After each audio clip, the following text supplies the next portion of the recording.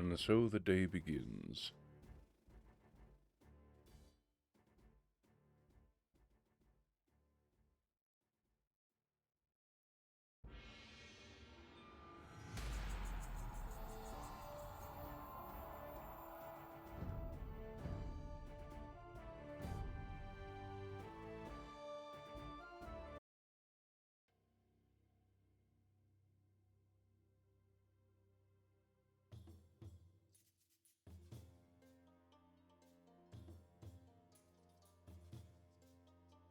Hey, ja. Uvere.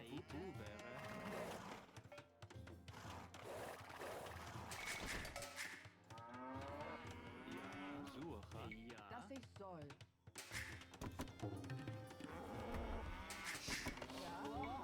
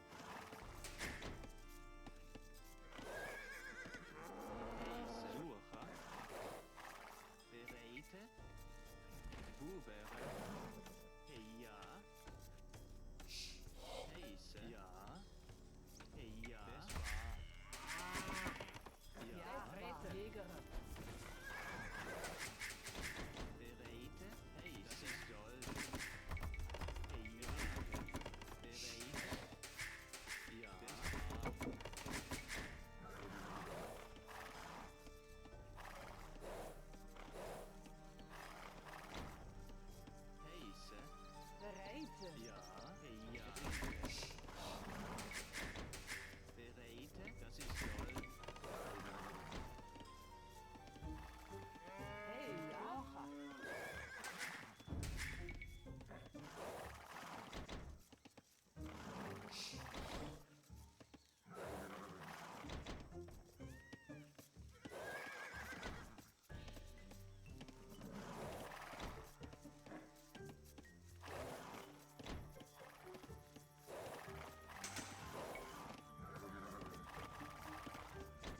Heise, Jäger, Jocha. Bereite.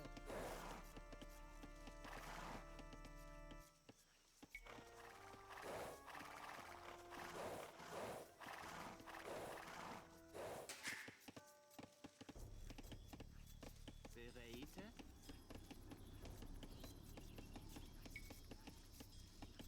Das ist soll. Heiße? das war. Heise, das ist soll. Bubere, ja. Ja, Holzer, Holzer. Ja, Holzer. Das war. Holzer. Ja. Heise, Jägere,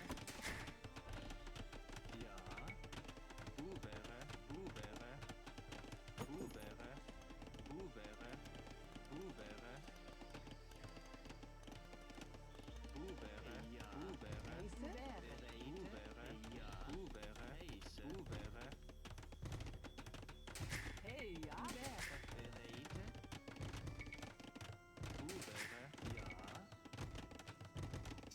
Bubere, Bubere, Bubere, Bubere.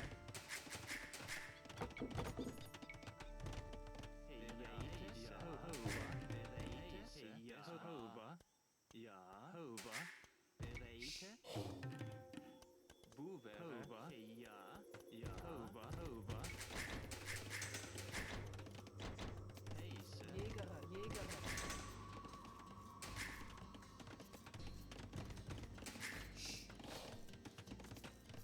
ja, Bubere, bereite. Holzer, Bereite. Holzer.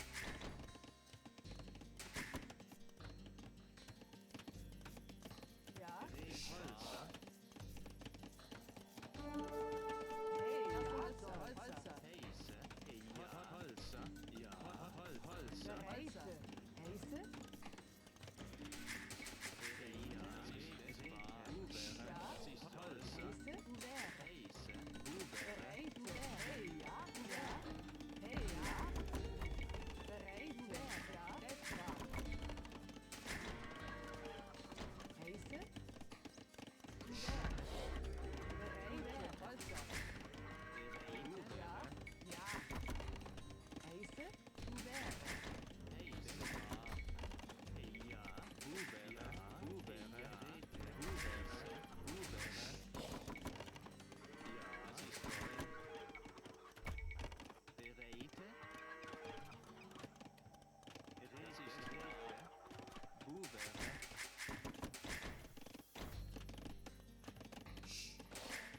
Heise, Bubere, Hova, bereite, Bubere, Hova.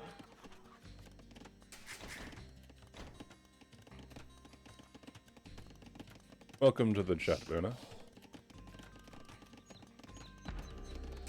Or welcome back, I should say.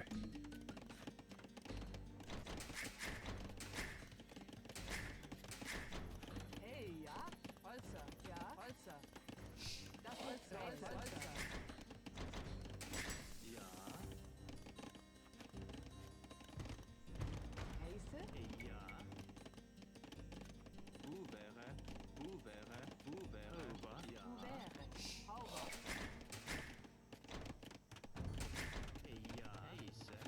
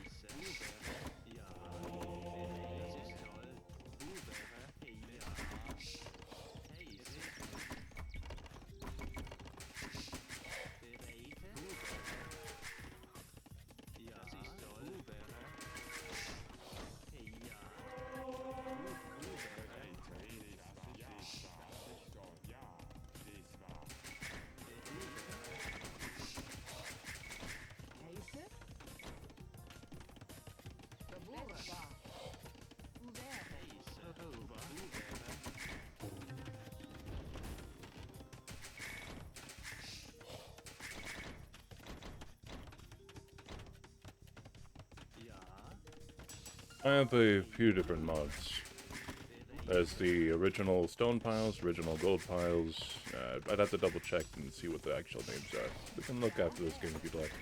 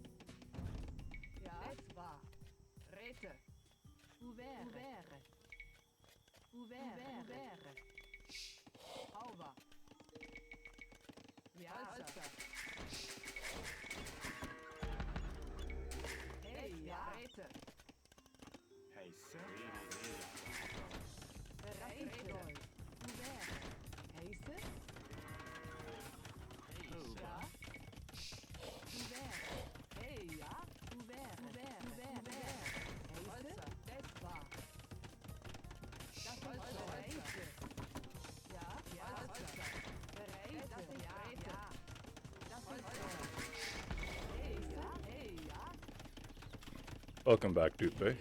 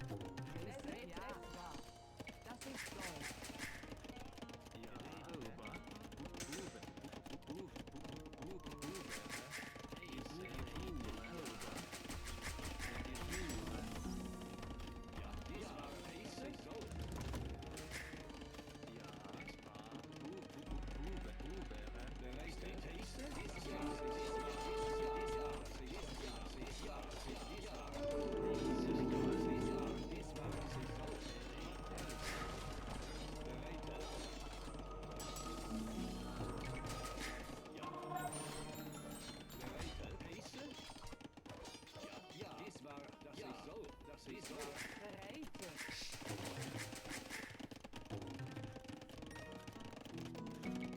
Bereite Zerstromer. Dies ist wahr. Zerstromer. Ja, ja. Das ist ja. Dies war. Ja, dies ist gut. Dies war. Ja. Das ist so. Bereite. Ouvert. Ouvert. Ja, hou was. Es war.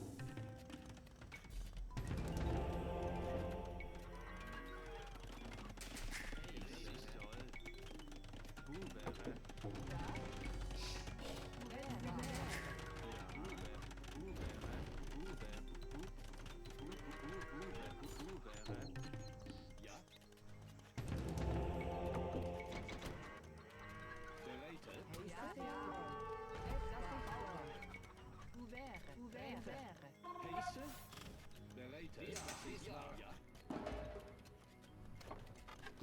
Bereitet.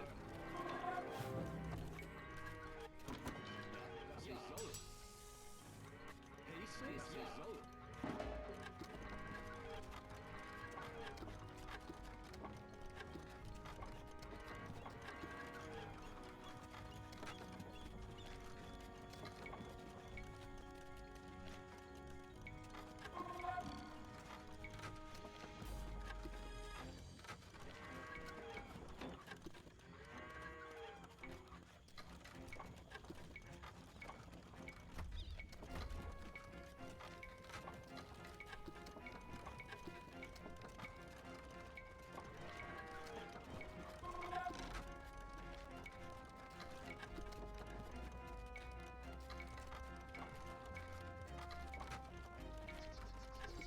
Bereitet. So, dies war.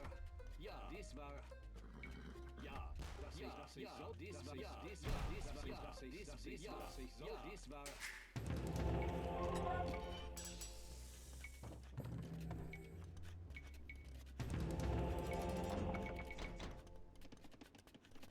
Bereite.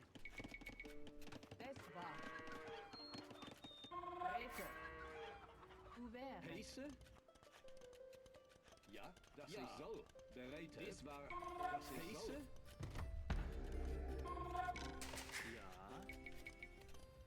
Holzer. Ja, ja. Dies war.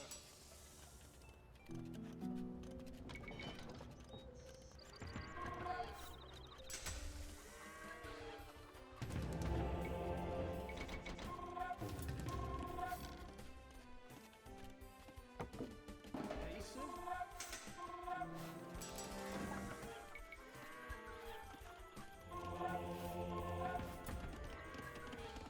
Ja, Holzer. Bereitet. Ouvert. Holzer. Ouvert. Ouvert. Ja.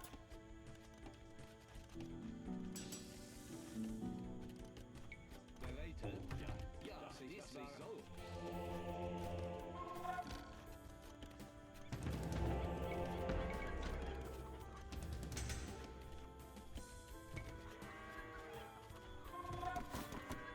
Heiße? Dies war.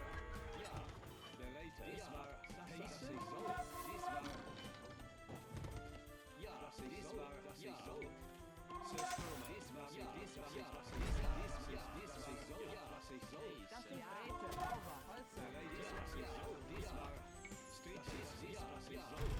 Dies war. Das ist so. Dies war. Das ist so. Ja, ja. Dies war. Dies war. Das ist so. Das ist so. Street. Dies war. Das ist so. Dies war. Ja, das ist so. Dies war. Das ist so. System. Dies war. Ja, das ist so. Dies war. Ja, dies war. Dies war. Ja. Dies ja. Bereitet war. Ja, dies war. Das ist so. Ja. Heiße?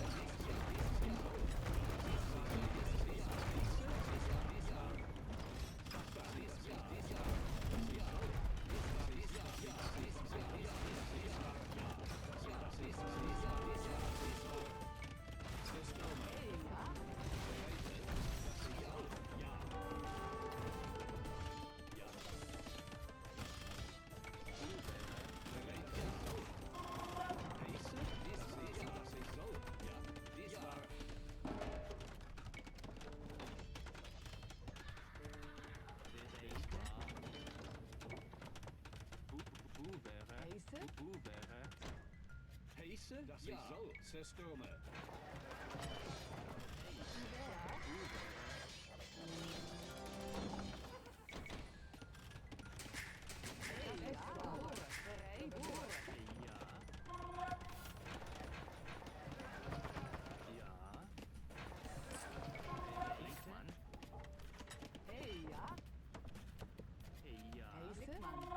Flickmann.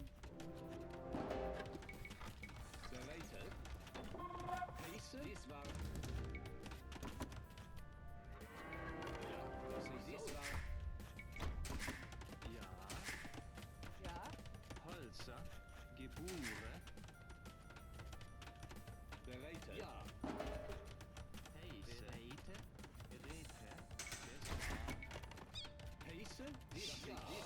was ich soll. Bereite. Blickmann. Ja, ja. Dies war. Bereit, dies war.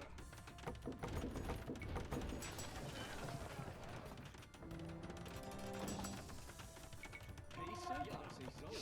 Ja, streetet.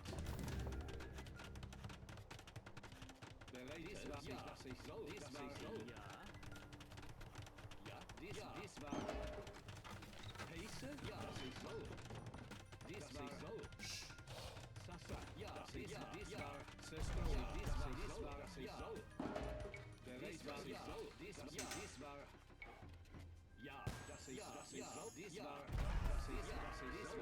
Ja, das ich soll. Das ist, was ich soll. Street, ja, das ist, was ich soll. Dies war, ja, dies war, das ist, was ich soll. Ja, das ist, war. Sasa, ja, das ist, dies, was ich, dies, was ich, dies, was ich war. Street, ja, das ist, war. Das ich soll. Sasa, ja, das ist, dies, was ich, dies, was ich soll. Ja, das ist, war. Sesto, ja, das ist, ja, dies war, das ist, dies war, ja, dies war, dies war, dies war, ja, dies war, ja, das ist, ja, dies war, Sasa, ja, das ist, dies, dies, das ist so, Street, das ist, dies, dies, das ist so, ja, das ist so, Sesto, dies, dies, ja, dies, ja, dies war, ja, ja, bereit, dies, dies, dies war, ja, ja, das ist so, Sesto, bereit, Street, ja.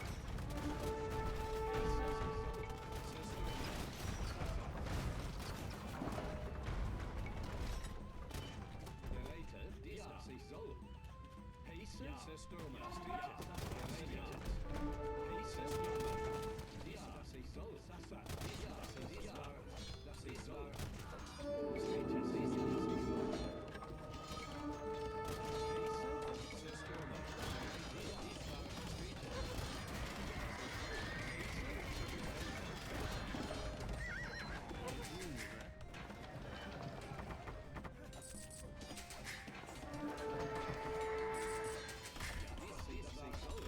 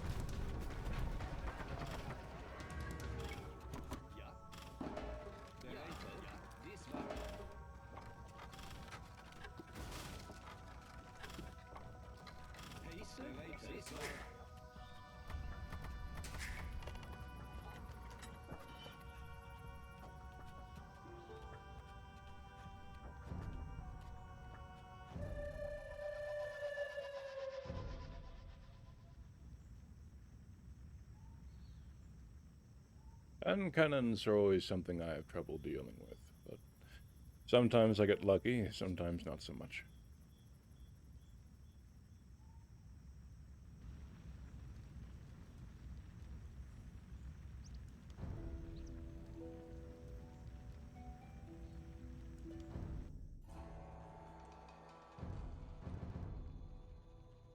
Alright, before we get too far ahead of myself, I will be doing a reading per between games. It was short tales. Grimm's.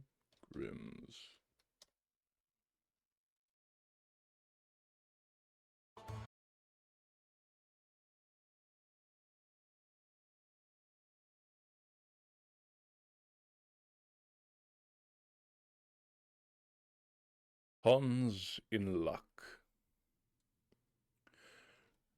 Hans had served his master for 7 hours, so he said to him, "Master, my time is up. Now I should be glad to go back home to my mother. Give me my wages." The master answered, "You have served me faithfully and honestly. As the service was, so shall the reward be." And he gave Hans a piece of gold, as big as his head. Hans pulled his handkerchief out of his pocket, wrapped up the lump in it, put it on his shoulder, and set out on the way home. As he went on, always putting one foot before the other, he saw a horseman trotting quickly and merrily by on a lively horse. "Ah," said Hans quite loud, "what a fine thing it is to ride! There you sit as on a chair, you stumble over no stones, you save your shoes, and cover the ground. You don't know how." The rider, who had heard him, stopped and called out, "Hi there, Hans! Why do you go on foot, then?" "I must," answered he, "for I have this lump to carry home. It is true that it is gold, but I cannot hold my head straight for it, and it hurts my shoulder." "I will tell you what," said the rider, "we will exchange. I will give you my horse, and you can give me your lump." "With all my heart," said Hans, "but I can tell you, you will have to crawl along with it." The rider got down, took the gold, and helped Hans up, then gave him the bridle tight in his hands and said, "If you want to go at a really good pace, you must click your tongue and call out, 'Yup, yup.'" Hans was heartily delighted, as he sat upon the horse and rode away so bold and free. After a little while he thought that it ought to go faster, and he began to click with his tongue and call out, "Yip, yip." The horse put himself into a sharp trot, and before Hans knew where he was thrown off and lying in a ditch which separated the field from the highway. The horse would have gone off too if it had not been stopped by a countryman who was coming along the road and driving a cow before him. Hans pulled himself together and stood up on his legs again, but he was vexed and said to the countryman, "It is a poor joke, this riding, especially when one gets hold of a mare like this, that kicks and throws one off, so that one has a chance of breaking one's neck. Never again will I mount it. Now I like your cow, for one can walk quietly behind her, and have, over and above, one's milk, butter, and cheese every day without fail. What would I not give to have such a cow?" "Well," said the countryman, "if it would give you so much pleasure, I do not mind giving the cow for the horse." Hans agreed with the greatest delight. The countryman jumped upon the horse and rode quickly away. Hans drove his cow quietly before him, and thought over his lucky bargain. If only I have a morsel of bread, and that can hardly fail me. I can eat butter and cheese with it as often as I like. If I am thirsty, I can milk my cow and drink the milk. My goodness, what more can I want? Then he came into an inn. He made a halt, and in his great concern ate up what he had with him, his dinner and supper, and all he had, and with his last few farthings had half a glass of beer. Then he drove his cow onwards along the road to his mother's village. As it drew nearer midday, the heat was more oppressive, and Hans found himself upon a moor, which it took about an hour to cross. He felt it very hot, and his tongue clave to the roof of his mouth with thirst. I can find a cure for this, thought Hans. I will milk the cow now, and refresh myself with the milk. He tied her to the withered tree, and as he had no pail to put his leather cap underneath, but try as he would, not a drop of milk came. And as he set himself to work in a clumsy way, the impatient beast had at last gave him such a blow on his head with its hind foot that he fell on the ground, and for a long time could not think where he was. By good fortune, a butcher just then came along the road with a wheelbarrow, in which lay a young pig. "What sort of a trick is this?" cried he, and helped the good Hans up. Hans told him what had happened. The butcher gave him his flask and said, "Take a drink and refresh yourself. The cow will certainly give no milk. It is an old beast. At the best it is only fit for the plough, or for the butcher." "Well, well," said Hans, as he stroked his hair down on his head. "Who would have thought it? Certainly it is a fine thing when one can kill a beast like that at home, what meat one has. But I do not care much for beef. It is not juicy enough for me. A young pig like that now is the thing to have. It tastes quite different. And then there are the sausages." "Listen, Hans," said the butcher. "Out of love for you I will exchange, and will let you have the pig for the cow." "Heaven repay you for your kindness," said Hans, as he gave up the cow, whilst the pig was unbound from the barrow, and the cord by which it was tied was put in his hand.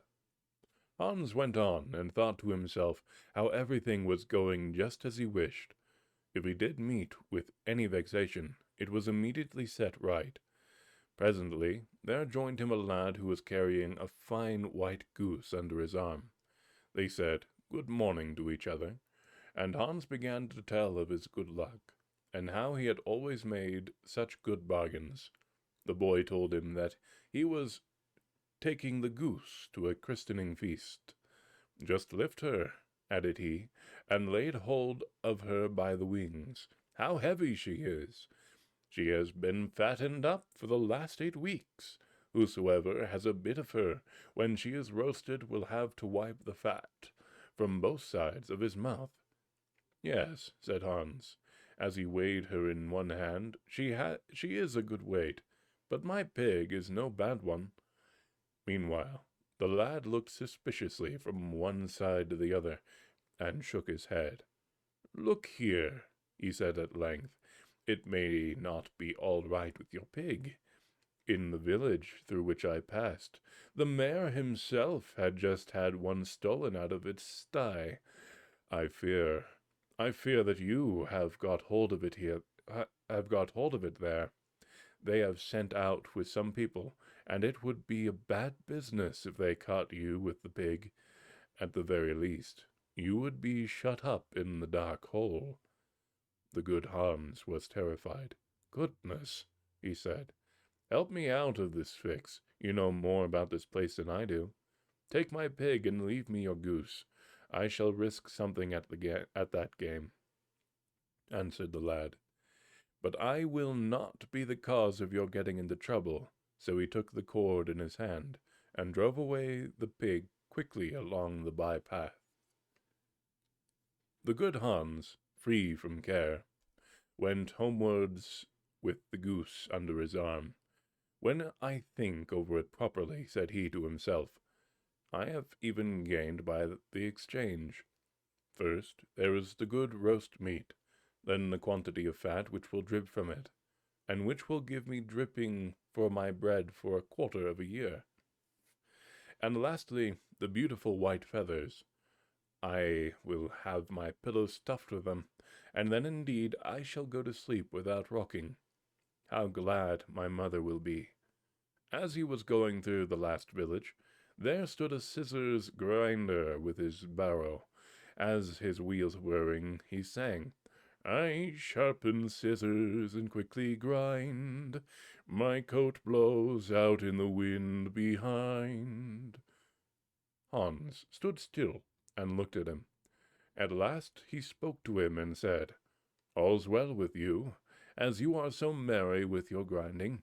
"Yes," answered the scissors grinder, "the trade has a golden foundation. A real grinder is a man who as often as he puts his hand into his pocket finds gold in it. But where did you buy that fine goose?" "I did not buy it, but exchanged for my pig for it." "And the pig?" "That I got for a cow." "And the cow?" "I took that instead of a horse." "And the horse?" "For that I gave a lump of gold as big as my head." "And the gold?" "Well, that was my wages for 7 years' service." "You have known how to look after yourself each time," said the grinder. "If you can only get so far as to hear the money jingle in your pocket whenever you stand up, you will have made your fortune." "How shall I manage that?" said Hans. "You must be a grinder, as I am. Nothing particular is wanted for it but a grindstone. The rest finds itself. I have one here. It is certainly a little worn, but you need not give me anything for it but your goose. Will you do it?" "How can you ask?" answered Hans. "I shall be the luckiest fellow on earth.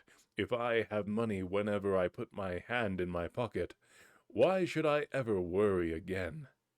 And he handed him the goose, and received the grindstone in exchange. "Now," said the grinder, as he took up an ordinary heavy stone that lay by him, "here is a strong stone for you into the bargain, and you can hammer well upon it, and straighten your old nails. Take it with you, and keep it carefully." Hans loaded himself with the stones, and went on with a contented heart, his eyes shining with joy. "I must have been born with a cull," he cried. "Everything I want happens to me just as if I were a Sunday child." Meanwhile, as he had been on his legs since daybreak, he began to feel tired. Hunger also tormented him, for in his joy at the bargain by which he got the cow, he had eaten up all his store of food at once. At last, he could only go on with great trouble, and was forced to stop every minute. The stones, too, weighed him down dreadfully. Then he could not help thinking how nice it would be if he had not to carry them just then. He crept like a snail to a well in a field, and there he thought that he would rest and refresh himself with a cool draught of water. But in order that he might not injure the stones in sitting down, he laid them carefully by his side on the edge of the well. Then he sat down on it, and was to stoop and drink, when he made a slip, pushed against the stones, and both of them fell into the water. When Hans saw them with his own eyes sinking to the bottom, he jumped for joy, and then knelt down, and with tears in his eyes thanked God for having shown him this favor also, and delivered him in so good a way, and without his having any need to reproach himself, from those heavy stones which had been the only things that troubled him. "There is no man under the sun so fortunate as I," he cried out. With a light heart, and free from every burden, he now ran on, until he was with his mother at home. That was Grimm's Fairy Tales, Hans in Luck. Alright, and now we shall have at another ranked game, but first I drink my water.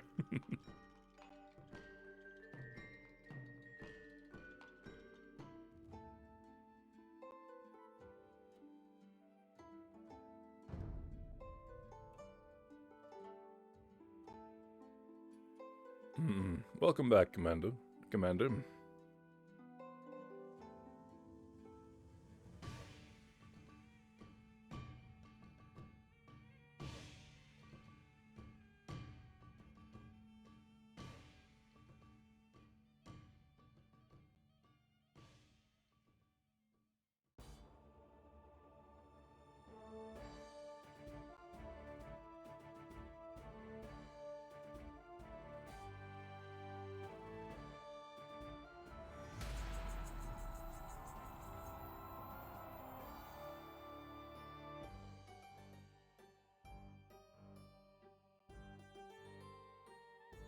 Thank you very much, Buck.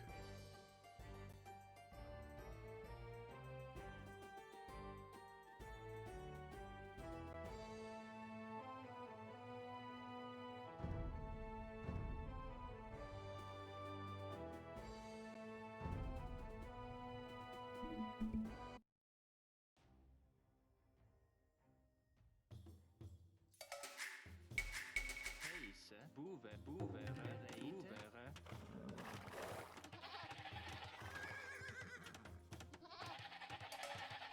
Ja, ja, Suche.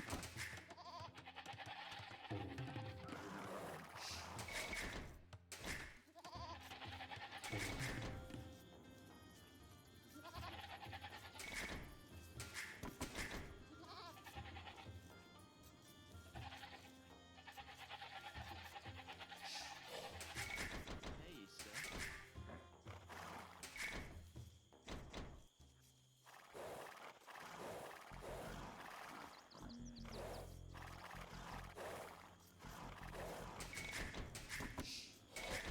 Ja.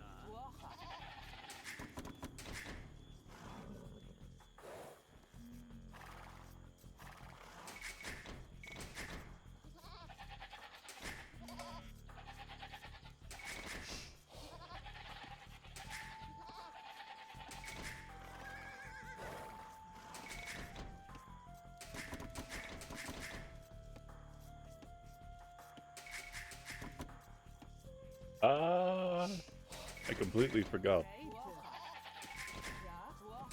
Alright, before the next tale, I will look at the mod lists after this game, just to be sure I remember this time.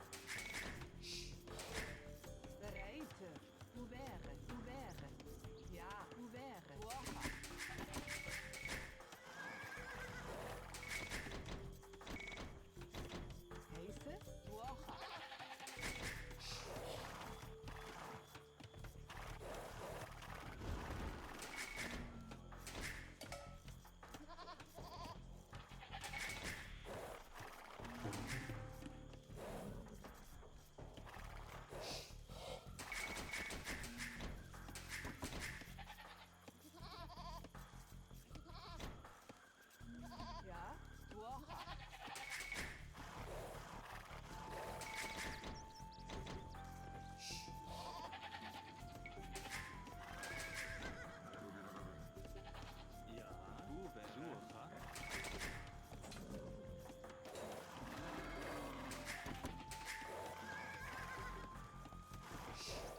Bereite.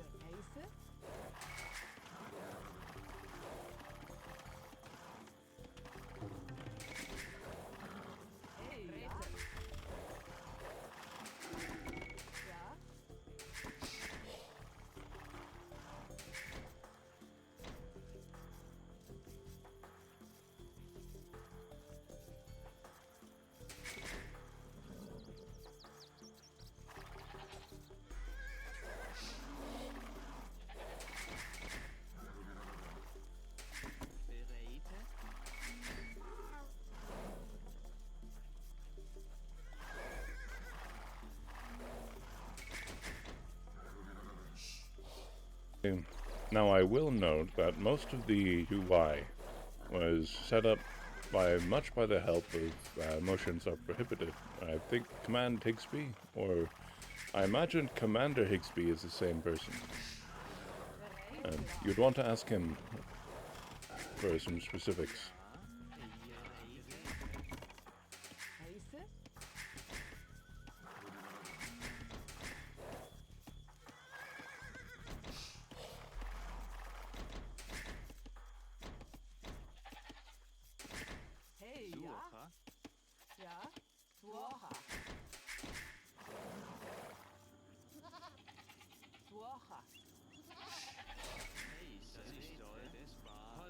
Das ist Hölzer.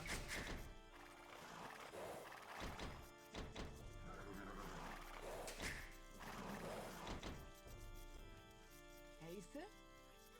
Bereite. Woche. Ja. Suche. Heiße. Buvere. Ja, wäre.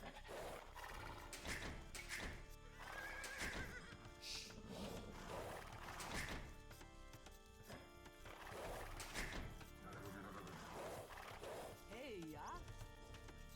Jäger. Jäger. Jäger. Ja? Suche. Hölzer. Ja. Hölzer. Ja. Geräte.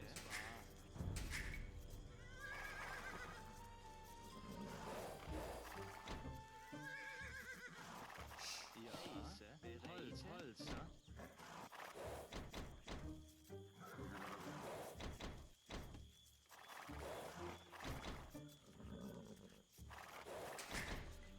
Heiße? Das ist toll.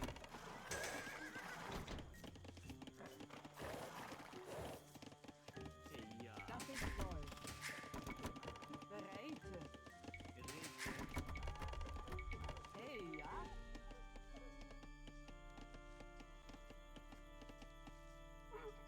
Ouvert. Ja? Das ist Hölzer.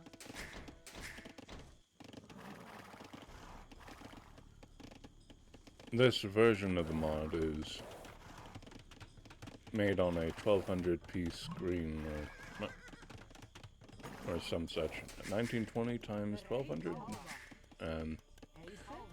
Hey, ja? Das ist toll. So for 1080p, you would definitely need some adjusting.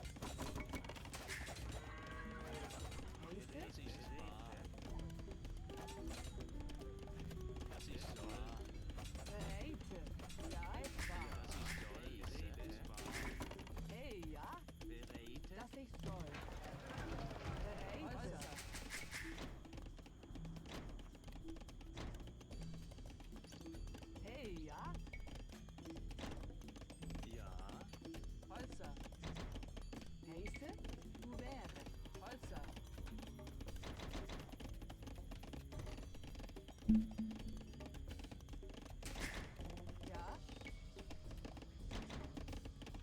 Hey, ja. Bereite.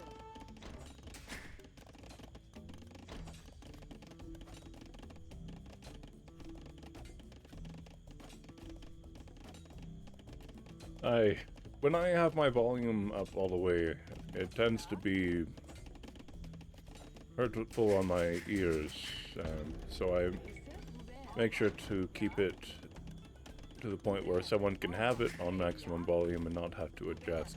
That does make it troublesome for people who have it automatically on the low end, though. So I understand where you're coming from.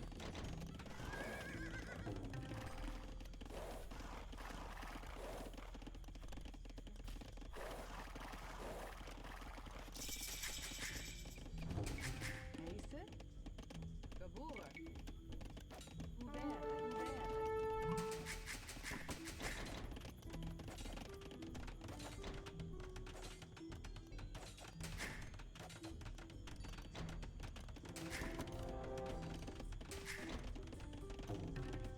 Bereite. Ubere. Auwa.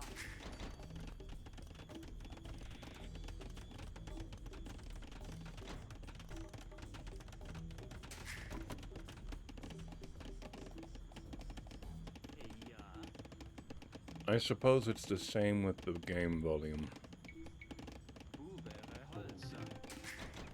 I have it basically set to like 3% or some such for the music and maybe 10% for the overall sound. Bereite. Ubere. Ja. Ubere.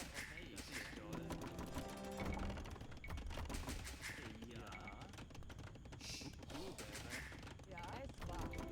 Bereite. Ubere. Es war. Ubere. Heiße. Hey, ja. Ubere.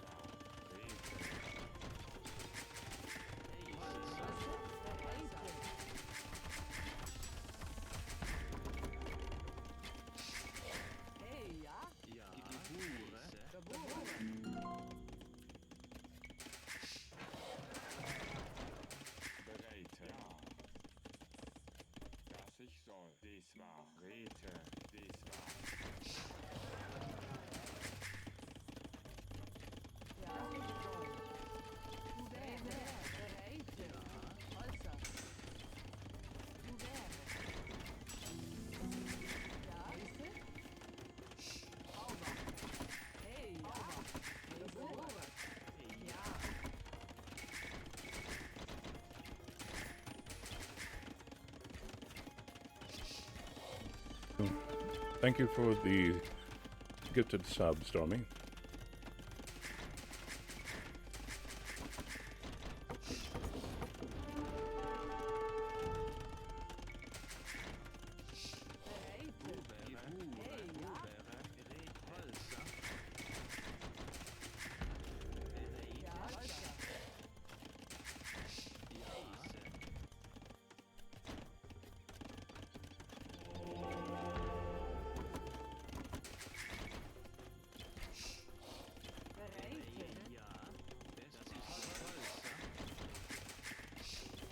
The towers will protect more of the farm space than a single or double castle would.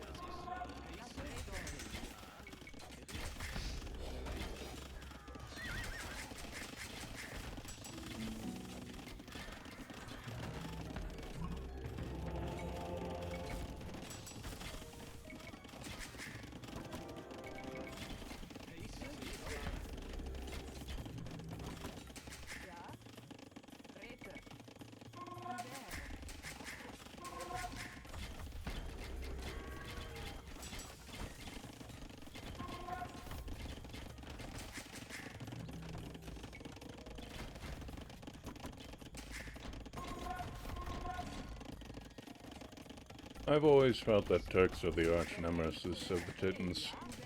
That's more so a personal reason. But, at the same time, it's hard to say. There are certainly a few gunpowder civilizations that are a little bit more troublesome.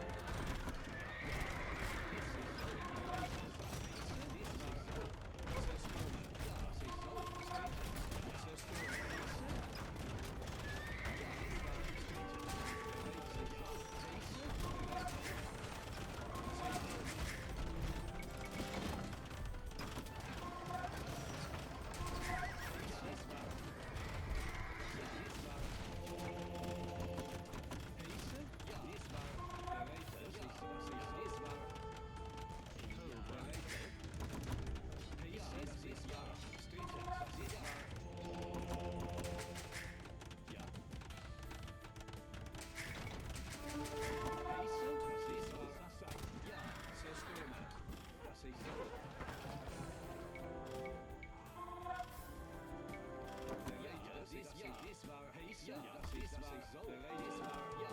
Dies war, ja. Das ist so. Dies war, das ist so. Dies war, ja. Das ist war, so. Heiße, ja. Dies war, bereit. Dies war, ja. Dies war, dies war, ja.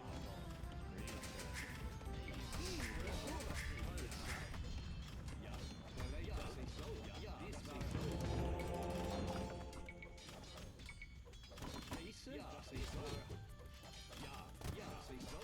Sasa, dies war, so. Dies war, ja. Dies war, das ist so. Sasa. Ja, stinket. Das ist so.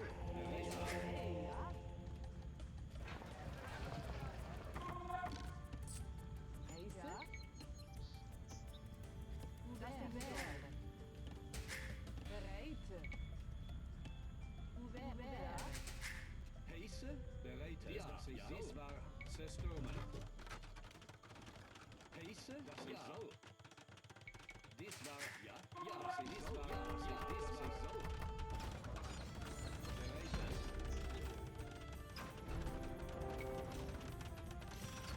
Heiße. Ja, bereit. Dies war, Heiße, dies war, ja.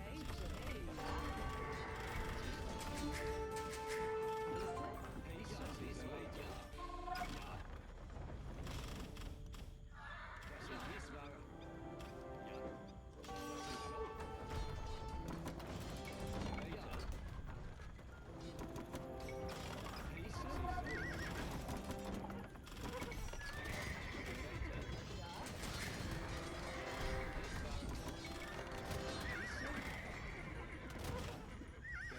Heiße, Heiße? Ja. Das ist so. Bereit. Heiße? Dies war, ja. Dies war bereit. Ja. Ja, das ist so. Das ist so. Bereit. Heiße? Dies war, das ist bereit. Heiße? Dies war bereit. Zerstören. Dies war, das ist so. Heiße? Dies war, das ist so. Ja. Dies war, bereit. Ja, das ist so.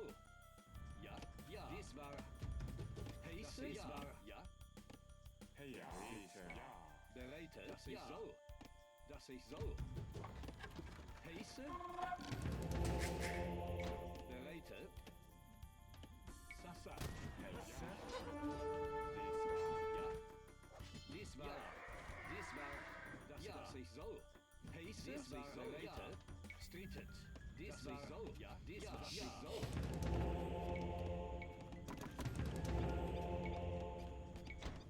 Hey, Alter. Ja. Uber. Heiße? Dies war, das ist so. Ja, dies war so. Dies war. Ja. Heiße? Das ist war, das ist so. Ja. Ja, dies war.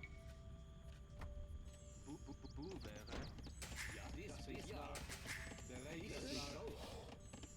Bereit. Dies war. Das ist war, das ist so. Bereit. Dies war so. Zerstören. Ja, dies war zerstören. Ja, dies war so. Ja, das ist so. Bereit. Ja, dies war so. Dies war so. Ja, dies war so. Zerstören. Dies war. Streeter. Das ist ja, dies war. Zerstören. Bereit. Dies war so. Streeter. Dies ja, das ist so. Dies war. Dies war so. Zerstören. Ja, dies war so. Ja, dies war. Ja, dies war so. Das ist so. Dies war so. Dies war zerstören. Das ist so. Ja, ja, das ist so. Ja, dies war. Das ist so.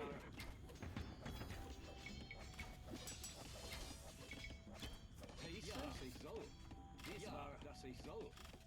Streetet. Ja, das ist so. Ja, Sasa. Das ist so. Das ist zerstören. Ja, dies war. Dies war. Dies war, das ist so. Dies war, das ist so. Dies war, bereit. Ja, dies war, das ist so. Bereit. Dies war so. Ja, dies war, das ist so.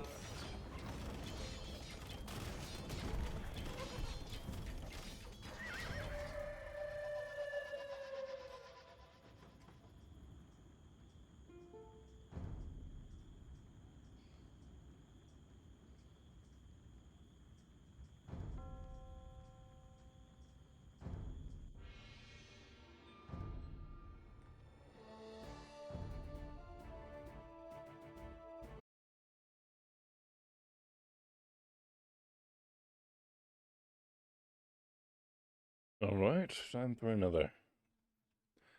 I will say that skirmishers are definitely trouble, and before I forget, mods. Alright, 2548 original farms. Or, original music. Actually, original farms is the one I use. By a broad horse. The minimap, I use the gray-green minimap colors. The winter terrain is the one I use. It's this one that Higsby helped me create. But it's basically all the usual terrains overridden by one specific terrain. Yes, feel free.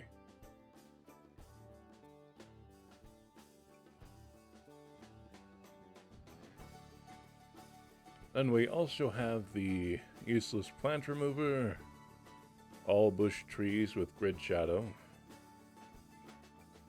Use a Star Age water replacement because it looks pretty. Big Kings and HK flower bushes. And this is the big one, which would be the original resources for a stone, gold, and I suppose it does replace trees, but the bush trees overrides that, with it being a higher priority. And palisades I have set up for fortified palisades. Improved mangonel shot visibility, bigger eye-catching relics, no stumps, fish borders,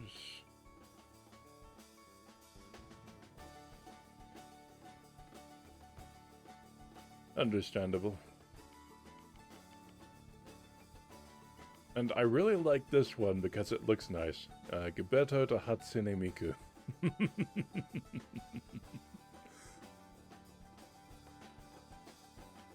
The golden bombard cannons. A better dock for booming. The classic intro. Golden sheep. The boar banquet, edible stew. Monks carrying relics to cart with relic. And the Crusader Knight replaces Paladin. And the Scout is switched to Jogaila, which is more of like a king on a horse. And Zetna's no hero glow, because who wants glow for one specific unit? Send them all to battle.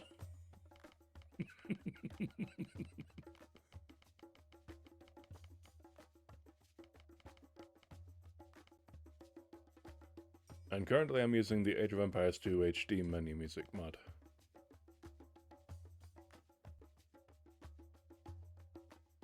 And the original music as well, 2548, for the in-game.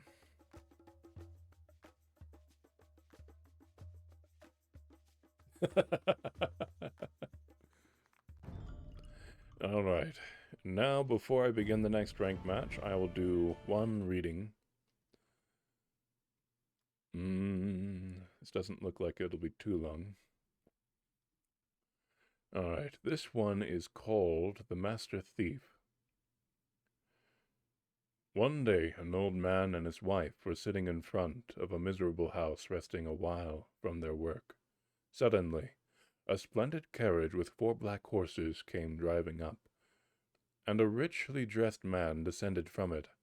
The peasant stood up, went to the great man, and asked what he wanted, and in what way he could serve him. The stranger stretched out his hand to the old man and said, "I want nothing but to enjoy for once a country dish. Cook me some potatoes in the way you always have them, and then I will sit down at your table and eat them with pleasure." The peasant smiled and said, "You are a count, or a prince, or perhaps even a duke. Noble gentlemen often have such fancies, but you shall have your wish." The wife then went into the kitchen and began to wash and rub the potatoes, and to make them into balls, as they are eaten by the country folks. Whilst she was busy with this work, the peasant said to the stranger, "Come into my garden with me for a while. I have still something to do there." He had dug some holes in the garden, and now wanted to plant trees in them. "Have you no children?" asked the stranger, "who could help you with your work?" "No," answered the peasant. "I had a son, it is true, but it is long since he went out into the world. He was ne'er-do-well, clever, and knowing he ran away from me, and since then I have heard nothing, and knowing, but he would learn nothing, and was full of bad tricks.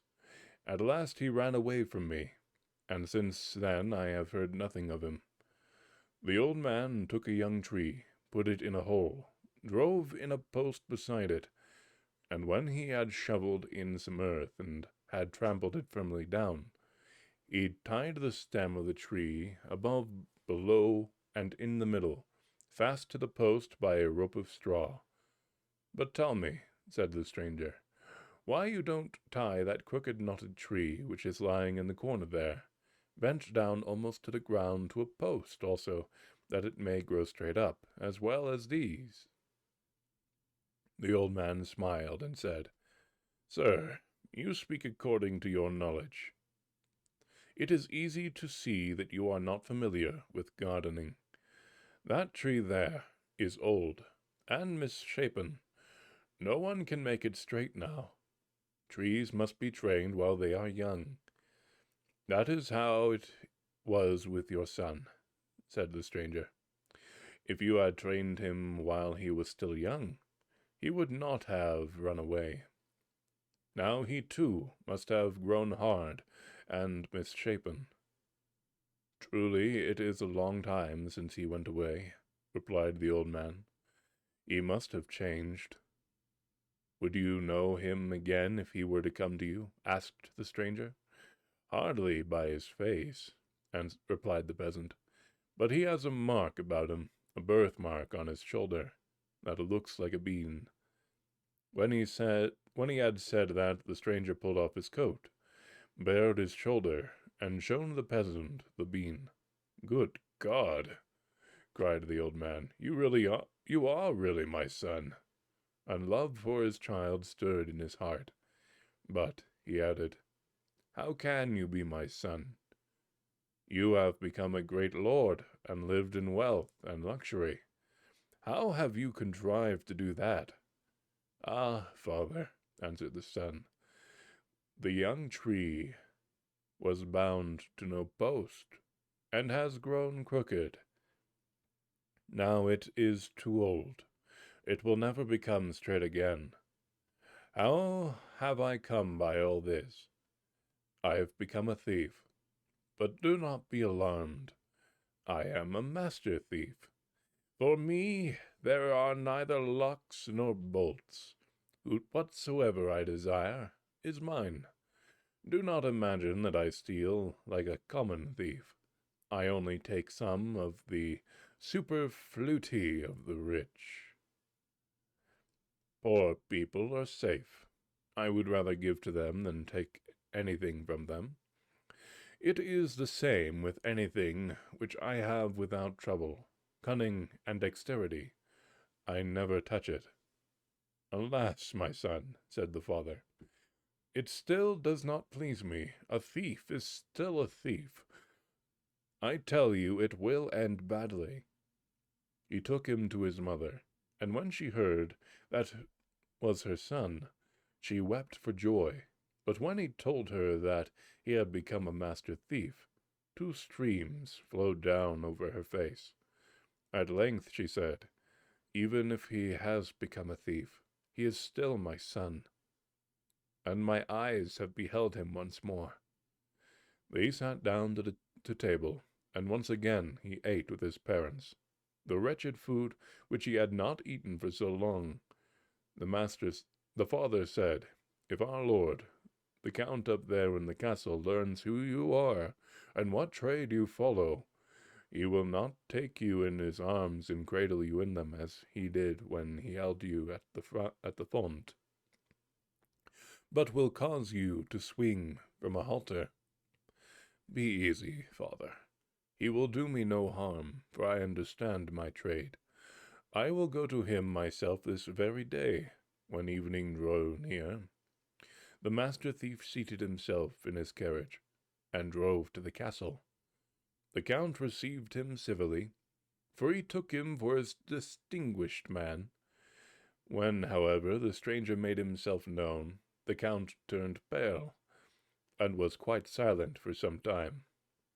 At length he said, "You are my godson, and on that account mercy shall take the place of justice, and I will deal leniently with you. Since you pride yourself on being a master thief, I will put your art to the proof. But if you do not stand the test, you must marry the rope-maker's daughter, and the croaking of the ravens must be your music on the occasion." "Lord Count," answered the master thief, "think of 3 things, as difficult as you'd like, and if I do not perform your tasks, do with me what you will." The Count reflected for some minutes, and then said, "Well, then, in the first place, you shall steal the horse I keep for my own riding out of the stable. In the next, you shall steal the sheet from beneath the bodies of my wife and myself when we are asleep, without our observing it, and the wedding ring of my wife as well. Thirdly and lastly, you shall steal away out of the church the parson and clerk. Mark what I am saying, for your life depends on it." The master thief went to the nearest town. There he bought the clothes of an old peasant woman and put them on. Then he stained his face brown, and painted wrinkles on it as well, so that no one could have recognized him. Then he filled a small cask with old Hungary wine, in which was mixed a powerful sleeping drink. He put the cask in a basket, which he took on his back, and walked with slow and tottering steps to the Count's castle. It was already dark when he arrived. He sat down on a stone in the courtyard, and began to cough, like an asthmatic old woman, and to rub his hands as if he were cold. In front of the door of the stable some soldiers were lying around a fire. One of them observed the woman, and called out to her, "Come nearer, old mother, and warm yourself beside us. After all, you have no bed for the night, and must take one where you can find it." The old woman, tottering up to them, begged them to lift the basket from her back, and sat down beside them at the fire. "What have you got in your little cask, old hag?" asked one. "A good mouthful of wine," she answered. "I live by trade, for money and fair words I am quite ready to let you have a glass." "Let us have it here, then," said the soldier.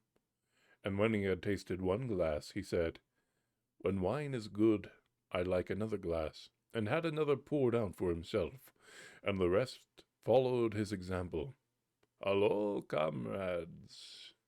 cried one of them to those who were in the stable. "Here is an old girl who has wine that is as old as herself. Take a draught. It will warm your stomachs far better than our fire." The old woman carried her cask into the stable. One of the soldiers had seated himself on the saddled riding horse. Another held its bridle in his hand. A third had laid hold of its tail. She poured out as much as they wanted until the spring ran dry. It was not long before the bridle fell from the hand of the one, and he fell down and began to snore. The other left hold of the tail, lay down, and snored still louder. The one who was sitting in the saddle did remain sitting, but bent his head down almost to the horse's neck, and slept, and blew with his mouth like the bellows of a forge. The soldiers outside had already been asleep for a long time, and were lying on the ground motionless, as if dead. When the master thief saw that he had succeeded, he gave the first a rope in his hand instead of the bridle, and the other, who had been holding the tail, a wisp of straw. But what was he to do with the one who was sitting on the horse's back? He did not want to throw him down, for he might have awakened and have uttered a cry. He had a good idea. He unbuckled the girths of the saddle, tied a couple of ropes which were hanging to a ring on the wall fast to the saddle, and drew the sleeping rider up into the air on it.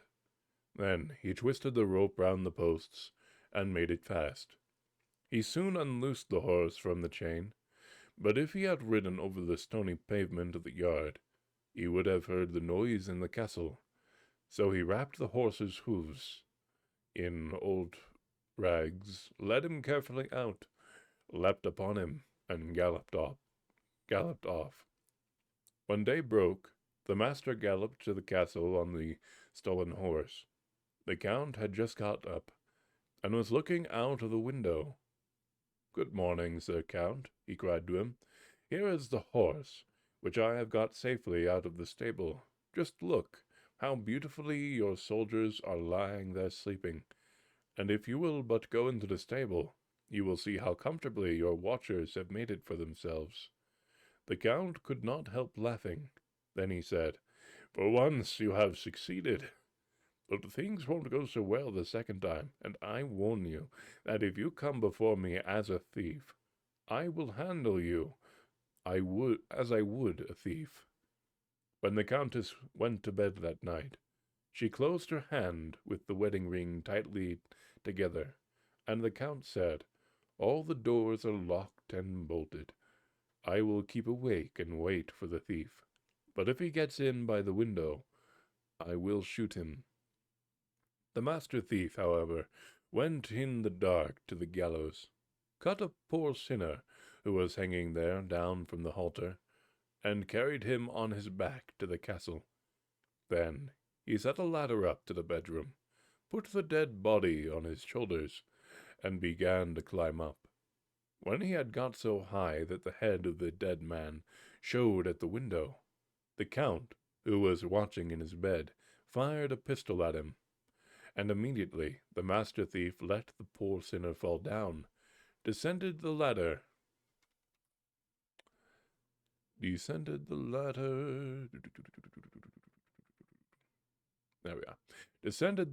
came down,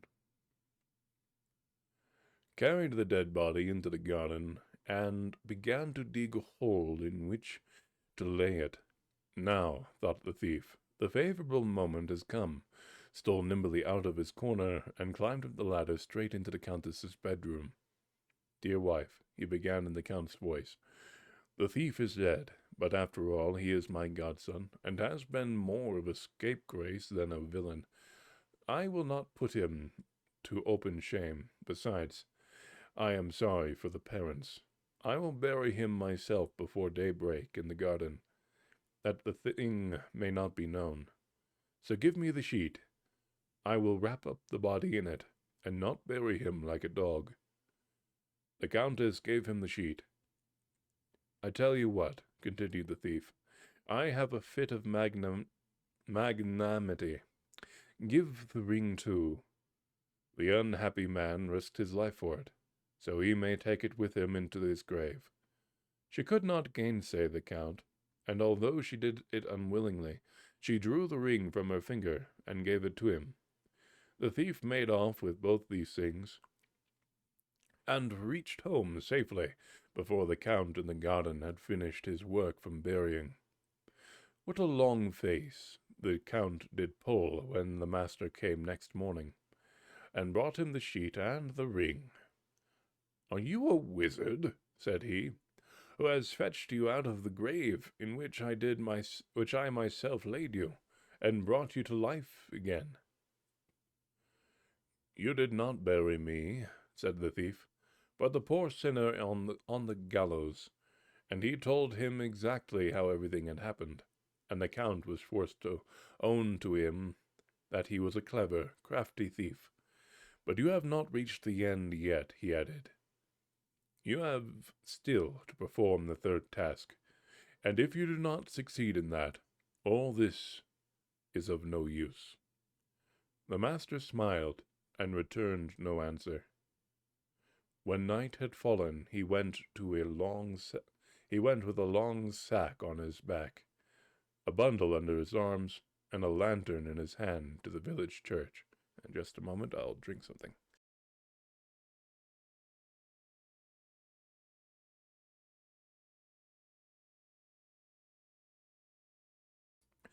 Okay. In the sack he had some crabs, and in the bundle short wax candles. He sat down in the churchyard, took out a crab, and stuck a wax candle on his back. Then he lighted the little light, put the crab on the ground, and let it creep about. He took a second out of the sack, and treated it in the same way, and so on until the last was out of the sack. Hereupon he put on a long black garment that looked like a monk's cowl, and stuck a grey beard on his chin. When at last he was quite unrecognizable, he took the sack in which the crabs had been, went into the church, and ascended the pulpit. The clock in the tower was just striking 12. When the last stroke had sounded, he cried with a loud and piercing voice, "Hearken, sinful men, the end of all things has come. The last day is at hand. Hearken, hearken. Whosoever wishes to go to heaven with me must creep into the sack. I am Peter, who opens and shuts the gate of heaven. Behold, how the dead outside there in the churchyard are wandering about, collecting their bones. Come, come, the creep into the sack. The world is about to be destroyed." The cry echoed through the whole village. The parson and clerk, who lived nearest to the church, heard it first, and when they saw the lights which were moving about the churchyard, they observed that something unusual was going on, and went into the church.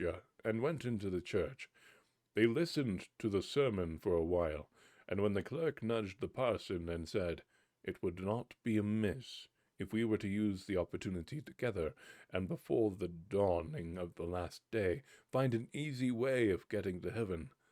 "To tell the truth," answered the parson, "that is what I myself have been thinking. So if you are inclined, we will set about on our way." "Yes," answered the clerk, "but you, the pastor, have the precedence. I will follow." So the parson went first, and ascended the pulpit where the master opened his sack.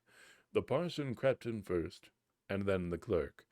The master immediately tied up the sack tightly, seized it by the middle, and dragged it down the pulpit steps. And whenever the heads of two fools bumped against the steps, he cried, "We are going over the mountains." Then he drew them through the village in the same way, and when they were passing through puddles, he cried, "Now we are going through wet clouds."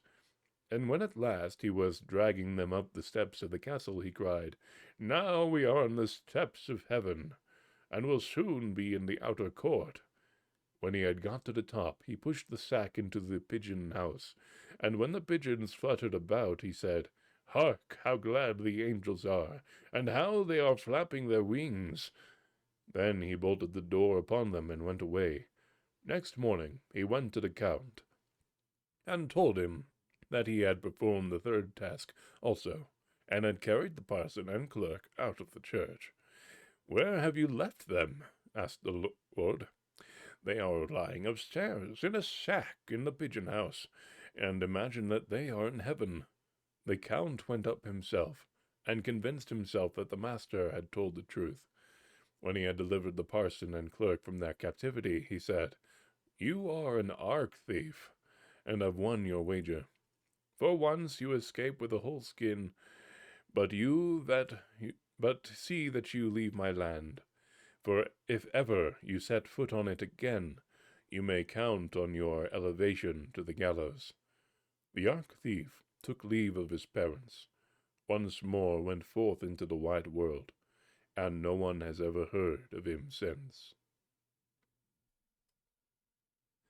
Alright, that was Grimm's Fairy Tales, The Master Thief, though now he is the arch-thief.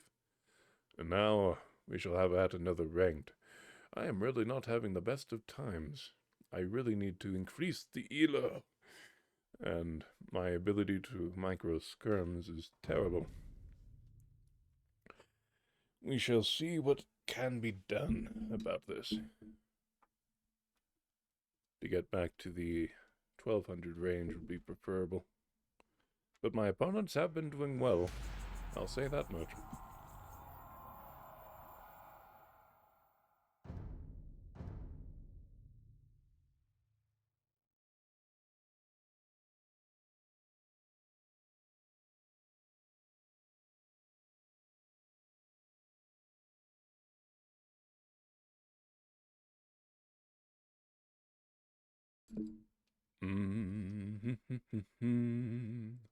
Bum bum bum bum bum bum.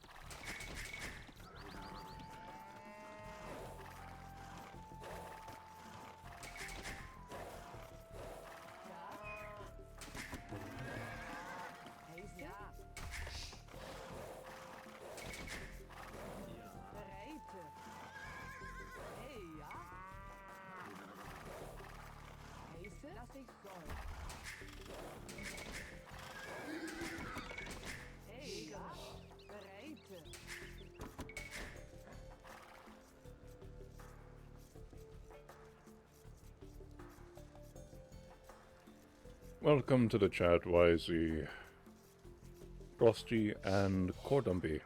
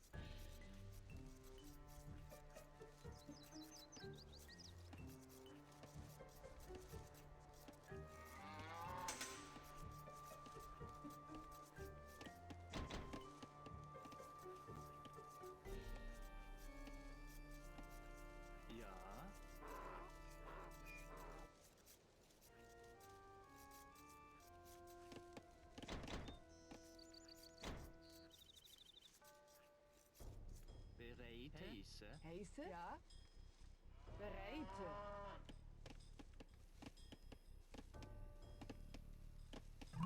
Das war.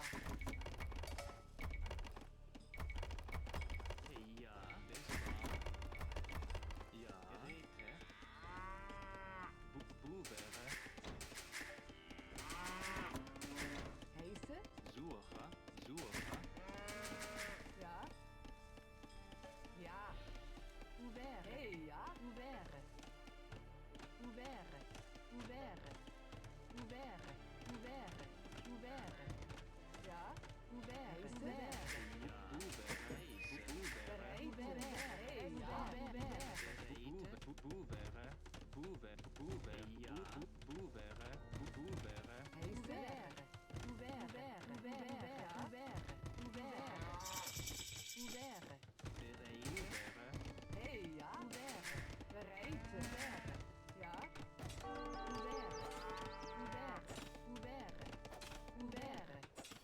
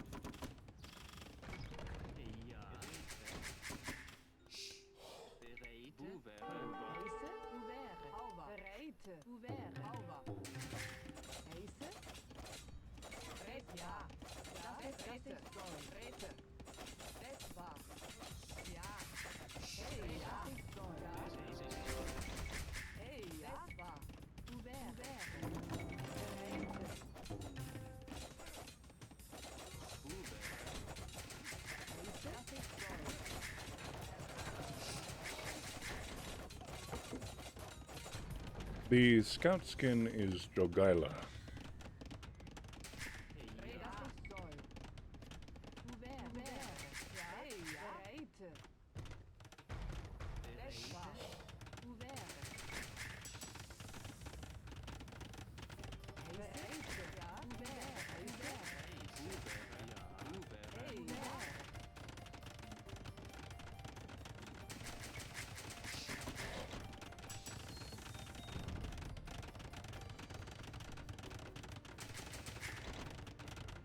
For booming, of course, I can go with a fifth.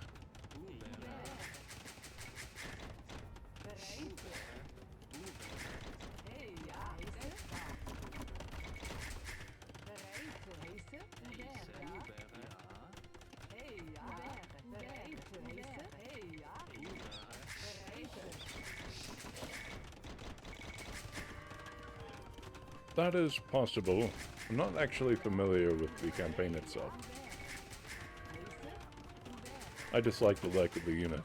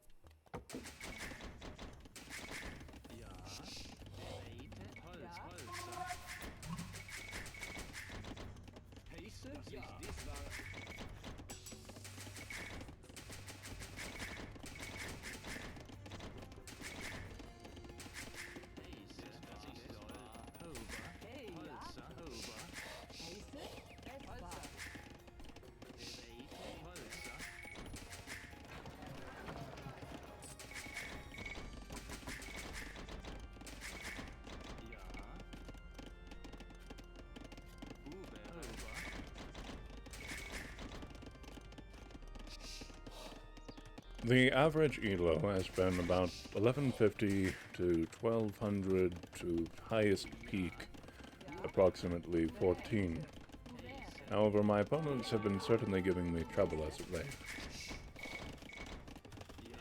The current elo is approximately 1080, but I intend to fix that.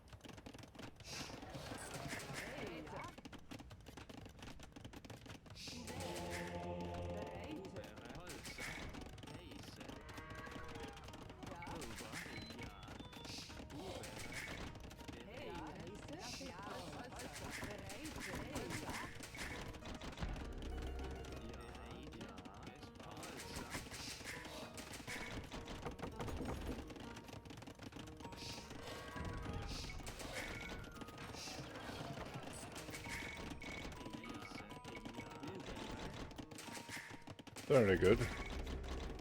I do like the increase in challenge. It'll mean more and more practice against things that are good.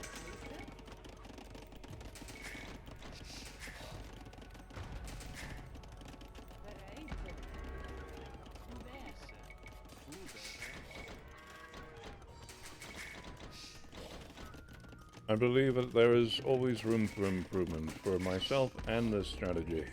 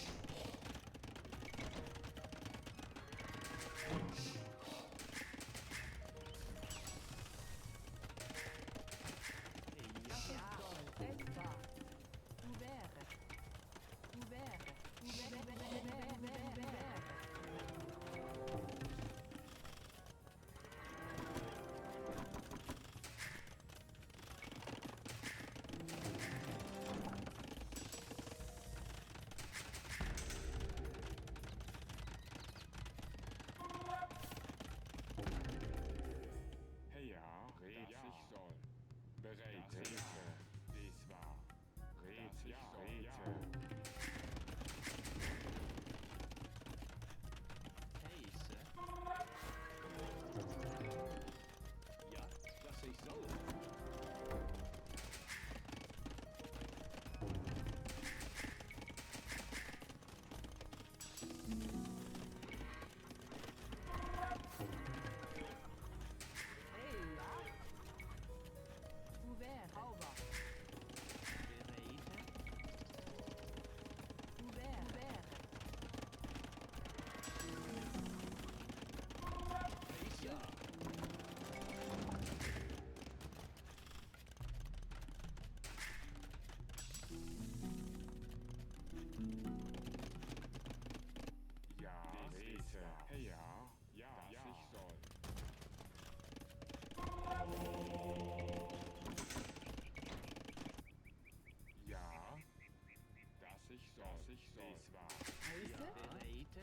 Hey, ja. Ouvert. Hauber. Ouvert. Ouvert. Ja. Heiße?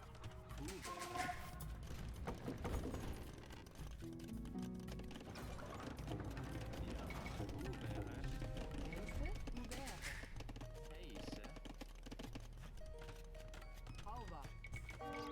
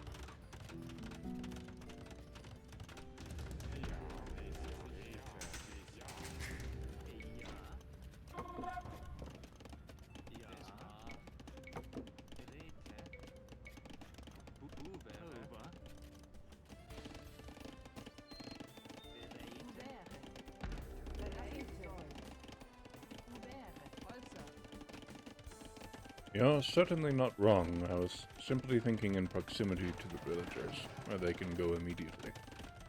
But the hill is certainly not a wrong choice.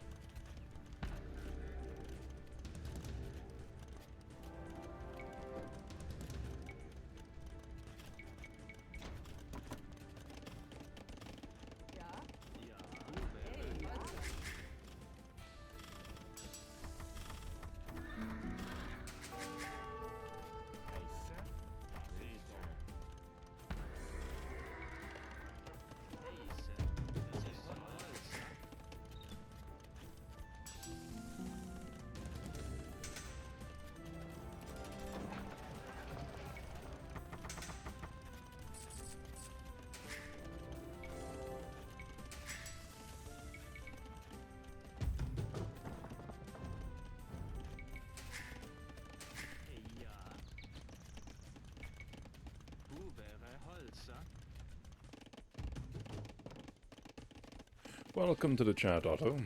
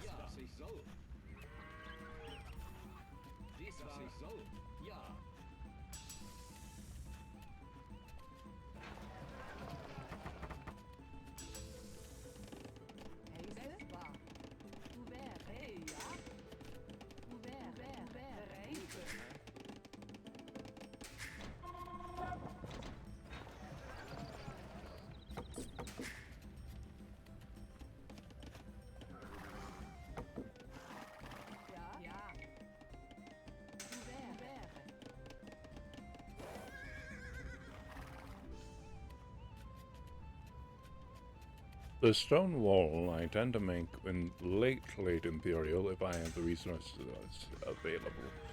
It's most of a deterrent for constant flood of hussars when that happens, but elsewise I prefer to be open for when an opponent can attempt to raid and die trying.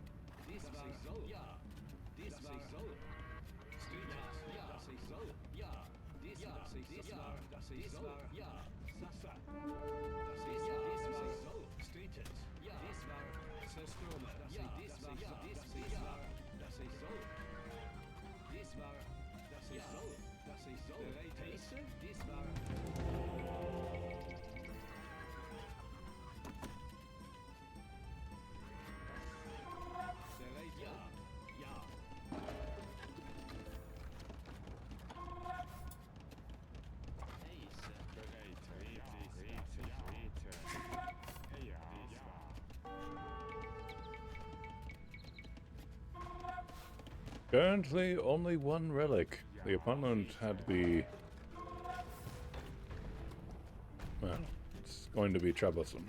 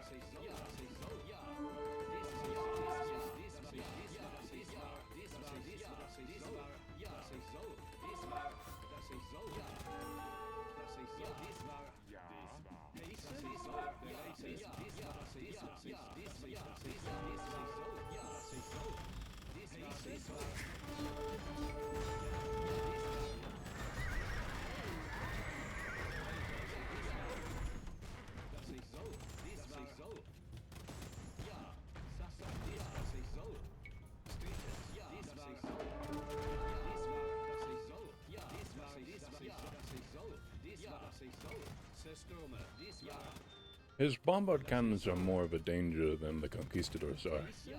Those ones, even if I do convert them, it'll just count as a kill since he'll kill them immediately. I would prefer to gather the conquistadors as long as he hasn't researched heresy. In which case I can use those to snipe the bombard cannons if I gather enough.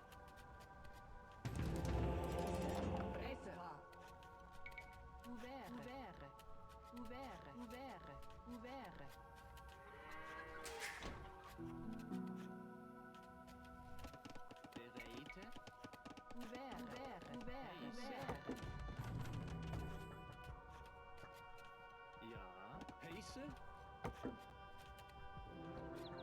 Dies war, ja, Sasa. Ja, dass ich soll. Heiße. Rete.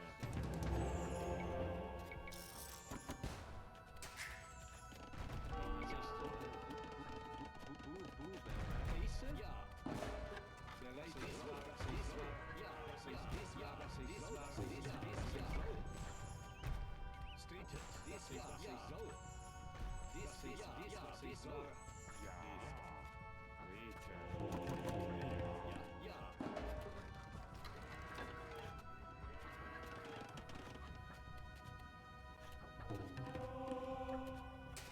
Dass ich dies war. Heiße.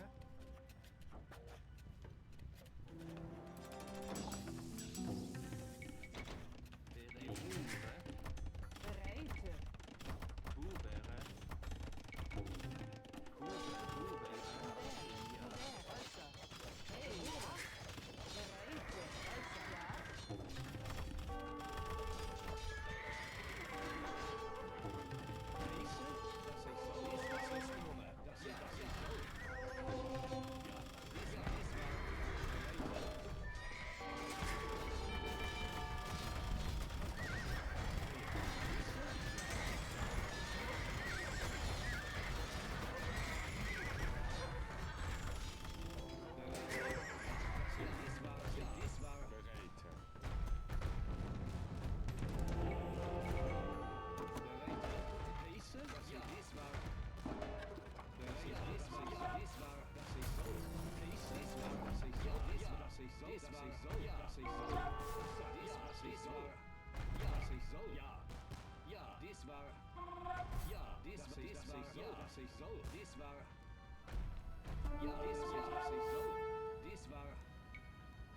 Streetet. Ja, dies war, das ich war. Das ist, dies war, das ich soll. Dies war. Ja, das ich soll.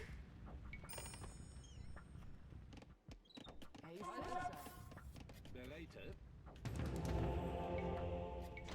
Heiße? Ja, dies war. Sascha, dies war. Das ich soll. Ja, dies war, das ich soll. Ja, dies war, das ich soll. System, dies was ich soll. Sasa, dies das ich soll. Dies war. Ja, das ich soll. Bereite. Bereite. Flikman. Heiße. Flikman. Beboeren.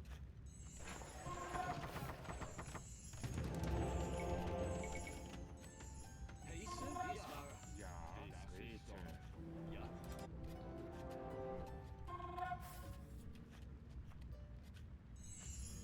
Heiße? Dies war. Dies war soll.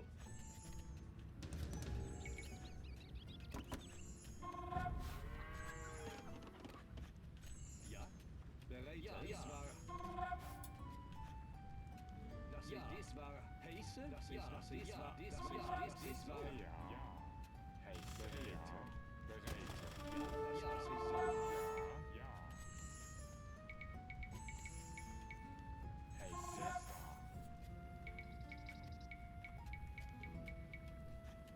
Bereite. Bereite. Das ich soll. Heiße. Ja, das ich soll. Rete. Heiße, das ich soll. Bereite, dies war. Heiße, das ich soll. Ja. Streetet. Dies war. Ja. Streetet. Bereite, das ich soll. Heiße? Ja. Sasa, Systeme. Ja. Bereite, das ich soll. Dies war. Bereite. Heiße, das ich soll. Dies war. Das ich soll. Bereite. Dies war. Heiße, das ich soll. Dies war. Dies war. Sasa. Ja. Das ich soll. Systeme. Bereite, ich soll.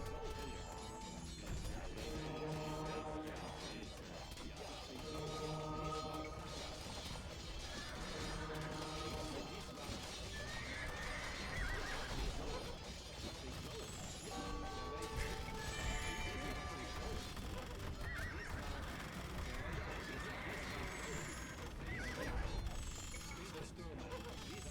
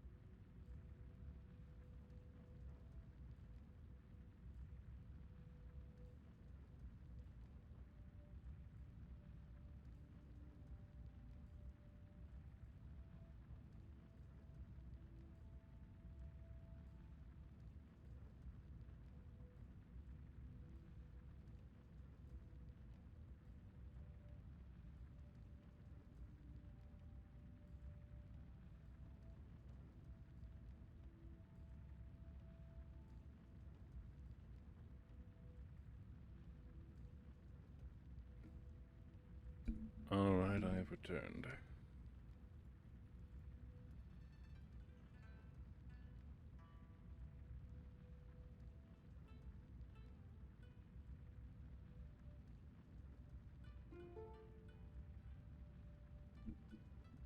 Yes.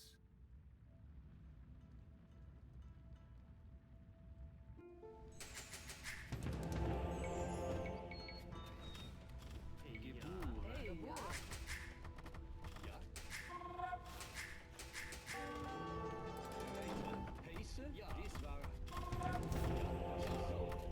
Dies war bereiter.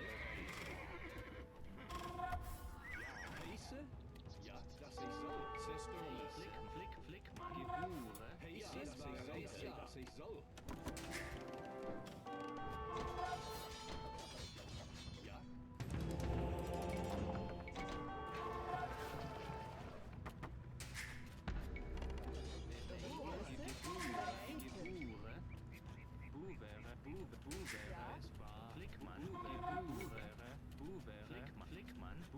Hey, ja. Flickmann. Flickmann. Geboren. Heise, ja.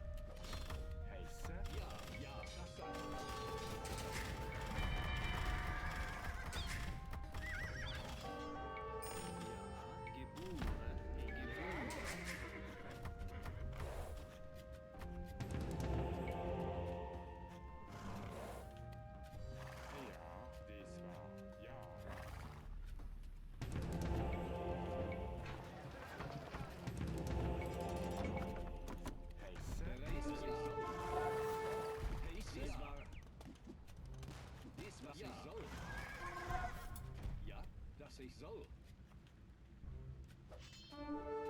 Heiße? Heiße? Dies war ja.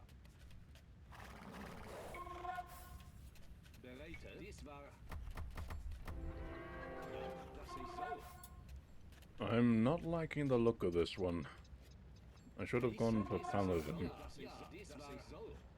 or Mass Scouts. Scouts and Teutonic Knights could have worked.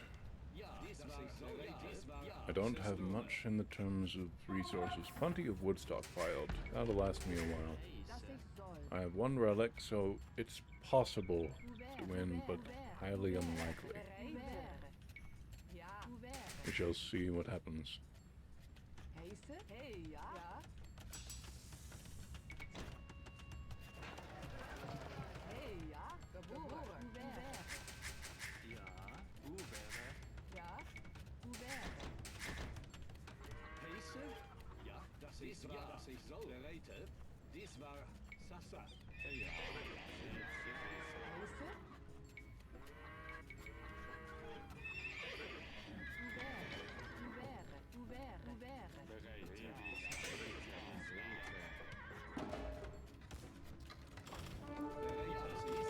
Dies war ja, das ich soll.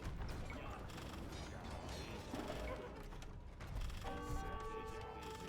Dies war.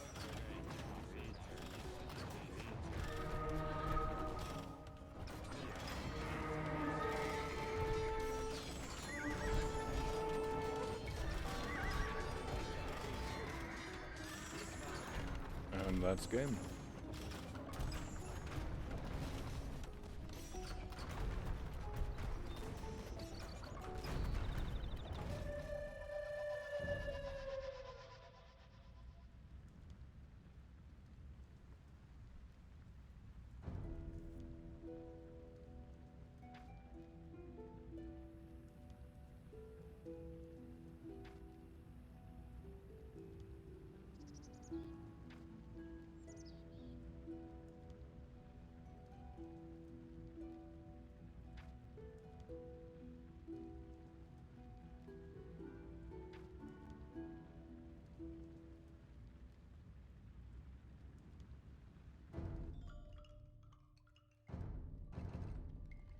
All right.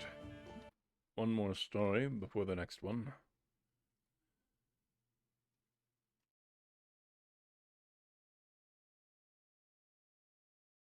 Let's see.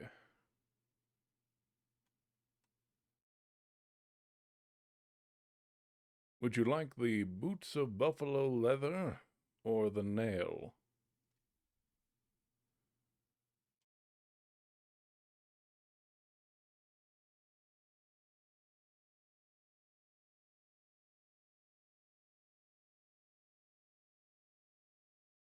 Poll is closing in 3. Nail. All right. And it's a short one. You chose well.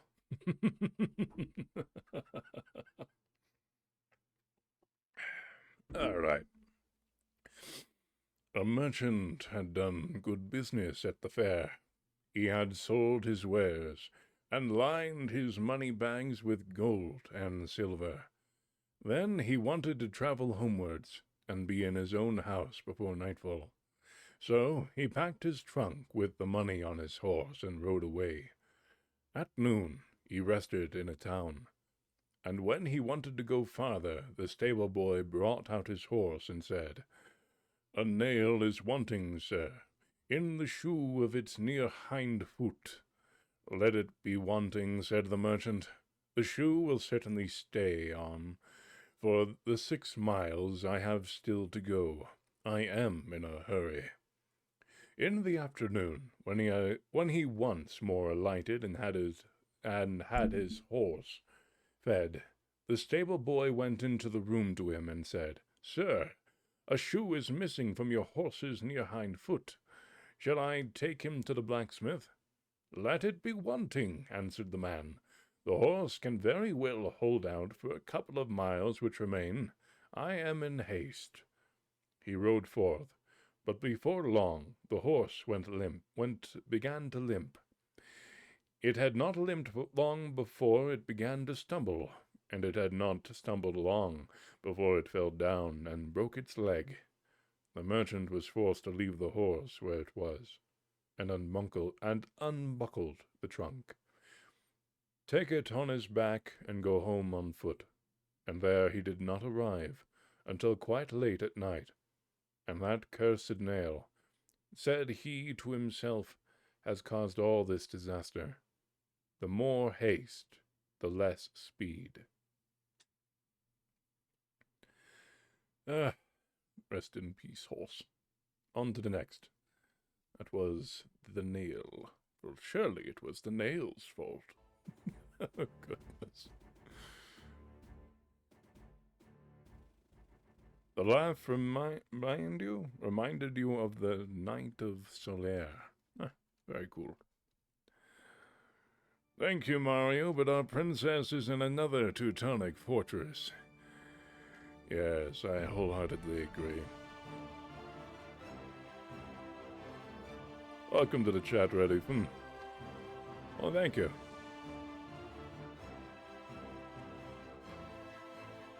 And welcome to the chat also, Arcade Tokyo. And you, Sven Iminem.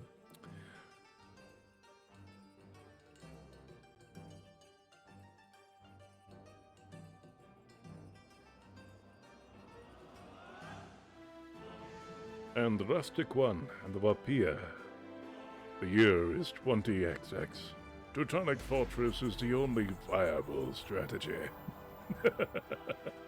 Love it. And yes, Sato, this is the legend himself streaming. Try not to stroke my ego too much. I'll have a hard time actually growing with that.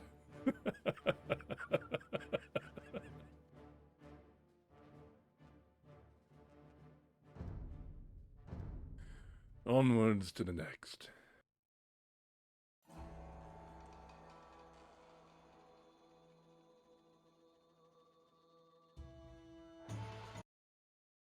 Yes, good. It was reminded. I am glad. What do we have here? Of Vikings. Let's see what here. Oh, gotta get these. You there, go forth. You lot, scout. And all that wonderful jazz. Disaster.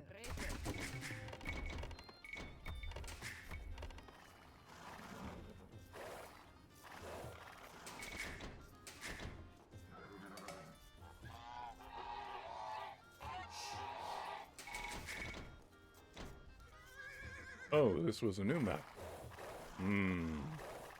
My water play isn't actually all that great. I'll see what I can do, though.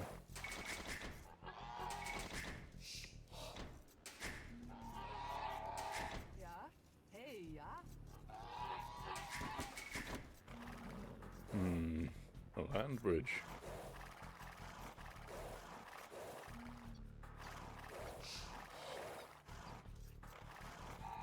This might be wallable.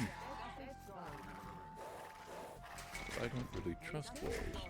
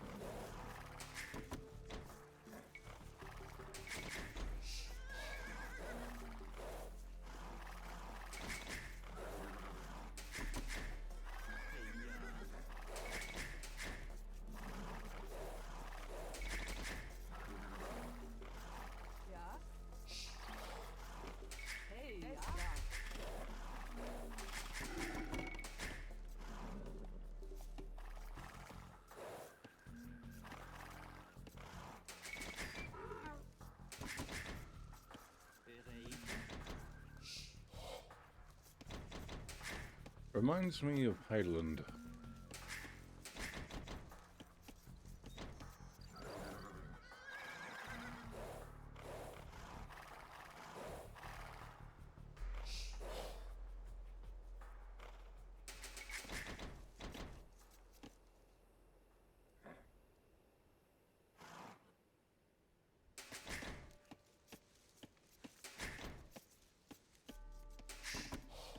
Ja, hey, ja, das ist toll. Heise.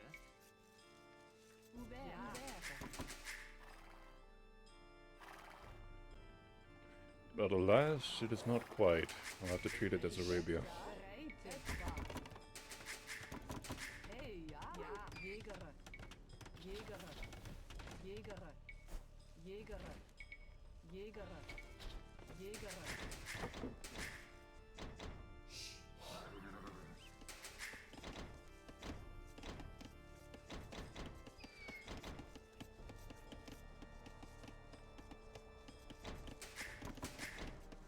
Ja,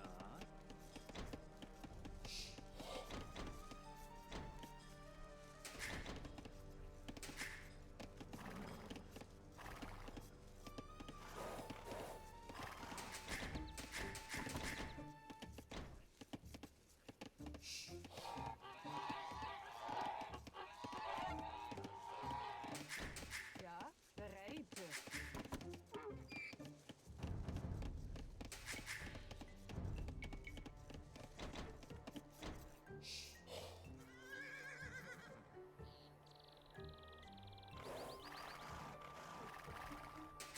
Heise? Heise. Ja. Trete.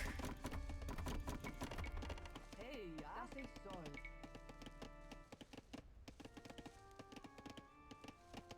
Ouvert. Ouvert. Bereit. Ja, das war Hubere Holzer. Heise? Ouvert. Holzer. Ouvert. Ouvert. Ouvert. Ouvert. Ouvert. Ouvert. Ouvert. Bereit. Heise? Das ist ouvert. Ja, ouvert. Hey, ja, Hubere.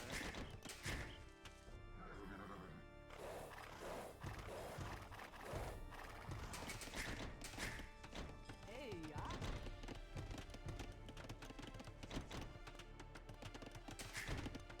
Bereit. Over. Ja. Bereite. Suche. Hey, ja. Heise. Bereit. Suche. Ja. Suche. Hey, ja. Suche. Heise. Ja. Ja. Holzer. Heise. Hubere. Ja. Holzer. Ja. Hubere.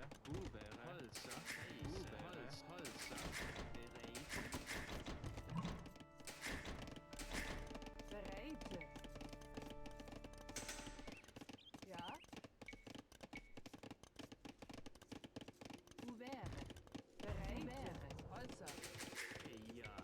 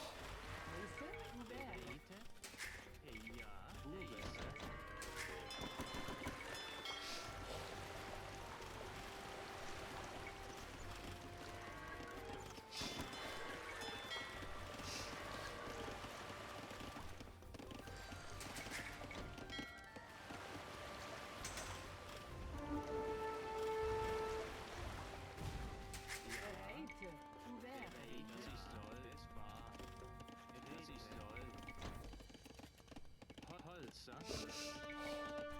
Bubere. Ja, Holzer, Holzer. Hey, ja, Heiße, Bereit. Räte, Holzer. Ja,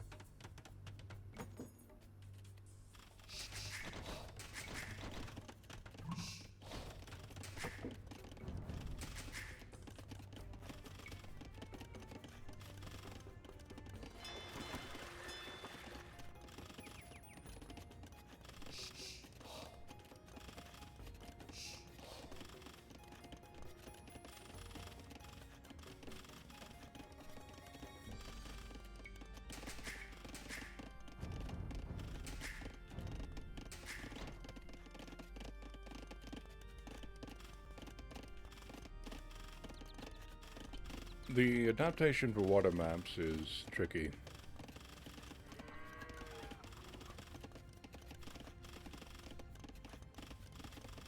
The bombard cannons, or cannon galleons I should say, outrange the Teuton castles, except for completely unupgraded ones, such as without siege engineers, or with the elite cannon galleon upgrade.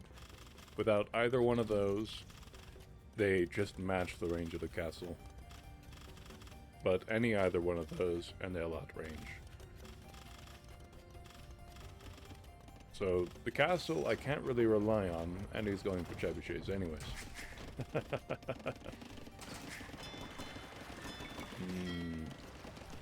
This'll probably do nothing.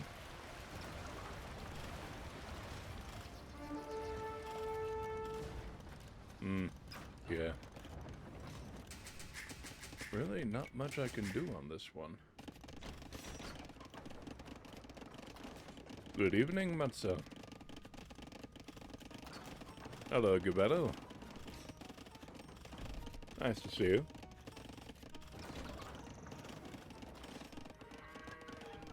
hey, ja. Now, one option for water maps, if it's a good landmass like this one, you can actually store yourself on the far side here. But it depends on relic control, mostly. And then the opponent just wastes their military on water. And land reigns supreme. But that's provided, of course, they don't have a trading outpost.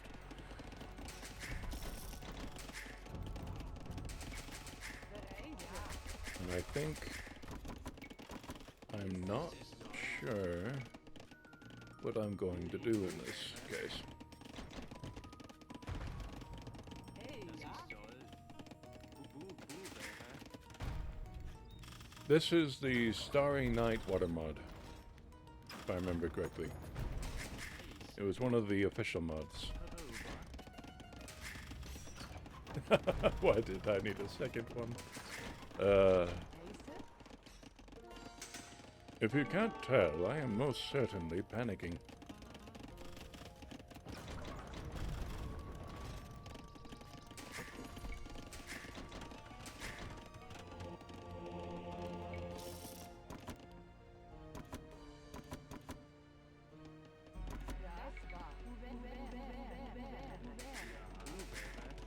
ja.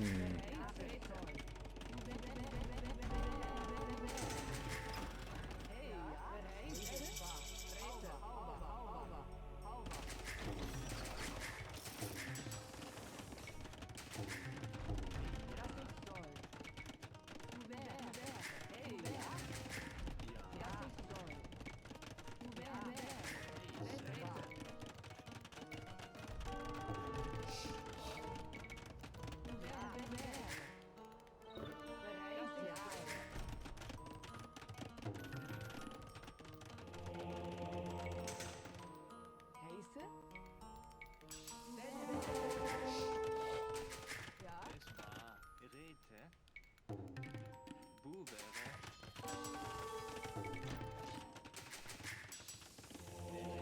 war.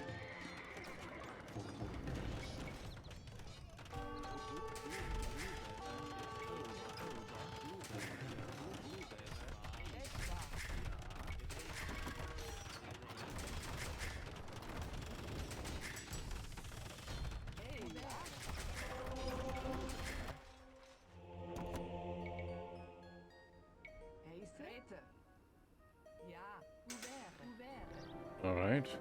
The relics appear to be on the sides here, unless I'm mistaken. So if I can get both of these, it's possible to hold out. I've been disregarding upgrades, experimenting. We shall see what is available. Those trebuchets will certainly prove trouble.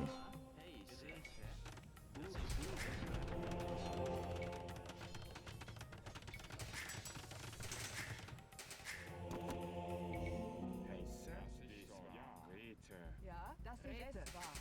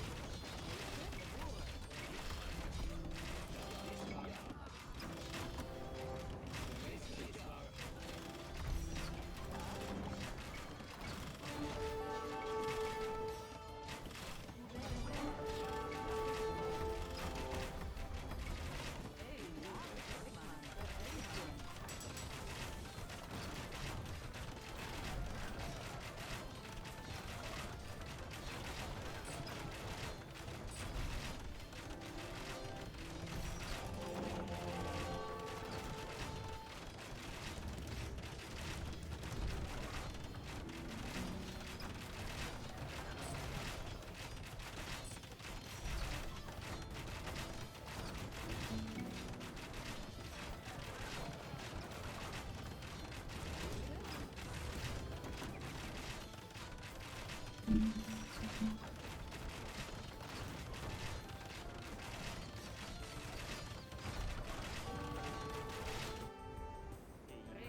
so.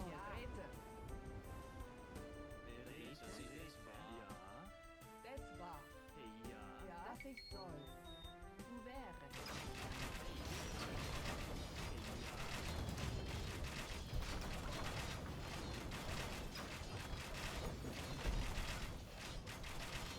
Yes.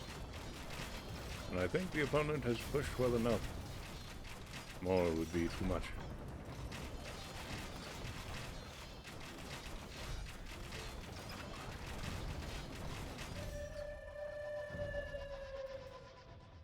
Now, if I had actually researched the chemistry and gotten bombard cannons, I think it would have stood a chance. But holding the fortress here at the front was too risky unless I were to actually take over the water, and then he would just go fully on land and it'd be trouble. That being said, if I were to take over water, his docks that he would try to put up, I could attempt to trade with those, with cogs, and then destroy them promptly. That being said, the best move would have been to find where the relics are, gather them, and bunker down. I did not do that well enough.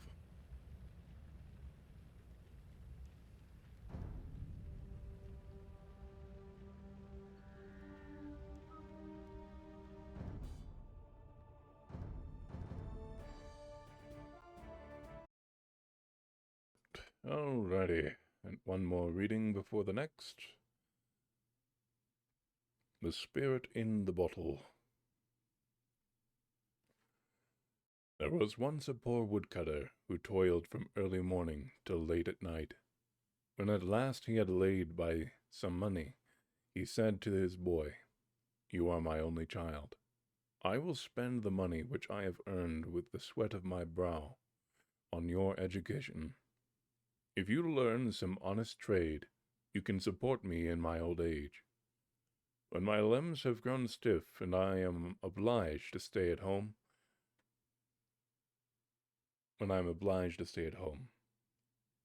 Then the boy went to a high school and learned diligently, so that his masters praised him, and he remained there a long time.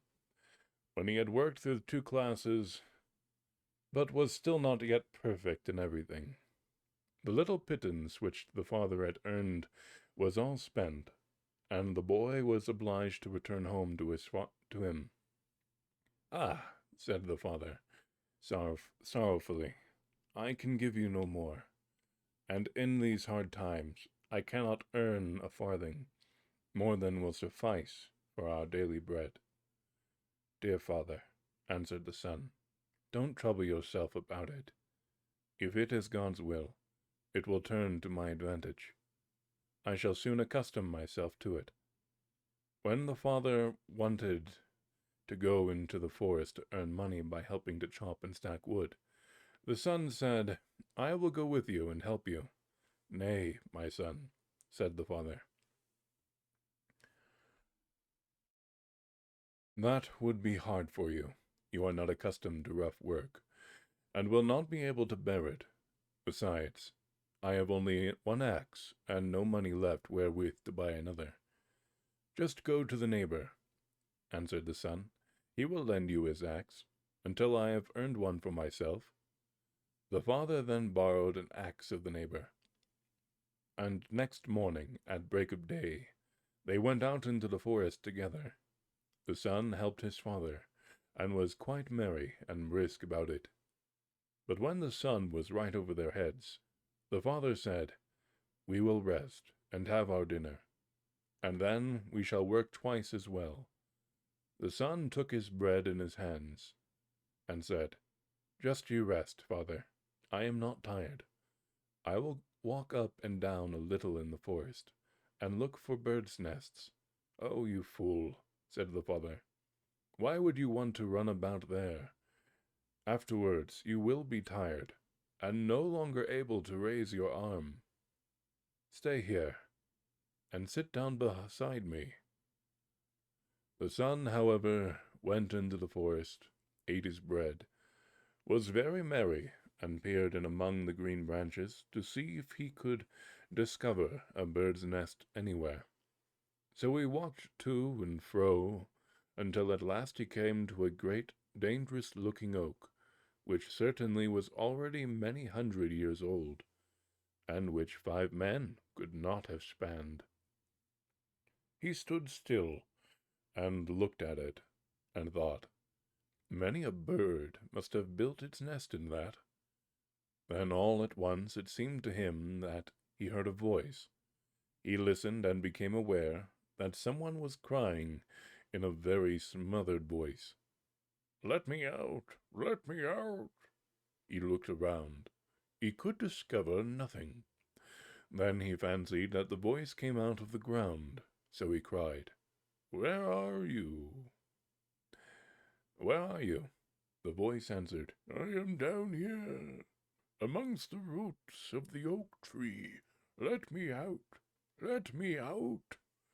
The schoolboy began to loosen the earth under the tree, and search among the roots, until at last he found a glass bottle in a little hollow. He lifted it up, and held it against the light, and then saw a creature shaped like a frog springing up and down in it. "Let me out! Let me out!" it cried anew, and the boy, thinking no evil, drew the cork out of the bottle. Immediately a spirit ascended from it and began to grow, and grew so fast that in a very few moments he stood before the boy, a terrible fellow, as big as half the tree. "Do you know," he cried in an awful voice, "what your reward is for having let me out?" "No," replied the boy fearlessly. "How should I know what?" "Then I will tell you," cried the spirit. "I must strangle you for it." "You should have told me that sooner," said the boy, "for I should then have left you shut up. But my head shall stand fast for all you can do. More persons than one must be consulted about that." "More persons here, more persons there," said the spirit. "You shall have the reward you have earned. Do you think that I was shut up there for such a long time as a favor? No, it was a punishment for me. I am the mighty Mercurius. Whoso releases me, him I must strangle." "Slowly," answered the boy. "Not so fast. I must first know what you really were shut up in that little bottle, and that you are the right spirit. If indeed you can get in again, I will believe that, and then you may do as you will with me." The spirit said haughtily, "That is a very trifling feat," drew himself together, and made himself as small and slender as he had been at first, so that he crept through the same opening, and right through the neck of the bottle in again.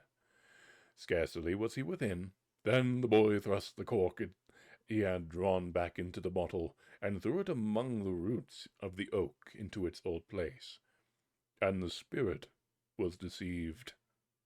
And now the schoolboy was about to return to his father, but the spirit cried very piteously, "Ah, do let me out! Ah, do let me out!" "No," answered the boy, "not a second time. He who has once tried to take my life shall not be set free by me. Now that I have caught him again, "If you will set me free," said the spirit, "I will give you so much that you will have plenty all the days of your life." "No," answered the boy, "you would cheat me as you did the first time." "You are spurning your own good luck," said the spirit. "I will do you no harm, but will reward you richly." The boy thought, "I will venture it. Perhaps he will keep his word, and anyhow, he shall not get the better of me." Then he took out the cork, and the spirit rose from the bottle, as he had done before, stretched himself out, and became as big as a giant. "Now you shall receive your reward," said he, and handed the boy a little rag, just like striking plaster, and said, "If you spread one end of this over a wound, it will heal, and if you rub steel or iron with the other end, it will be changed into silver." "I must try that," said the boy, and went to a tree and tore off the bark with his axe, and rubbed it with one end of the plaster. It immediately closed together and was healed. "Now it is all right," he said to the spirit, "and we can part." The spirit thanked him for his release, and the boy thanked the spirit for his present, and went back to his father. "Where have you been racing about?" said the father. "Why have you forgotten your work?" "I always said that you would never come to anything." "Be easy, father. I will make up for it." "Make it up indeed," said the father angrily. "That's no use. Take care, father. I will soon hew that tree there, so that it will split." Then he took his plaster, rubbed the axe with it, and dealt a mighty blow. But as the iron had changed into silver, the edge bent. "Hi, father. Just look what a bad axe you've given me. It has become quite crooked." The father was shocked and said, "Ah, what have you done? Now I shall have to pay for that, and have not the wherewithal, and that is all the good I have got by your work." "Don't get angry," said the son. "I will soon pay for the axe." "Oh, you blockhead!" cried the father. "Wherewith will you pay for it?" "You have nothing but what I give you. These are students' tricks that are sticking in your head. You have no idea of woodcutting."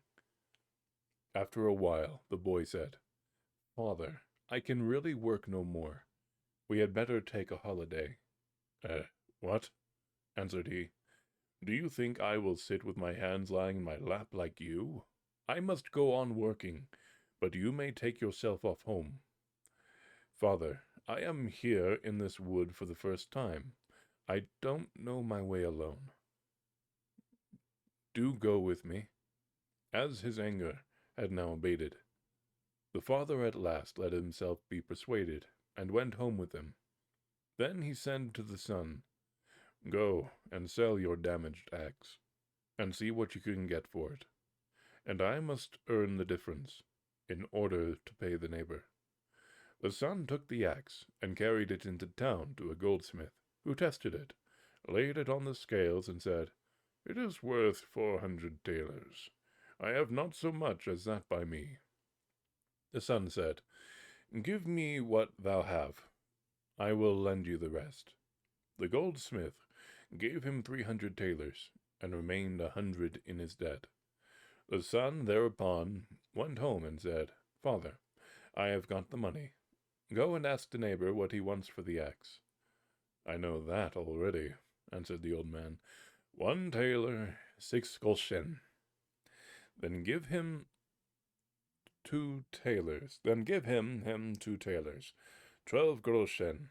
That is double and enough. See, I have money in plenty." And he gave the father 100 talers, and said, "You shall never know want. Live as comfortably as you like." "Good heavens!" said the father. "How have you come by these riches?" The boy then told how all had come to pass, and how he, trusting in his luck, had made such a packet. But with the money that was left, he went back to the high school, and went on learning more. And as he could heal all wounds with his plaster, he became the most famous doctor in the whole world. The end. That was Grimm's Fairy Tales, The Spirit in the Bottle. And now, let us attempt another fortress.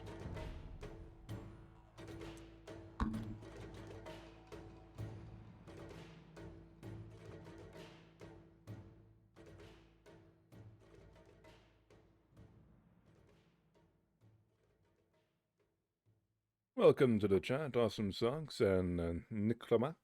I'm just gonna call you Nikrom. Ah, a fortress on the fortress. With luck, it'll be a Portuguese as an opponent. We shall see.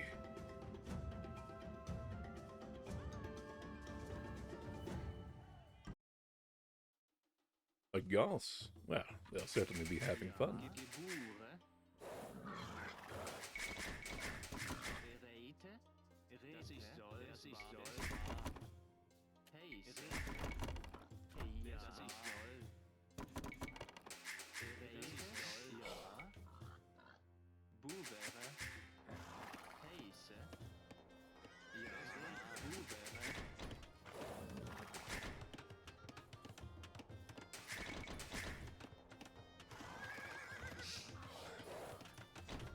Ah, there they are, hiding within plain sight.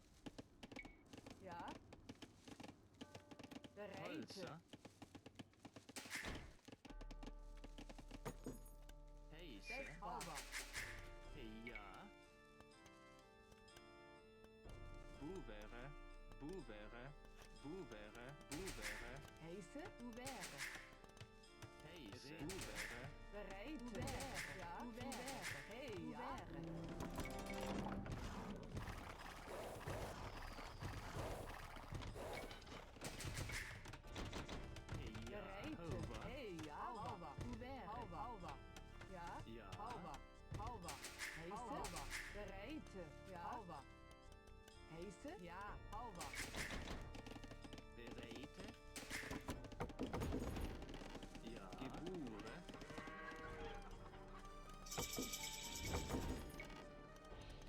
Hey, ja. Ouvert. Over.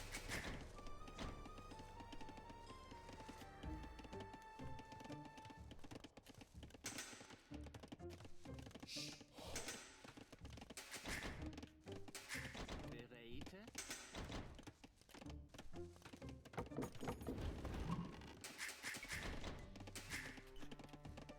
Heise? Geboren.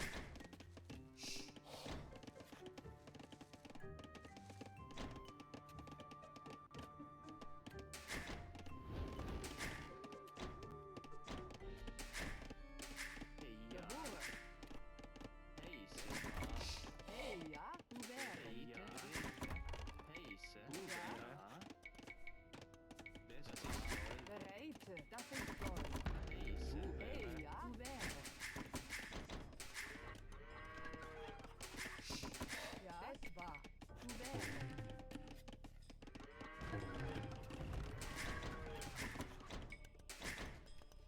Bereite. Ouvert. Over. Heise. Ouvert. Bereite. Over. Heise. Ja. Ouvert. Ja. Bubere. Ja. Bubere.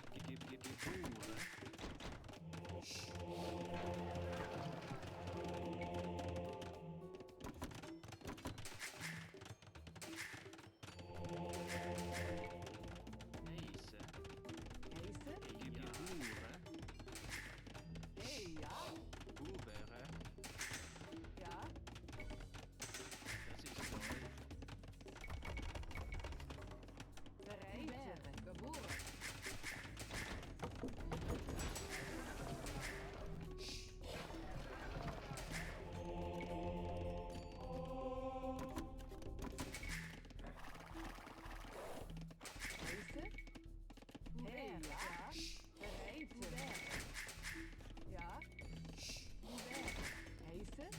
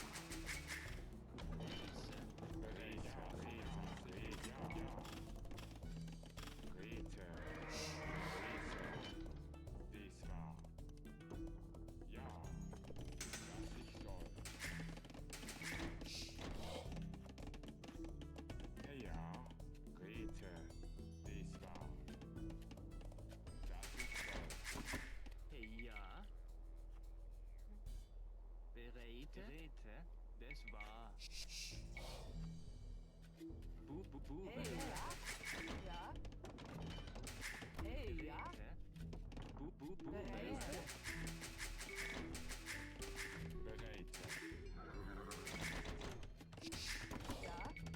Hey, ja. Bereiten.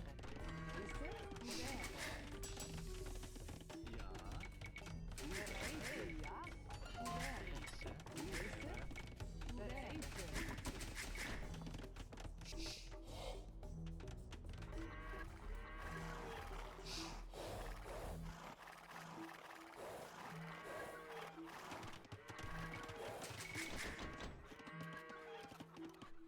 Yes, it is ranked. Ja. Bereiten.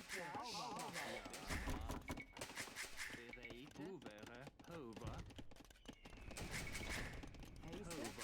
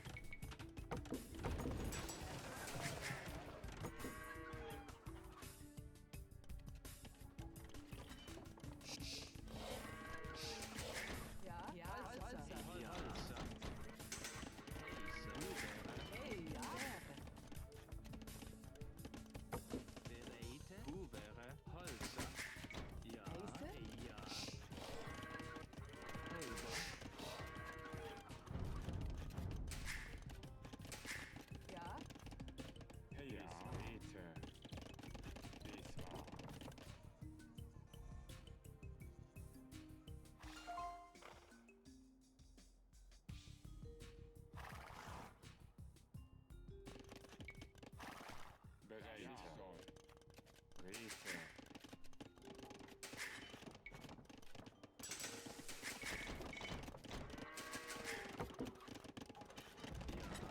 Das ist soll.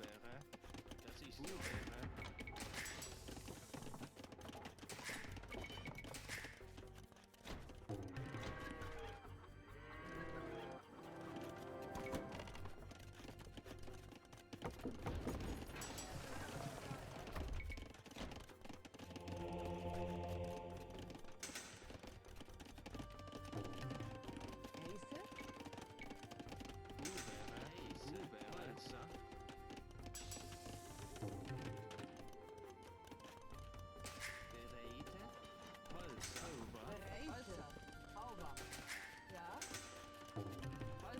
Ouvert.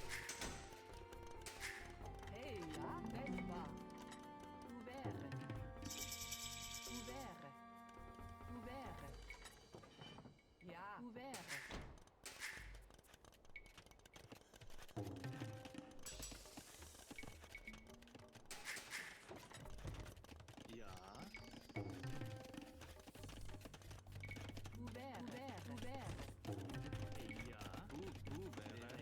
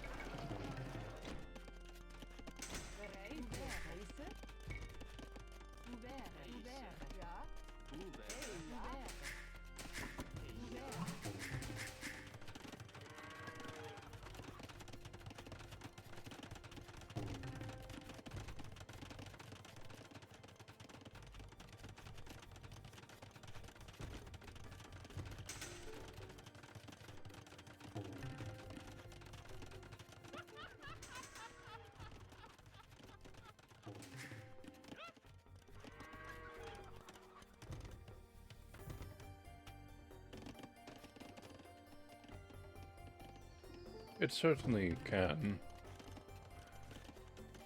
In the long term, yes, it does make sense. Ja. Rete. Heiße. Das ist soll. Bereit. Rete. Sauber.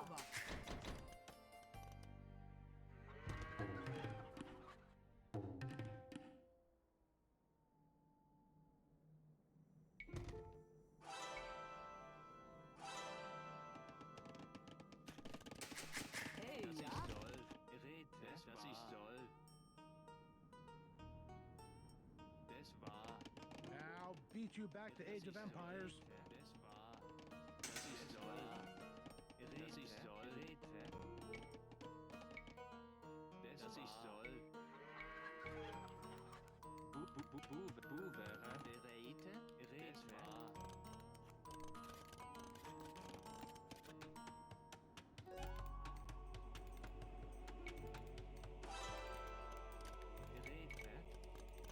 Das ist soll.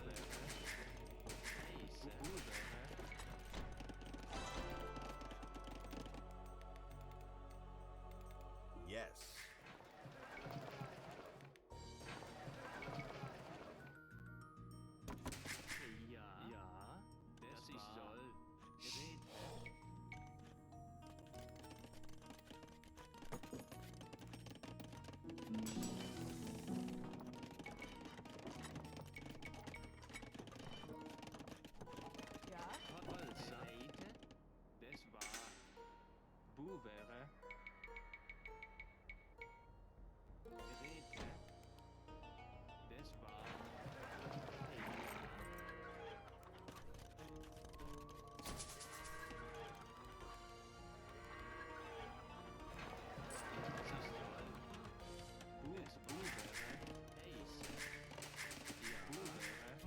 Alright, the opponent has agreed to a ceasefire zone between here and there.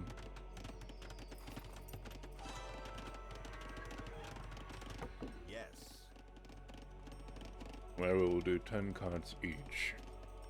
So that'll make it easier to actually chop the wood over here without needing the wallet. Hey, ja. Das ist toll.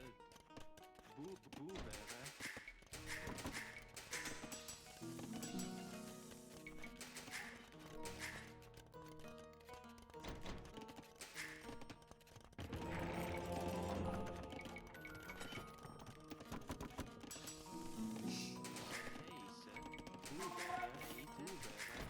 Bereite.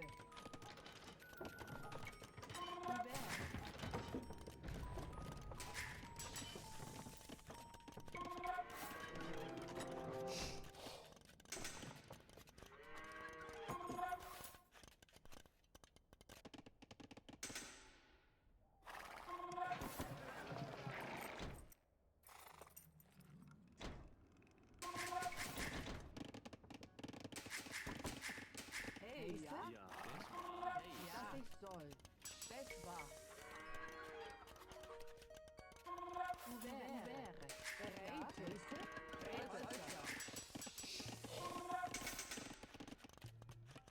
Hey, ja? Wäre. Ja?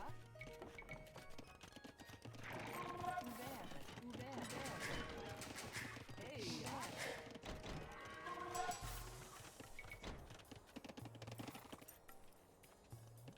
Bereitet.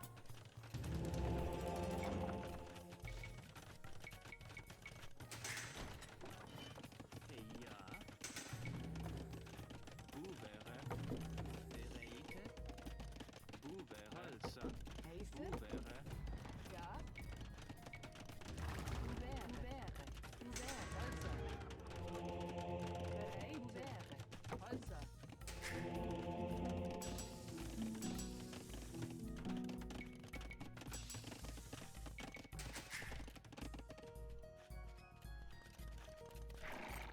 Hey, ja? Bereitet. Wäre.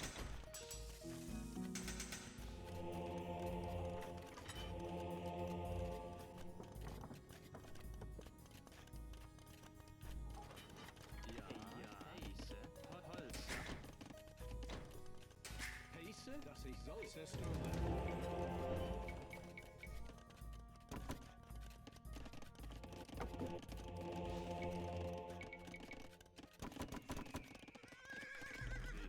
Dies war.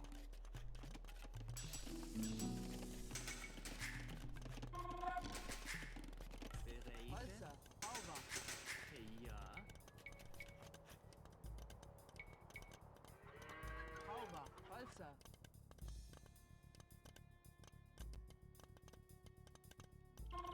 Ja.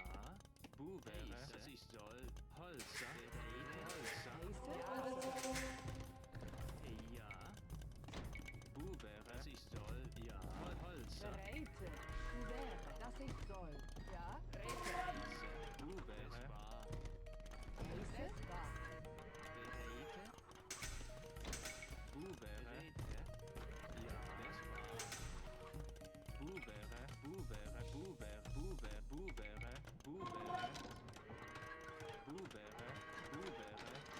Wäre.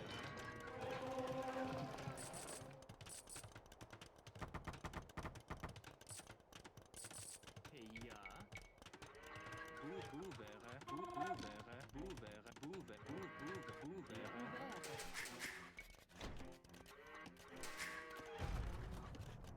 Hey, ja. Auber.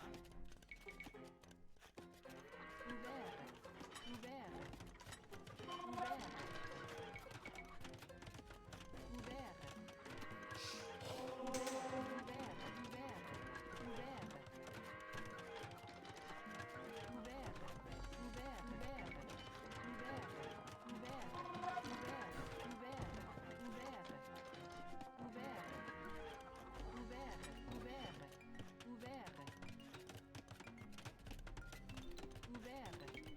Wäre.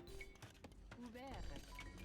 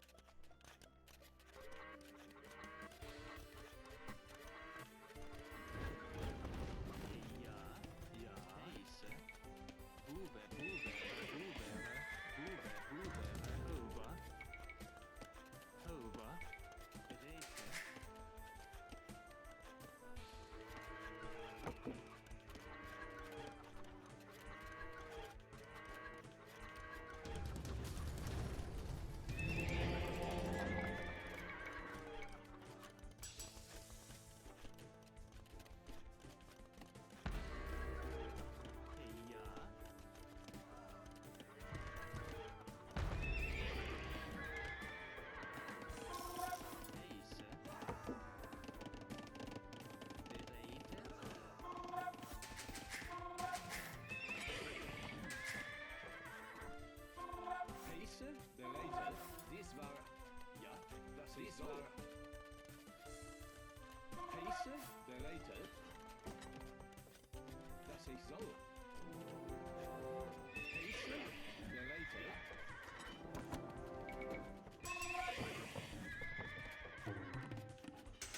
Ja, Buvere. Bereite. Buvere. Ja. Buvere, Buvere, Buvere, Buvere, Buvere, Buvere, Buvere.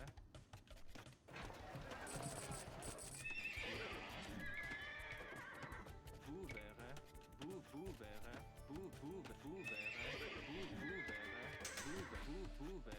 Buvere, Buvere, Buvere. Heise. Buvere. Buvere.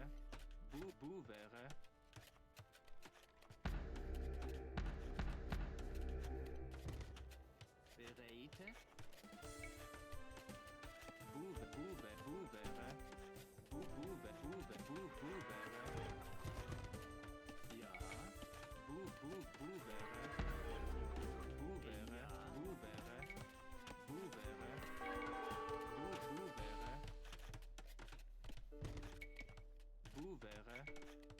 Ouvert. Buvere. Buvere.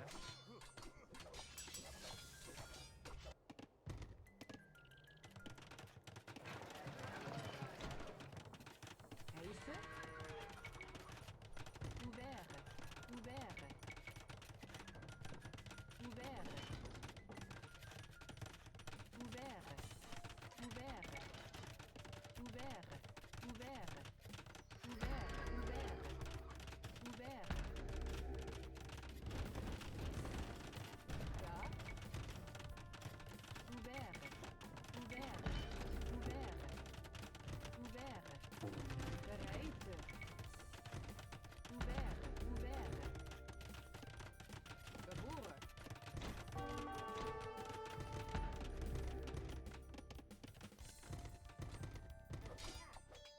Heiße, ja, dies war.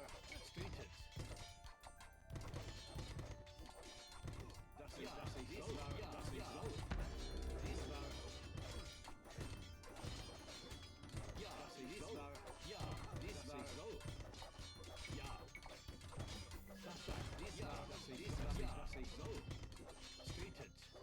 Dies, ja, dies war, das ist so. Dies war so. Dies war so.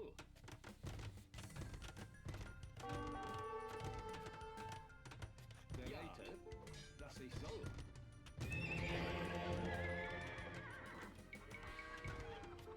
Ja, ja, dies war. Ja. Zerstört, dies war. Das ist so. Streetet. Dies war, ja, dies war. Zerstürmer. Heiße, ja, das ist so. Ja.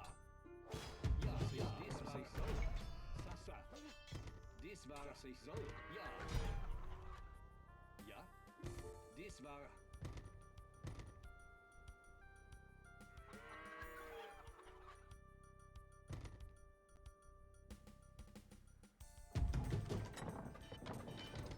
Ja. Welcome to the stream, somebody T. Dies war, I appreciate the comment, but I can't be 100% certain whether or not it's a scam message, given the context. But thank you. I appreciate you. Heiße, dass ich so dies war.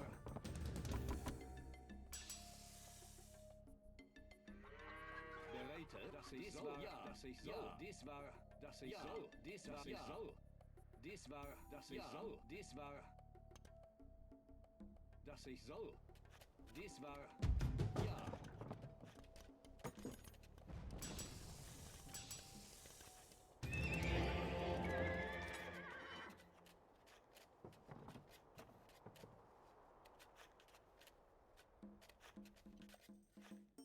Yes, Kornak. The opponent asked if I wanted to trade, so I agreed. I limited it to 10 cards each, so that way it'll be still somewhat decent for the map. But also, in that I have the relic advantage with 4 relics. You may have 1 or none, so I figure a trade line will make it at least interesting. Ooh, fans.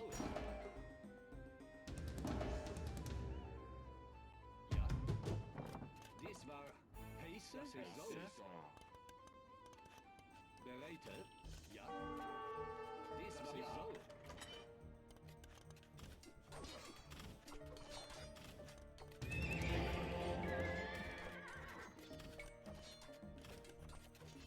Bereite, heiße, dies war ich so.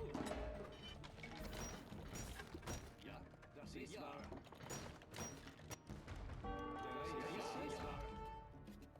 Bereite, dies war. Bereite, so. Dies war so. Ja. Das ist so.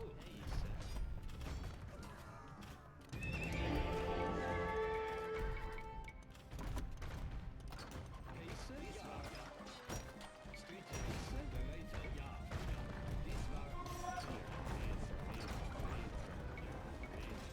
Heiße, heiße, dies war so. Dies war, das ist so. Dies war so. Dies war. Zerstört, das ist so. Dies war. Streetet. Ja. Sasa. Bereite, das ist so. Das ist so. Dies war, das ist so. Ja. Dies war. Ja. Dies war. Well, Cav Archers was not on my bingo card. This will be more interesting than I thought. I'll have to bring the scorpions over and adjust to siege onager, perhaps.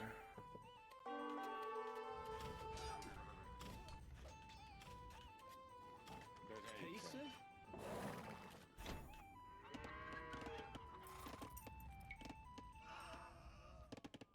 Ja, Ja. bereite.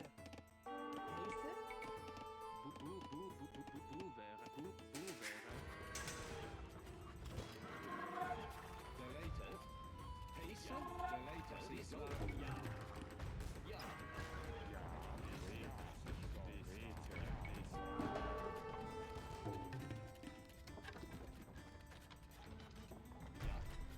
Dies war. Dies war. Ja. Dies war.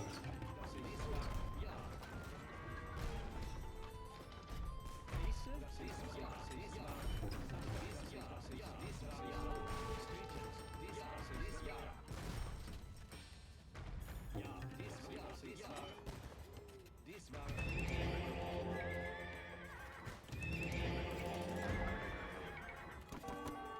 Das ist war. Ja.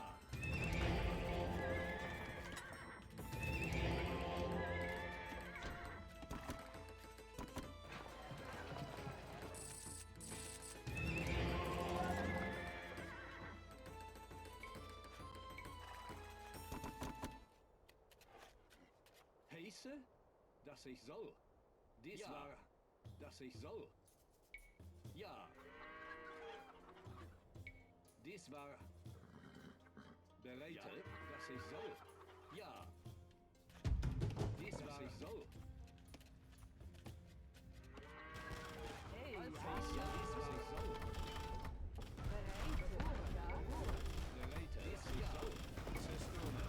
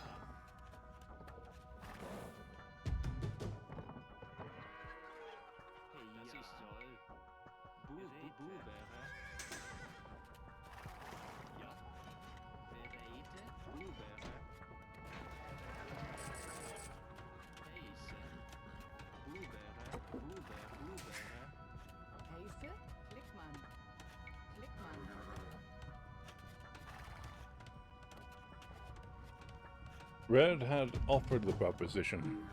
I agreed. Though sometimes I do offer such a proposition myself. It's not often I have an opponent who asks of it. But it is nice, regardless.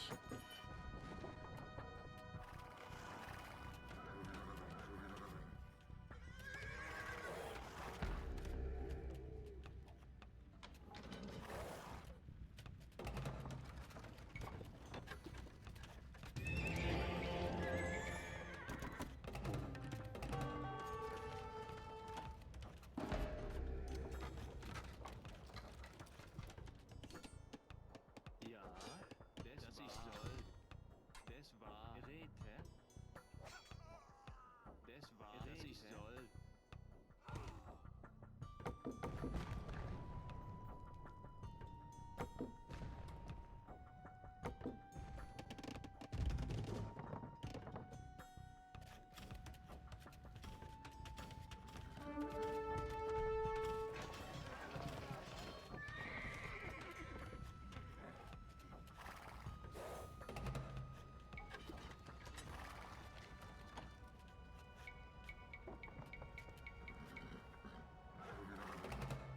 Ja, Räte.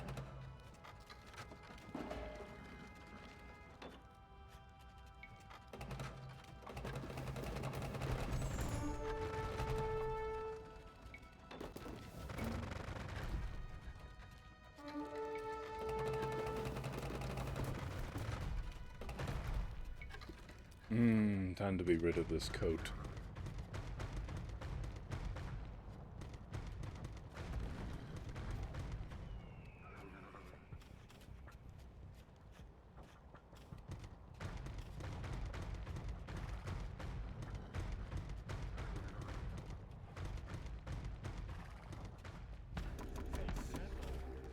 Pace, dies war. Ja, dass ich soll. Dies war.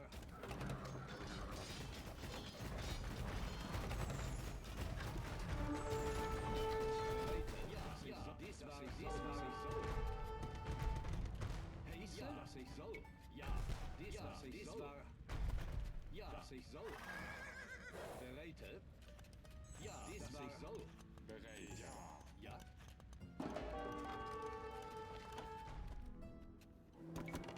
Pace, bereite.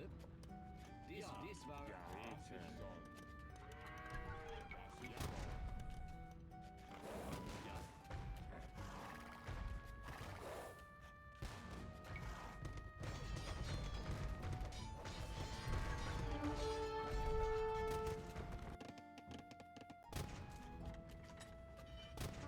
Pace, bereite. Ja, dass ich soll. Pace, das ich soll. Ja, Räte.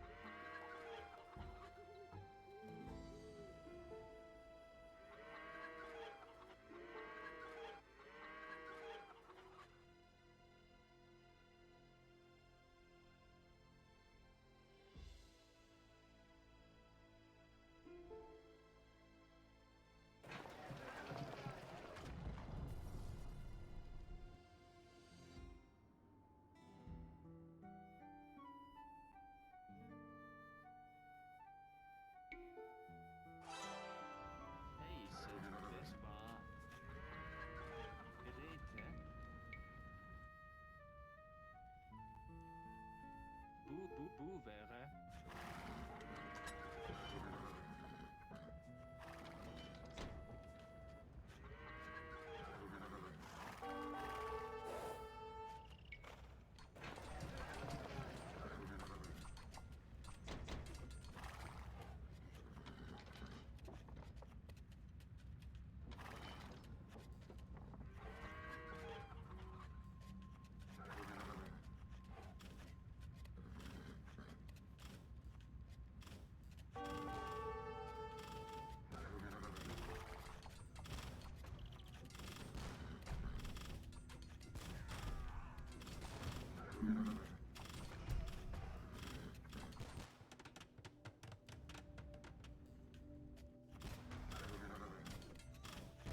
Ja.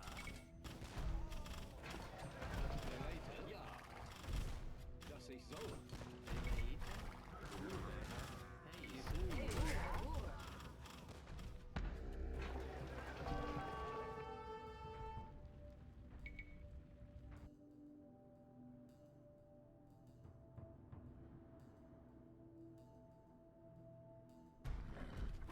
Ja, ja. Dies war, das ich, ja, dies war. Yes. Pace? Sasa. Bereite? Ja, das ich soll. Bereite. Boevere. Boevere.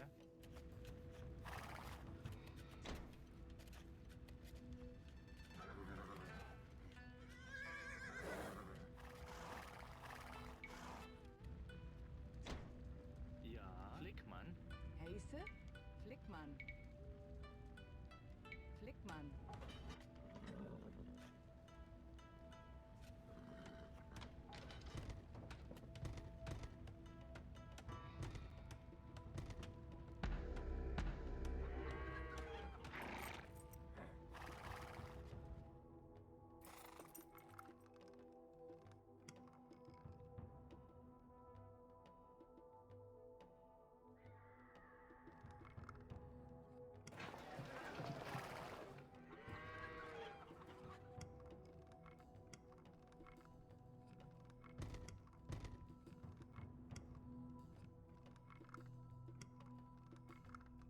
Yes, Mr. Couch Commander Cord. It is indeed ranked.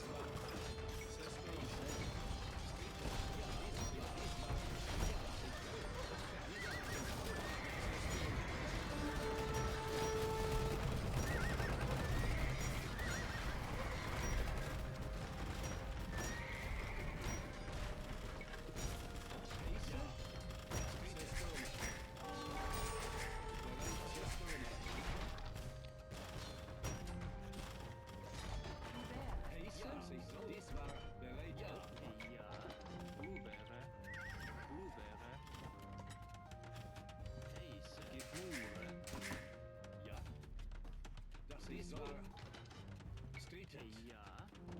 Heise. Flickmann. Flickmann. Flickmann. Das ist soll. Flickmann. Flickmann. Ja. Wo wäre? Heise. Bereitet. Ja. Heise? Flickmann, Flickmann, Flickmann. Ouvert. Hey, ja? Ja. Bereit.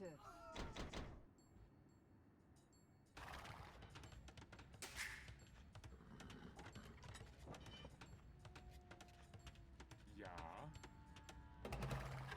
Ja, dies war Heise. Heise. Ja. Hey, ja. Ja, das ich soll. Heise. Dies war Heise. Ja, das ich soll. Bereit ist, was ich soll. Dies war.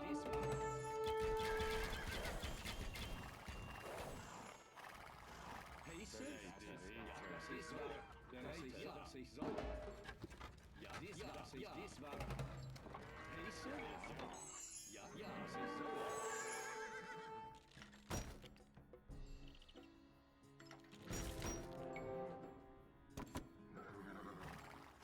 Heise. Ja, was ich soll.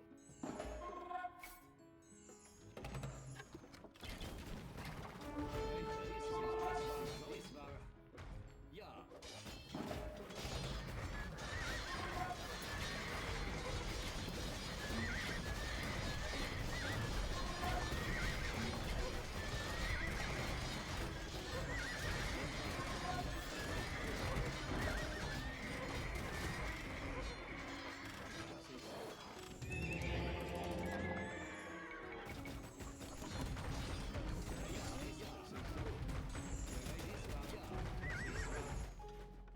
Ja, Heise. Dies war. Ja. Ja. Dies war.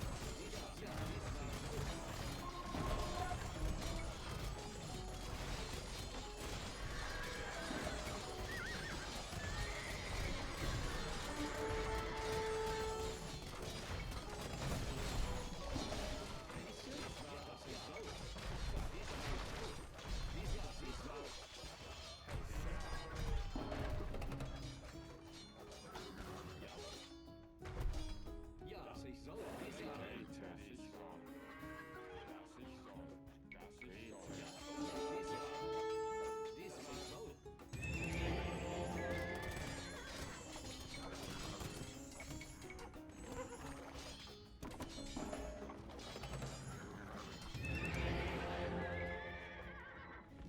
Dies ich soll. Bereitet. Flickmann. Heise. Dies war. Ja. Ja, das ich soll.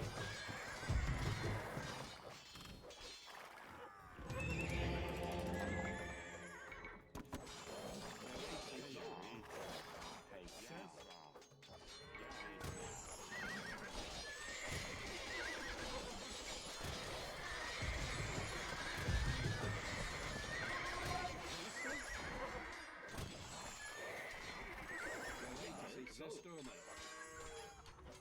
Dies war so. Heise.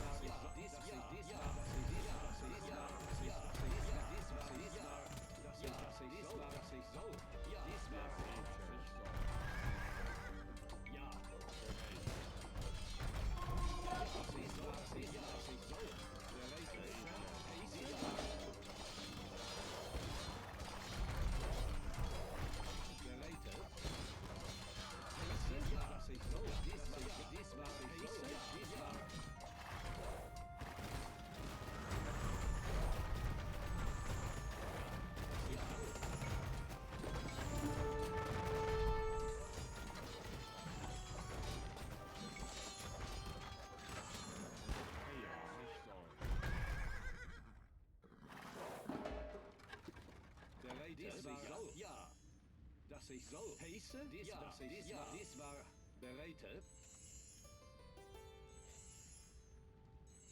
Dass ich soll.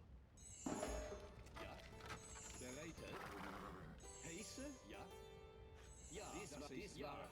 Dass ich soll. Heiße? Dies war. Ja, dies war. System. Ja, dies war. Bereitet. Dies war. Heiße? Streetet. Sasa. Bereite. Bereitet. Dass ich soll. Ja.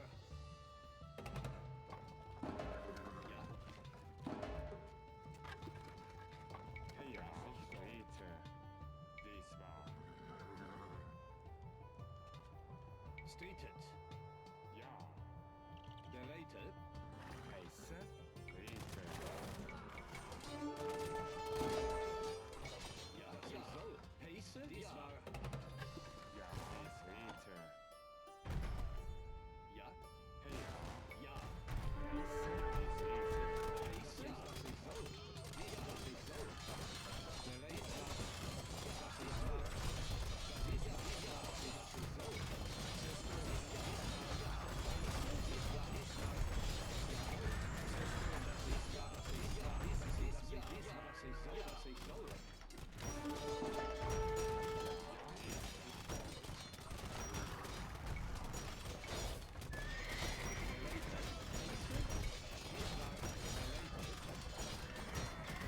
ich soll.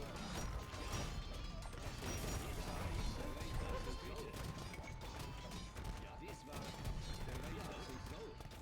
System, dass ich soll. Ja.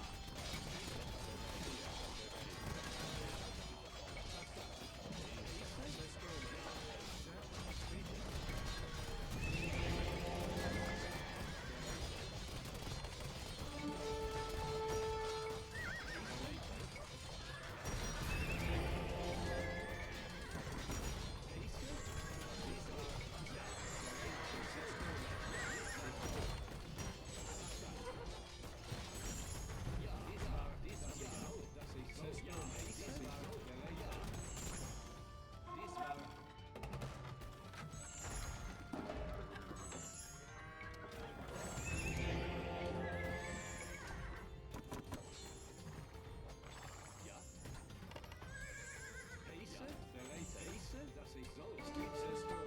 Dies war. Ja. Sasa. Street bereit, dass ich soll. Dies, dass ich soll. Heiße?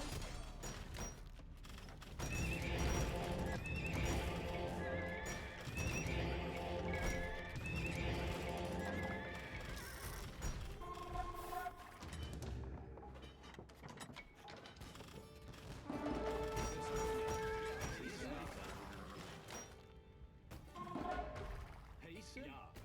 Dies, dass ich soll. Dies, was ich soll. Ja. Dies war, was ich soll.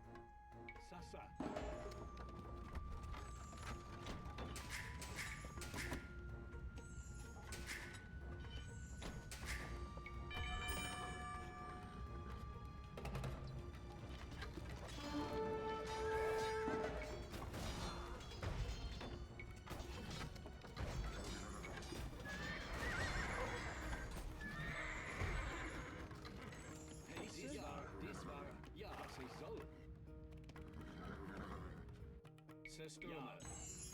Ja. Bereitet. Pace. Ja, dies war. Ja, dass ich soll. Streetet. Bereitet. Dies war. Ja, ja. Bereitet. Pace. Dass ich soll.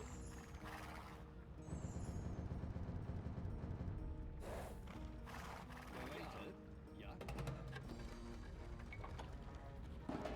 Pace. Bereitet. Dies war. Ja.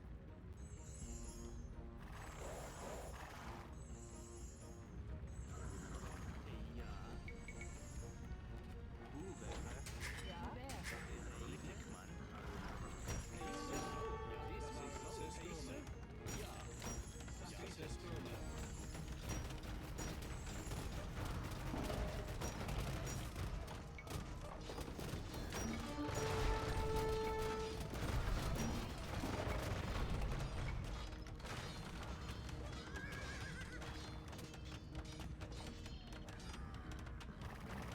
Ja.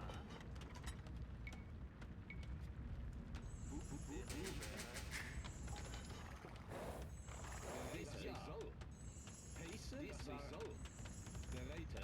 Ja, dies war, was ich soll. Dies war.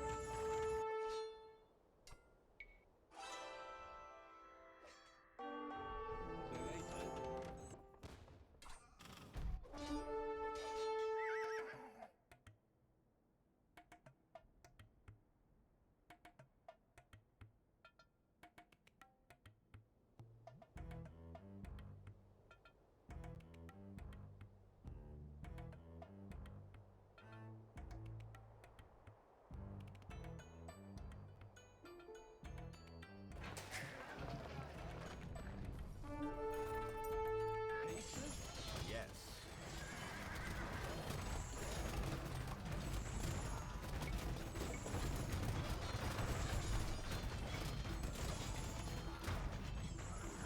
Ja. Ja, dass ich soll.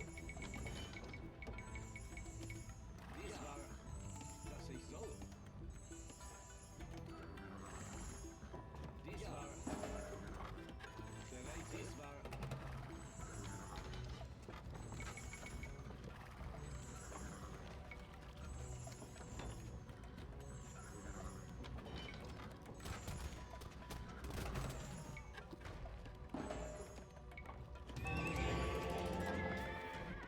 Ja.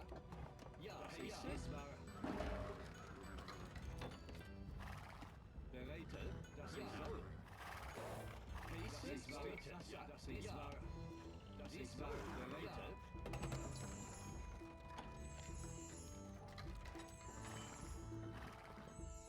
Pace, dies war. Ja, das ist bereitet.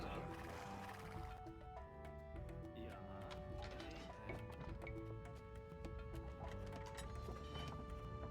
Hoe wäre?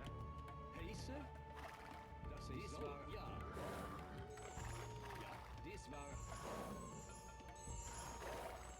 Bereitet.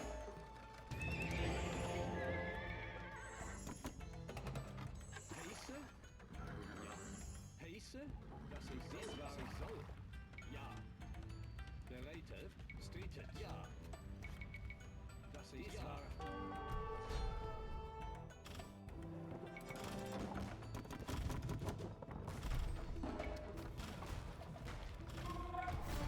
Pace? Das ist war.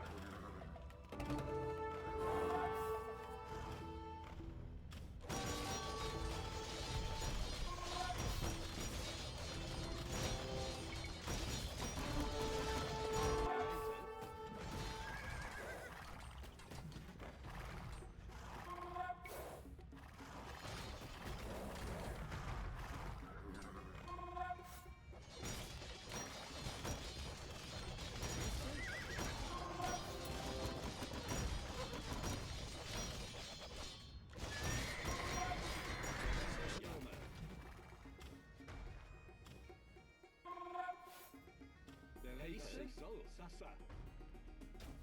Ja. Ja. Streetet. Pace? Ja. Das ist so. Zerstörer. Ja. Dies war. Sasa. Bereitet. Das ist so. Ja. Sasa. Ja. Dies war. Ja. Bereitet. Das ist so. Ja. Dies war. Zerstörer.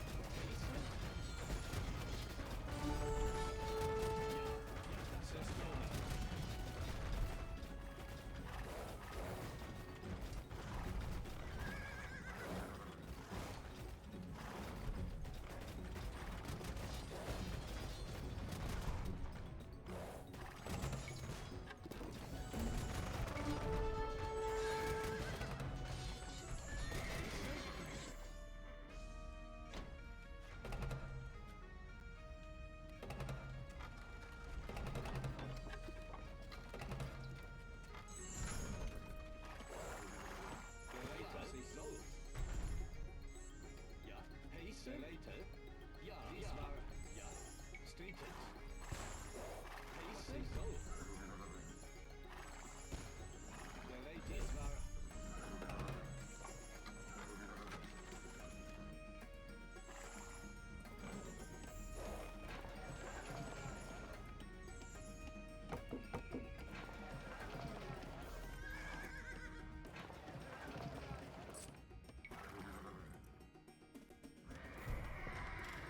Ja, das ist wahr.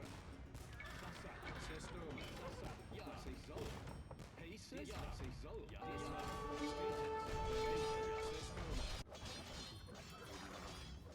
Der Later. Das Heiße war. Heiße? Der Later. Heiße? Der Later.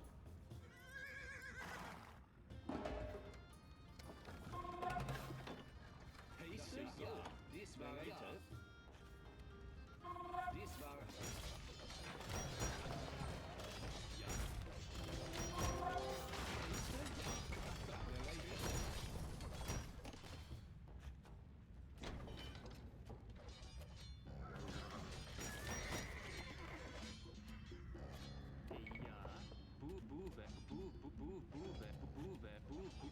Ja. Buwe. Heiße? Heiße?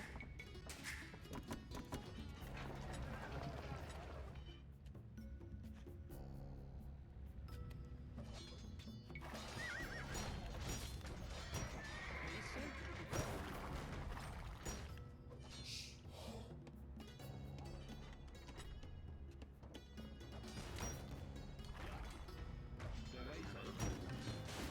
Das ich soll. Ja, dies war... Ja.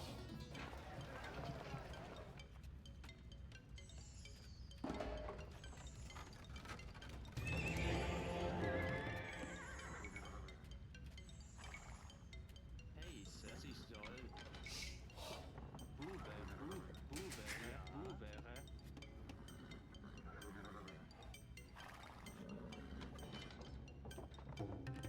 Heiße? Bereiter. Der Later. Das ich soll. Heiße? Ja, dies war soll. Ja, das ich soll. Ja, dies war. Heiße?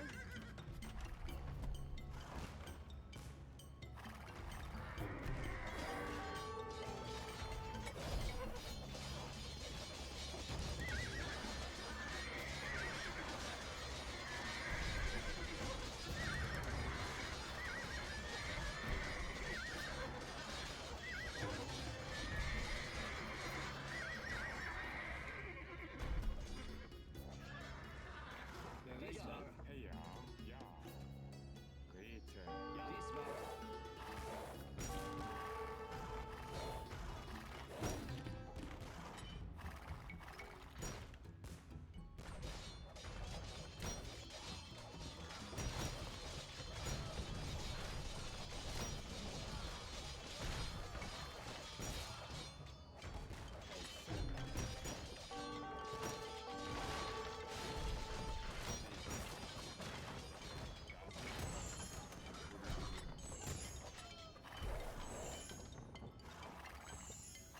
Heiße?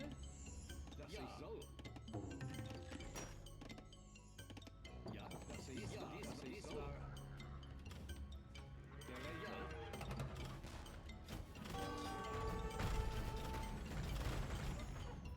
Ja, Rete. Ja, das ich soll. Heiße? Ja, ja, das ich soll.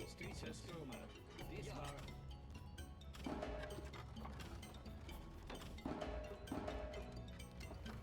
Der Later. Das ich soll. Dies war...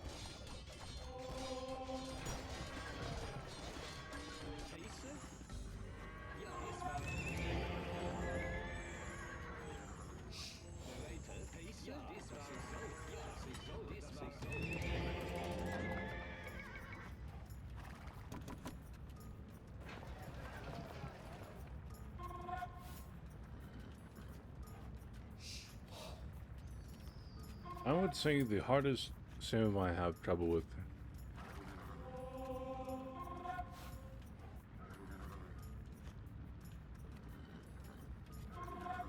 Oh no, the Magyars come close. I have a lot of trouble against Turks for some obvious fast imperial reasons, but if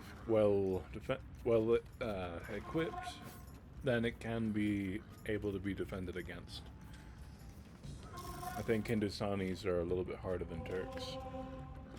Bohemians, perhaps even more so.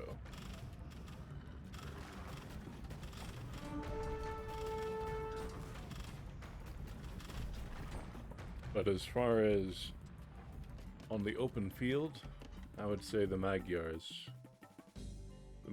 take the cake.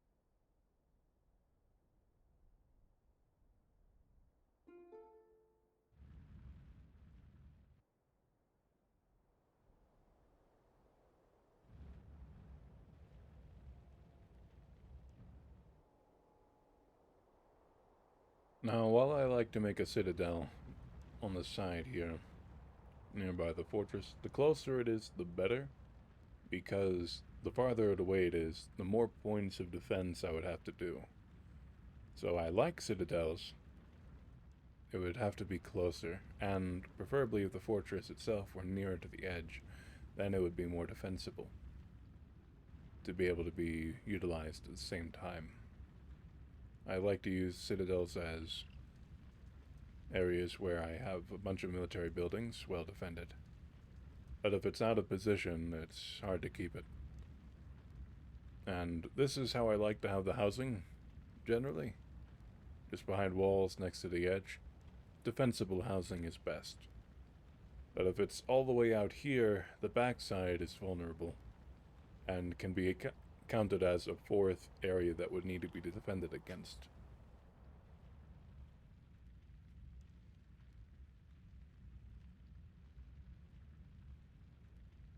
Well, likes and views count for the Harris video. I think the views for 100,000, he does the strategy himself, and 10,000 likes, he fights against me 1v1. But with some caveats where he will allow me to build up the fortress however I like, and then we'll have at it. My guess is I'll be destroyed in one go, since he'll likely go for an all-in 200 pop. In which case, I'll need to make sure to do the same and almost all-in 200 pop in defense. And hopefully, I won't be decimated.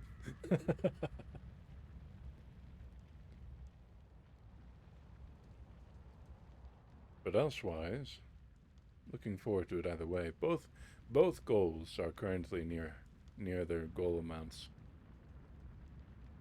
Well, he is going for Magyars. That's what he said he was going to go. So, the same civ that Yamato is playing. Which is both good for me and bad for me, since the Cav Archers have 8 range. It's going to be very interesting. My bombard cannons will basically be non-existent, and I'll have to utilize them in only small amounts, and have scorpions nearby to hopefully counter. As for the siege onagers, I'll have to use some rapid fire techniques and hope that he doesn't out-micro me in that regard. If I can't get the rapid fire out up in time, he will most certainly out-micro me. If it was just Cav Archer groups. But if I can get the rapid fire growing, and then rapidly attack around different areas where he'll be going, then there's a chance, only a chance, that I'll be able to destroy the groups. But I think he'll be able to outmaneuver me. Statistics. 2,033 kills to 211.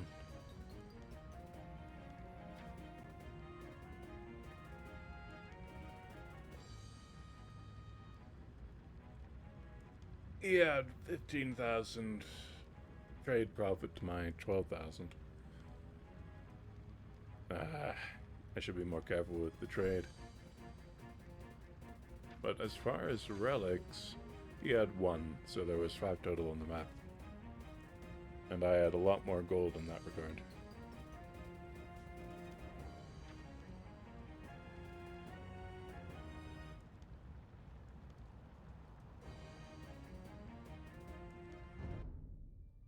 Alright, I'm going to drink water and use the restroom for just a moment. Then we will do a quick tale, and then we'll start another round of ranked. And the one we shall be reading, The 3 Little Men in the Wood. Decently sized. I'll be right back.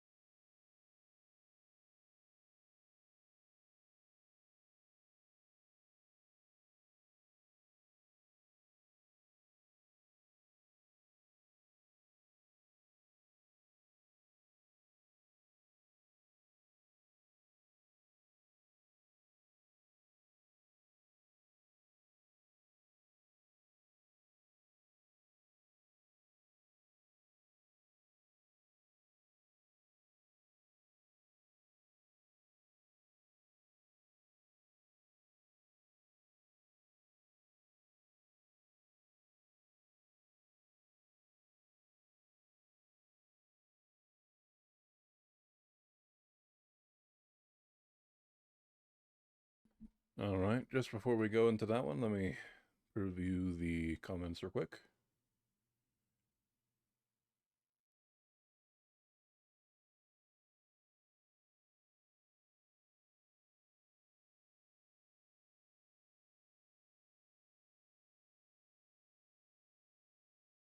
Yeah, I was fairly lucky on that. Its Cavalry Archer micro needed to be a little bit better.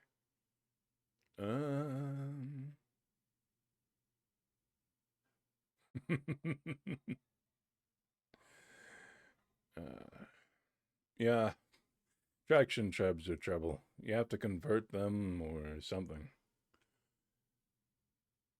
And since it's just trouble. The Mongols drills rams. I I fear their siege onagers are trouble. Honestly, I would love to see them only be regular onagers in speedy rather than siege onagers. With siege onagers speed, with the siege engineers, it is fantastically trouble. Terrifying, really.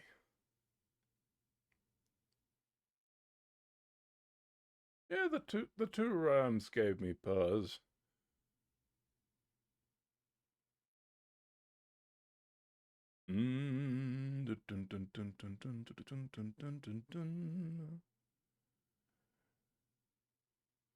Yes, who was being taken hostage indeed?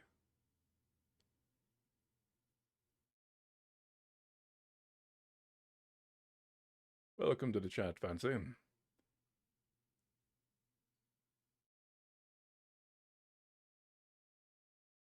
Alright, now to read, and then we will have at it.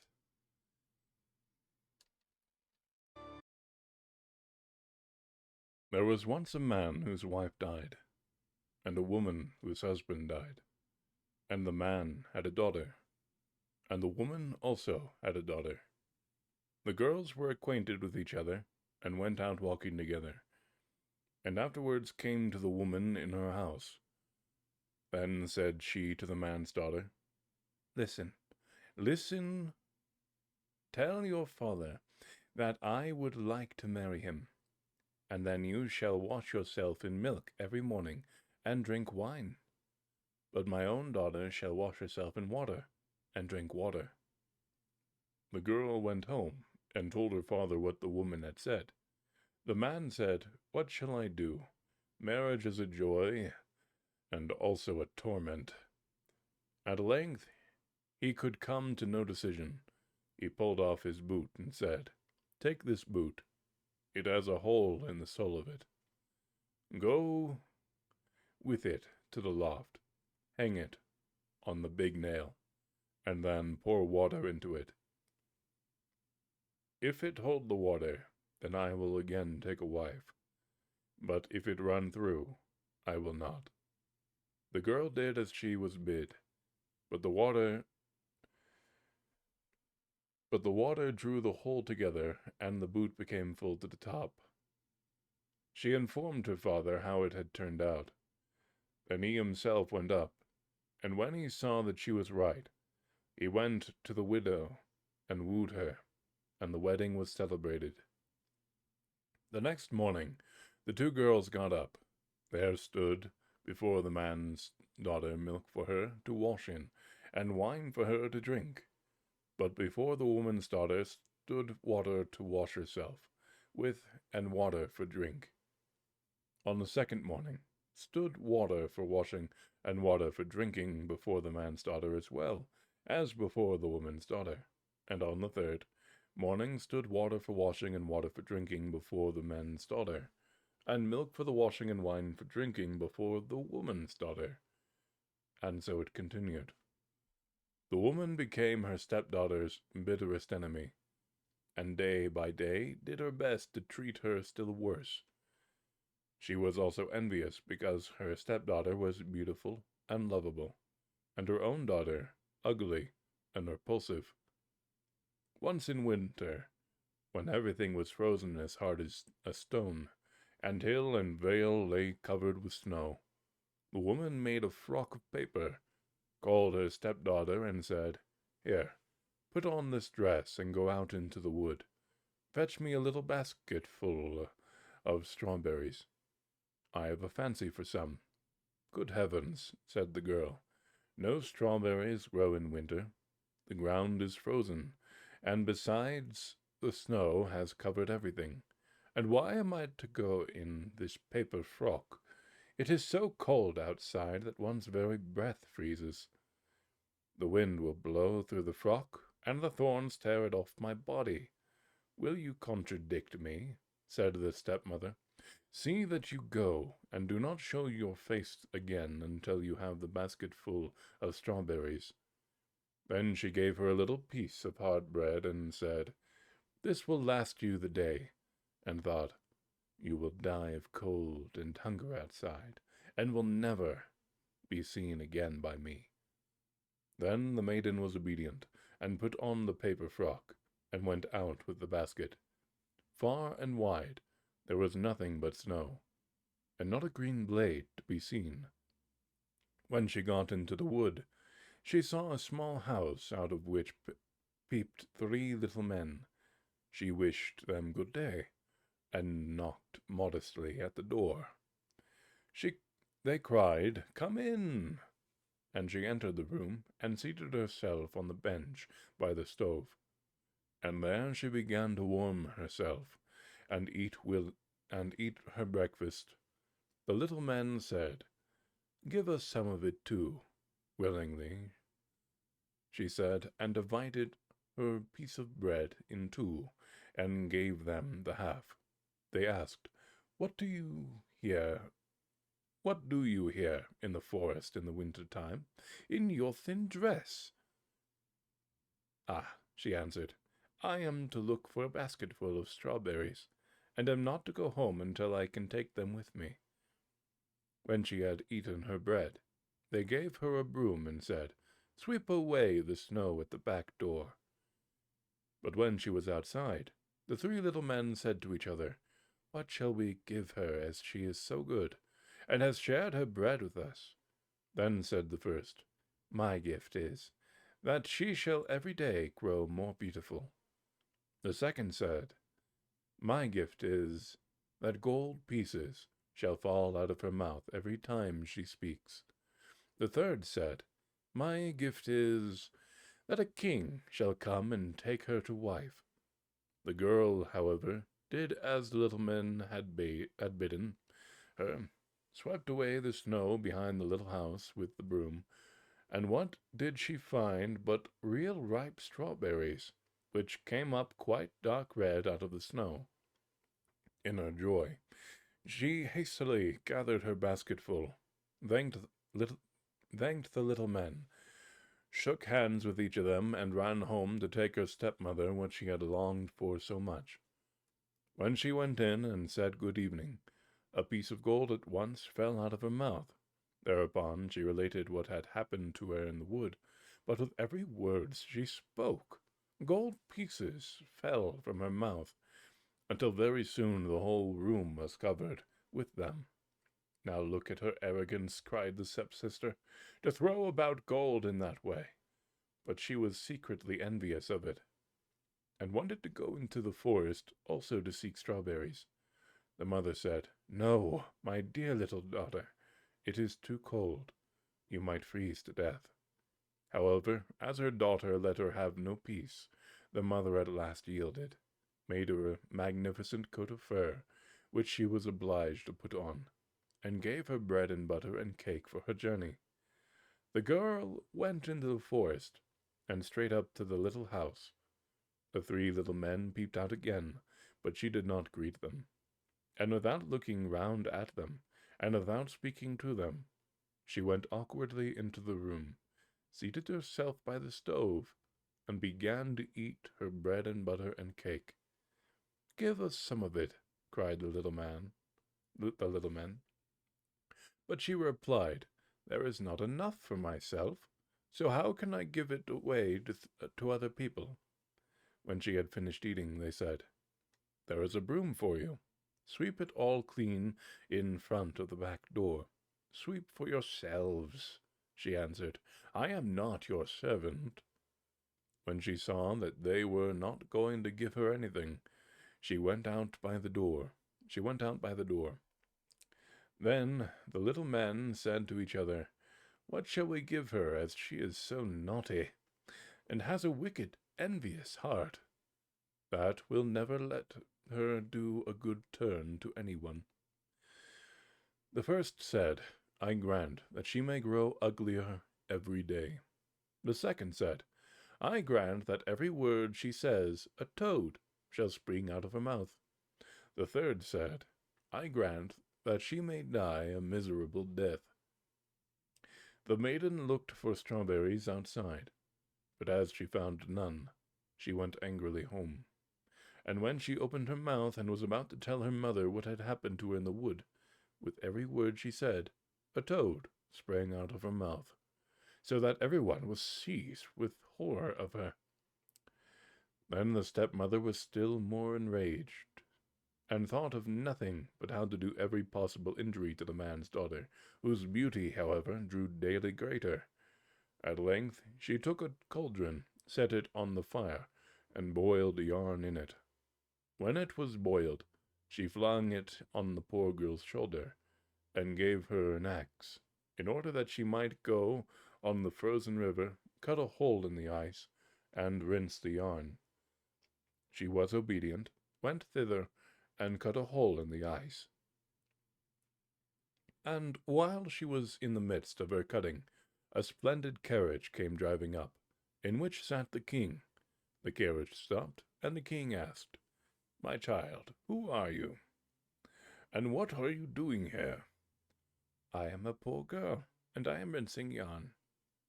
Then the king felt compassion, and when he saw that she was so very beautiful, and he said to her, "Will you go away with me?"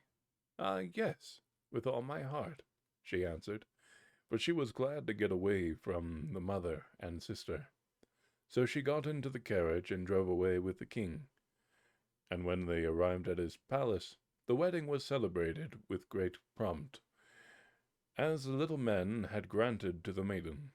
When a year was over, the young queen bore a son, and as the stepmother had heard of her great good fortune, she came with her daughter to the palace, and pretended that she wanted to pay her a visit. But then the king had gone out, and no one else was present.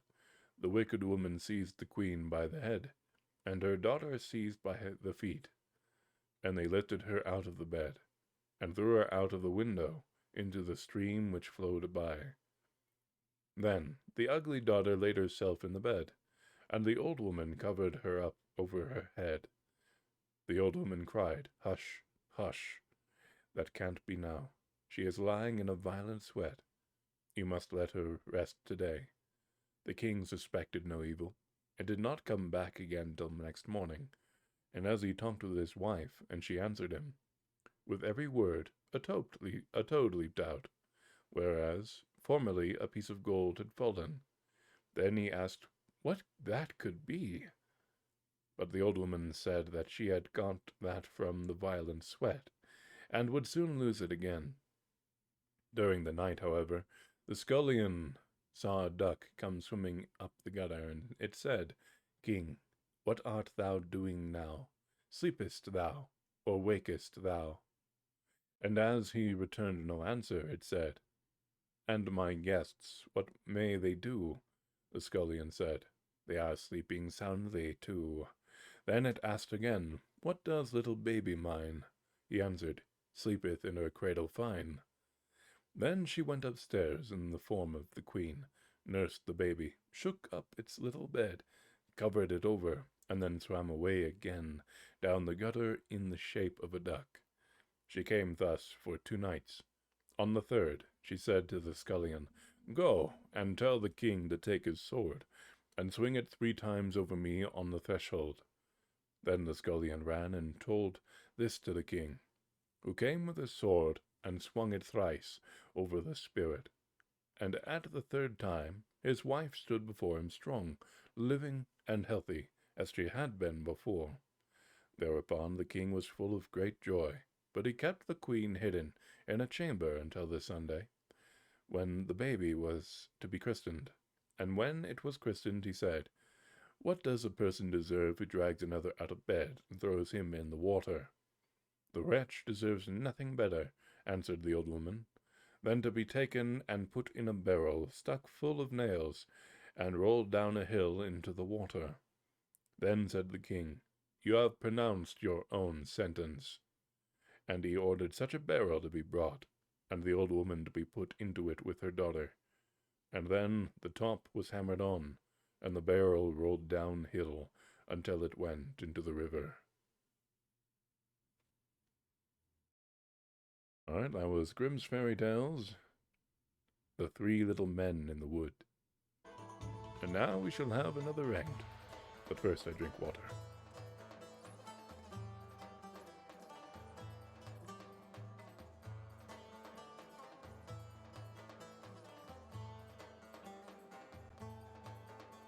Onwards.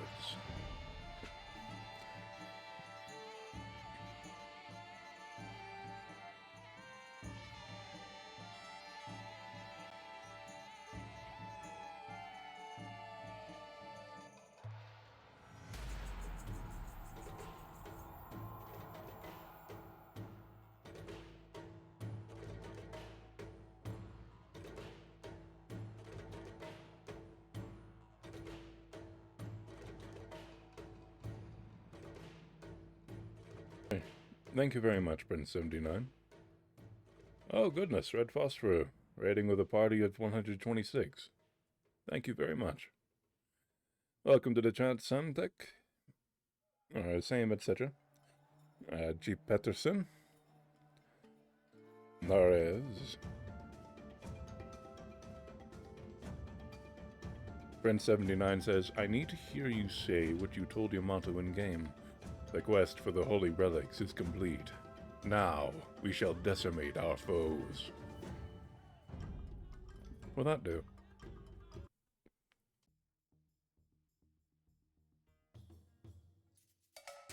Hey, ja. Ouvert.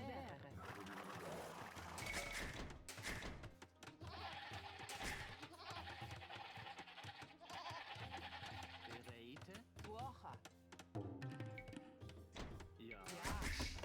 Bereite? Ja. Hey, ja.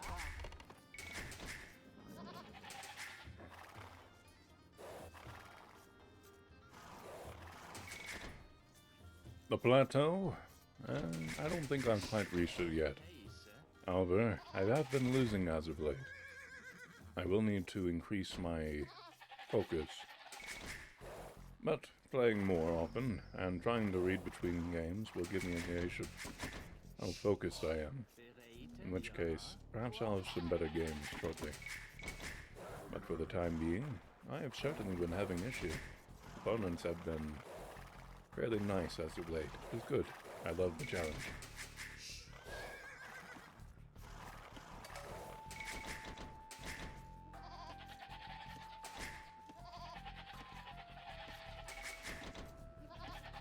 Ja. Woche. Heise? Rete? Bereite? Boevere? Des boevere? 1,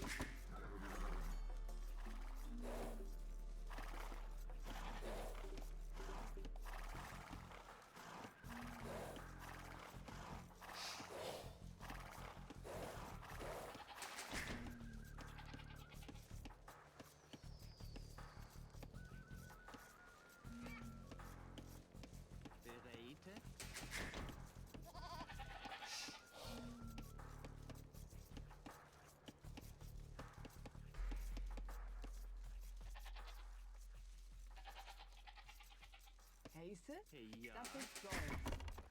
Ja. Woche. Das war. Ja. Bereite. Hey, ja? Das war. Ja. Ouvert. Heiße. Bereite. Das ist Jägere. Jägere. Jägere. Jägere. Jägere. Jägere. Ja. Jägere.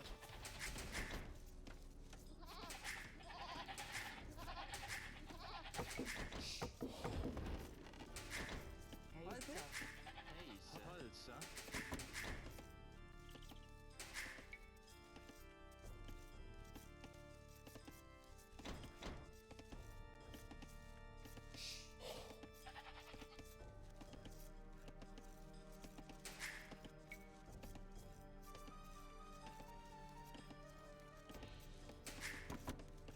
Hey, Holzer. Bereite. Ja. Jägere. Heiße?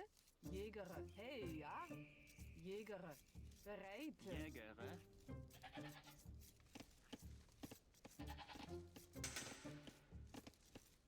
Heiße? Ja. Jägere. Holzer.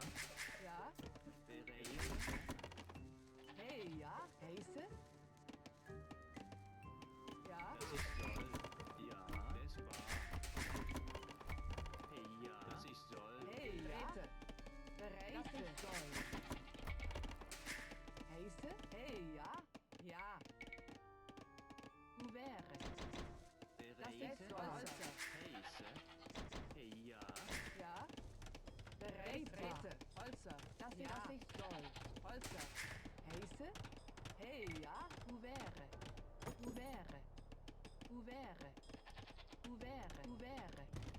Bereite. Ja. Hey, ja? Heiße. Heiße? Bereite. Ja.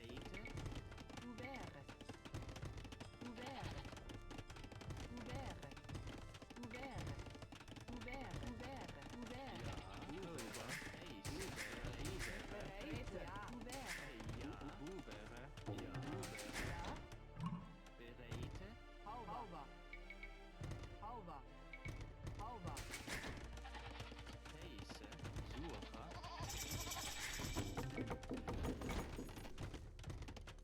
Hey, Holzer. Bereite. Sucher. Hey, Holzer. Ja. Holzer. Ja. Heiße. Ja. Holzer. Heiße? Holzer. Hey, ja? Ouvert. Heiße? Ouvert. Holzer. Bereite. Das ist Gold. Hey, ja. Bubere. Ja. Hey, ja. Bubere. Bubere. Bereite. Hey, das ist Gold. Ja. Bubere. Bereite. Hey, ja. Bereite. Bubere. Ja, das ist Gold. Hey, ja. Heiße. Bubere. Bereite. Heiße? Ja. Das ist Gold. Bereite.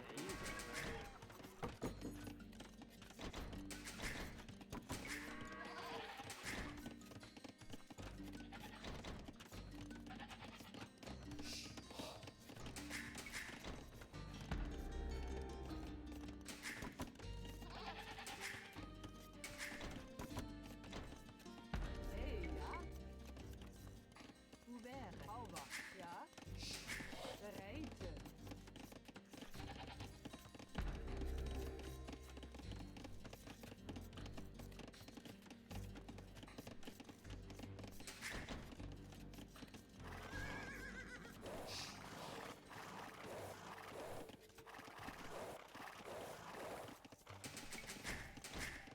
Ja? Ouvert. Hauber. Hey, ja? Bereite. Holzer. Heiße? Das ist Holzer. Ja. Bubere. Bereite. Hey, ja? Heiße? Ja? Ouvert. Heiße. Hey, Holzer. Ja. Bereite. Heiße. Bubere.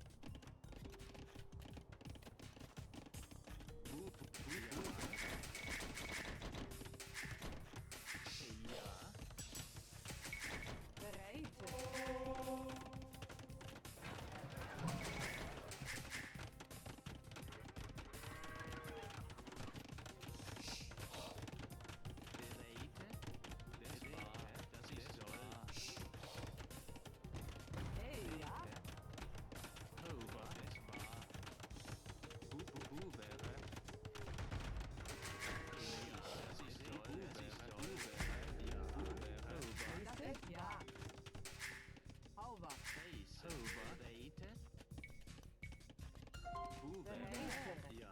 Wäre. Heiße? Ja. Dies war. Rete. Hey, ja.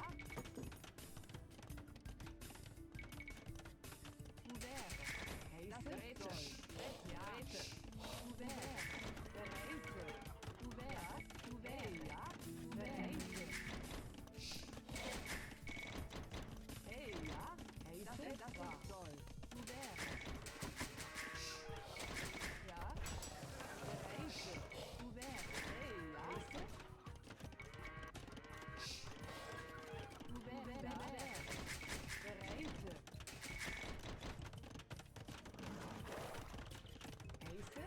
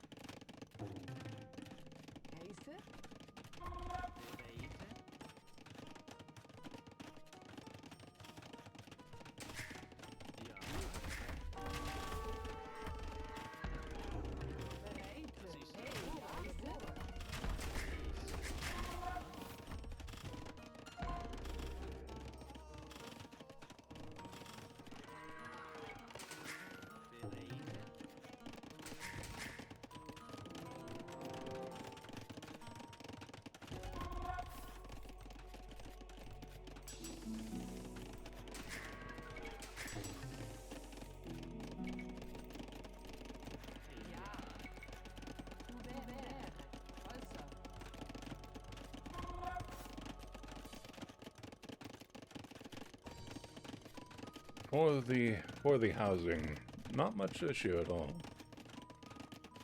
Well, early game, I tend to be the one that destroys the most houses of my own, just out of deleting them for space in certain directions. But I also built the new ones in defensible locations. It's not often those are destroyed until late game. Heise, das ist toll. Das ist toll. Buvere, Holzer.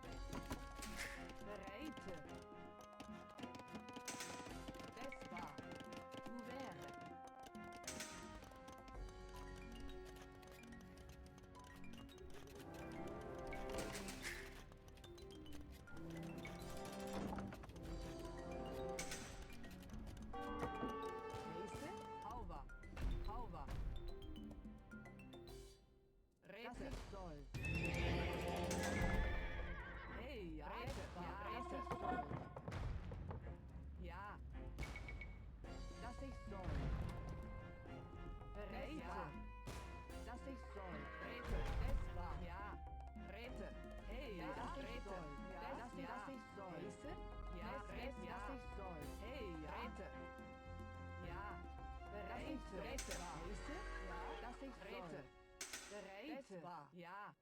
Hey, ja. Rete. Ja, das war. Das war. Hey, Rete. Ja. Ja. Ja, das ist Rete. Rete. Wäre. Bereite. Ja. Das ist soll. Holzer. Hey, ja. Wäre. Heiße? Bereit. Ja, das ist soll. Wäre. Ja. Wäre. Hey, ja, das war. Holzer. Heiße? Wäre. Bewohner. Hey, ja. Beruhe. Bereite.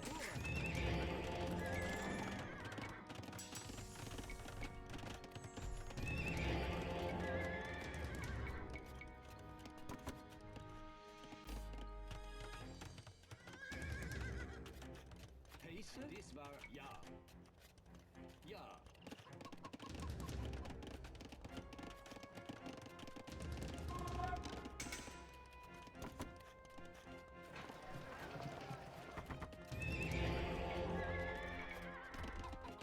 Bereit sich so. Dies war. Dies war so.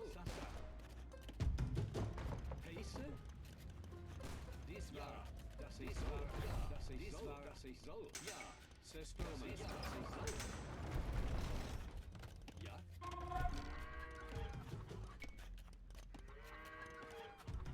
Bereite.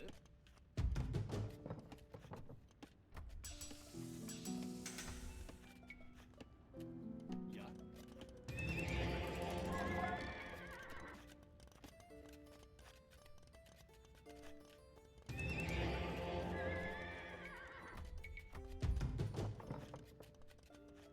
Ja. Ja. Holzer. Ja. Heiße. Holzer. Thank you. Heiße? Holzer.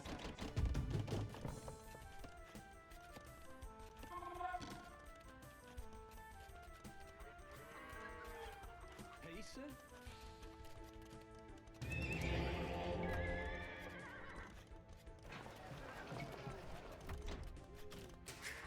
Bereite.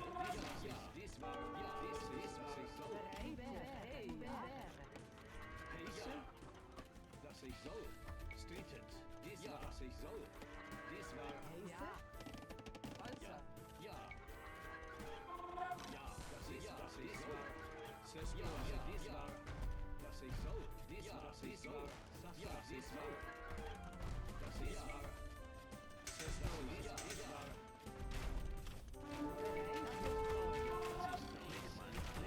Heiße? Ja. Streetet. Ja. Das ich so. Bereit. Das ist das ich so. Das ich so. Dies war. Ja.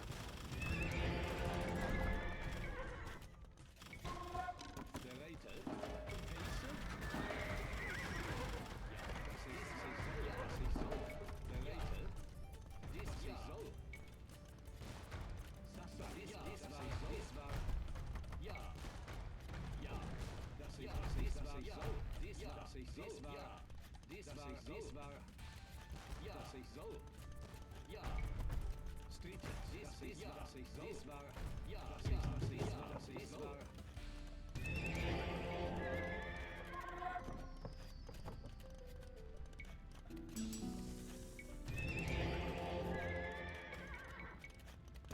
Ja. Das ist dies war so. Ja. Dies war. Das ist so. Dies war das ist so. Ja. Ja. Das ist war. Zerstörung. Dies war so. Das war das ist so. Sasa. Das ist so. Ja. Das ist so.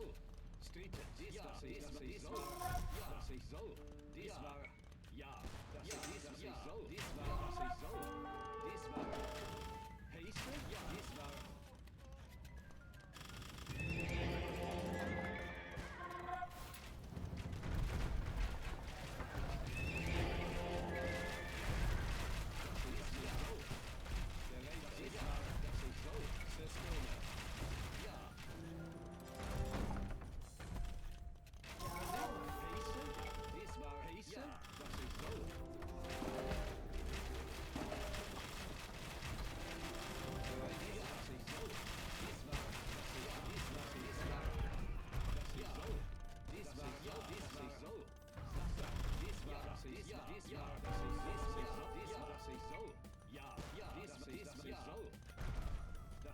das war...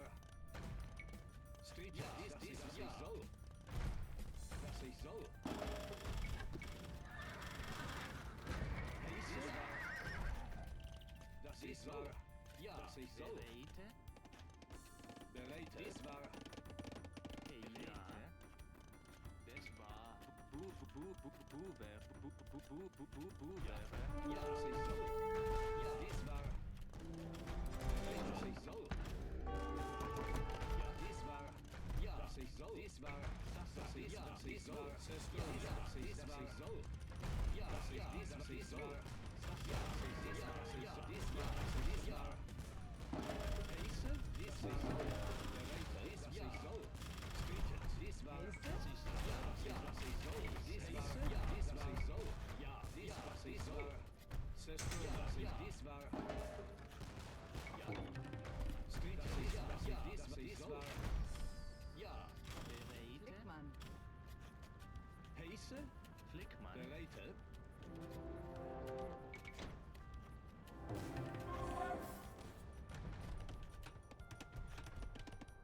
Hey, ja. Rete. Ouvert. Ouvert. Ouvert. Das ich, ja, das ich soll. Das war, das ich soll. Ja. Das war... Das, ja, das ist, was ich soll. Ja.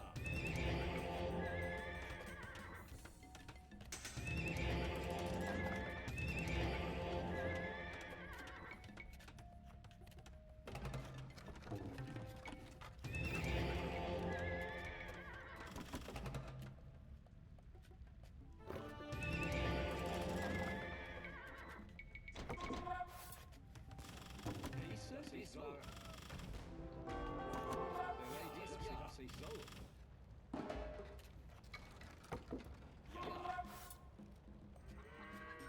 was ich soll. Bereit, was ich soll. Heiße? Ja. Heiße? Ja, bereit. Das ist, was ich soll. Das war... Heiße? Bereit, ja, das ich soll. Das war... Heiße? Das ich soll. Bereit, das ich soll. Ja, das war... Ja. Bereit, das was ich soll. Sister, das was ich soll. Das ist das was ich soll. Das ist das was ich soll. Ja, das was ich soll. Das ich soll. Heiße, das was ich soll. Das was ich soll.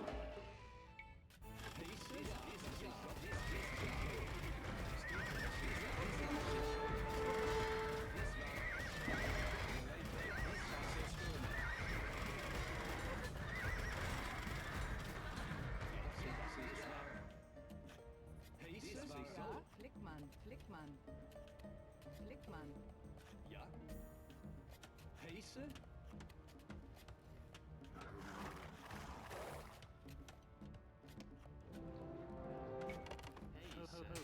Bereite. Over. Bereite?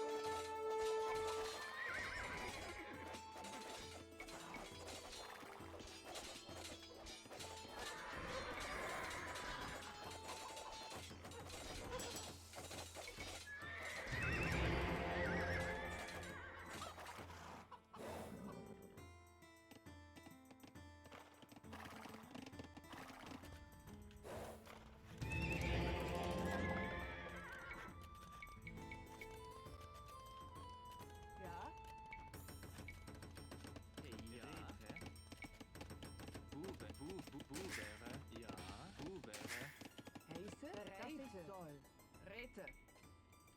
Ouvert.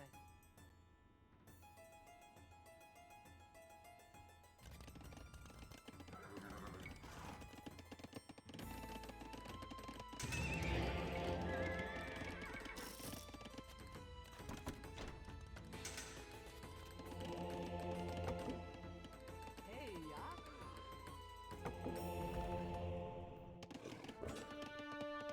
Ja, Holzer.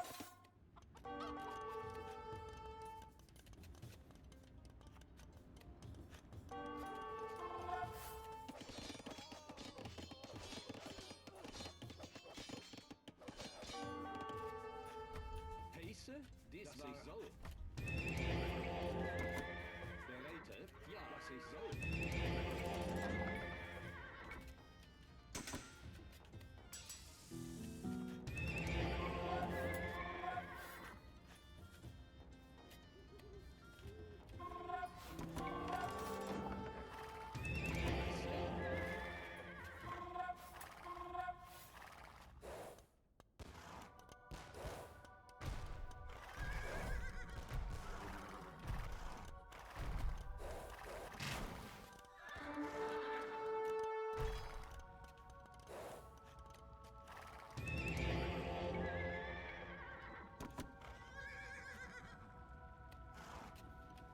Ja.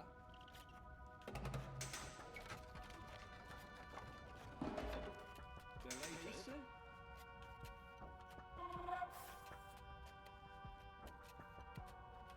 Ja. Bereitet. Ja.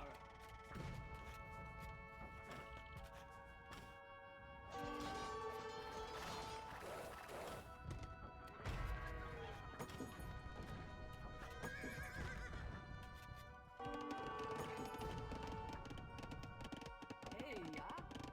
Ouvert.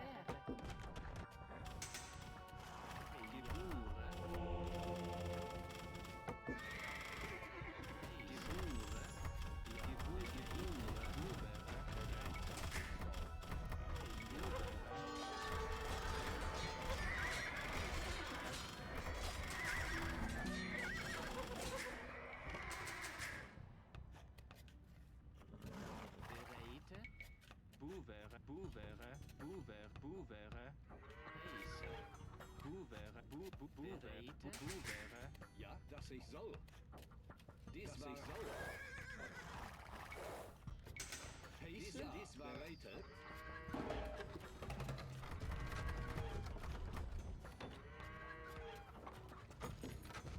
Ja, ja, das war.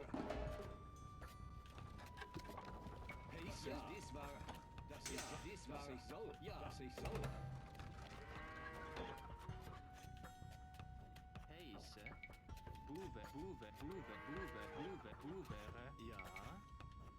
Ouvert.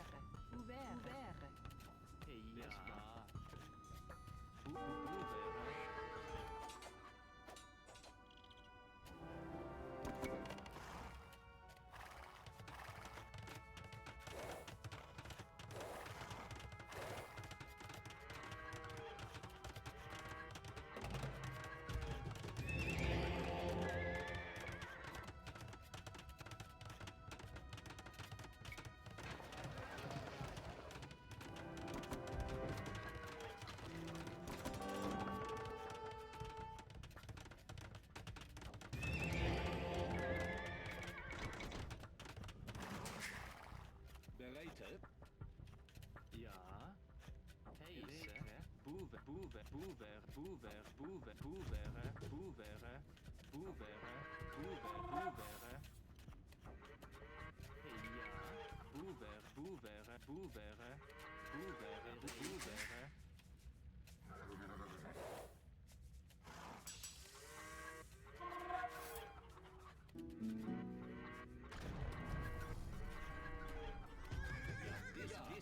Das ist so.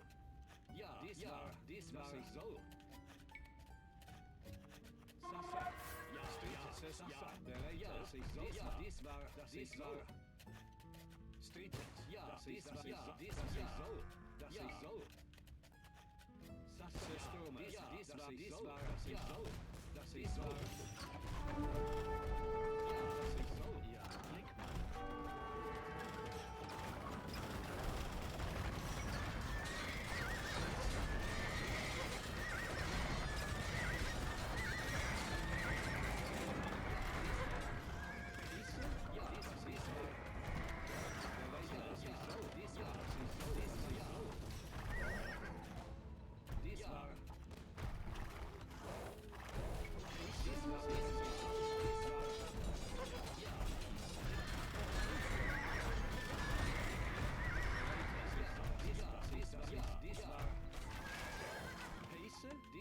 das war so.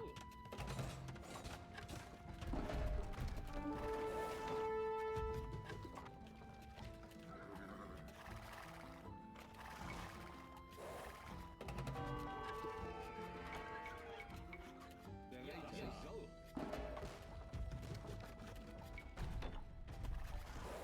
Ja, dies war so. Dies war so. Ja, dies war so. Ja, dies war streetet. Ja, dies war.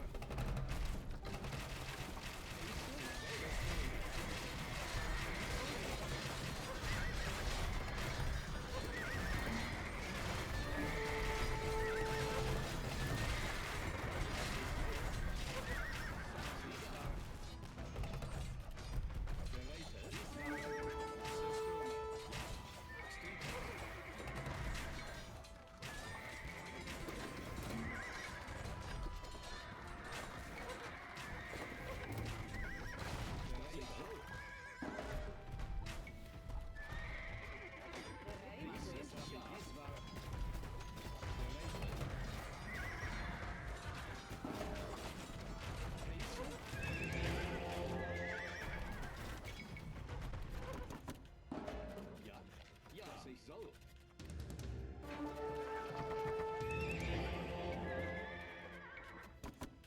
Ja, dies war bereit, dass ich soll. Dies war.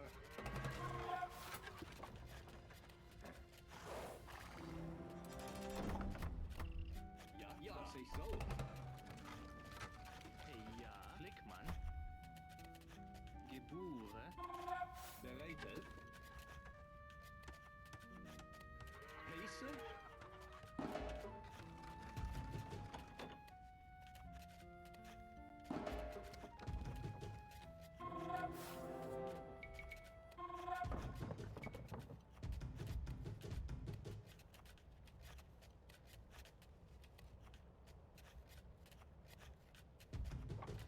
Ja, heiße. Ja, dass ich soll. Hey, ja, das war. Ouvert. Ja. Heiße? Ouvert.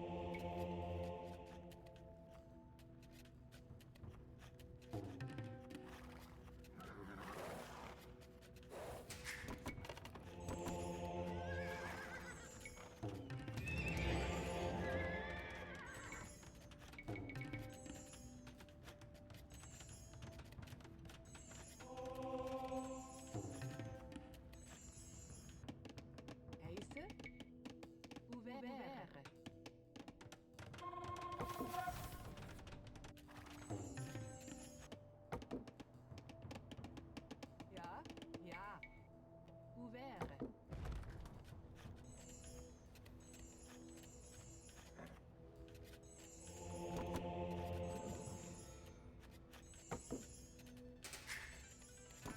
Bereitet.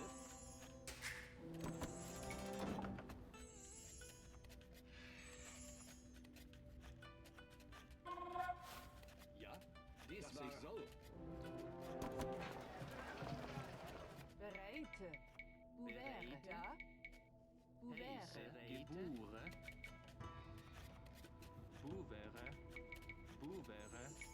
Flickmann. Bereitet. Ja.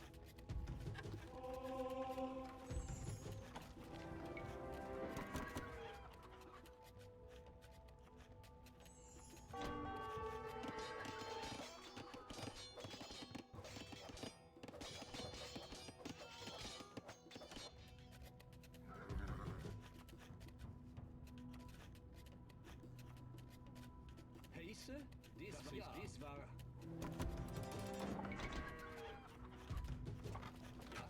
Ja. Ja.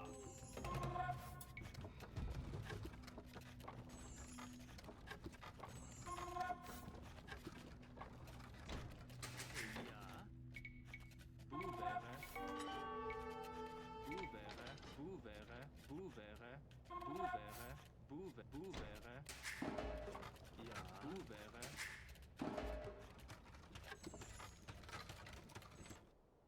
Bereite. Heese. Das ist so. Bereite. Das war Heese. Ja, das ist so.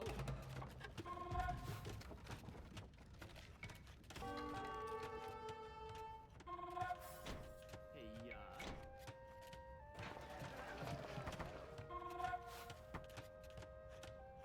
Heise. Ouvert. Ouvert.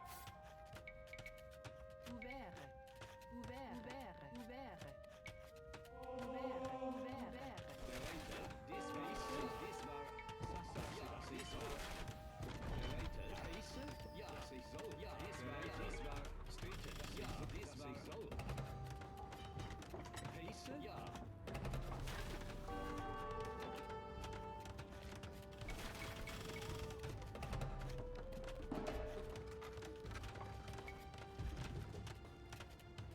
Heise. Geboren.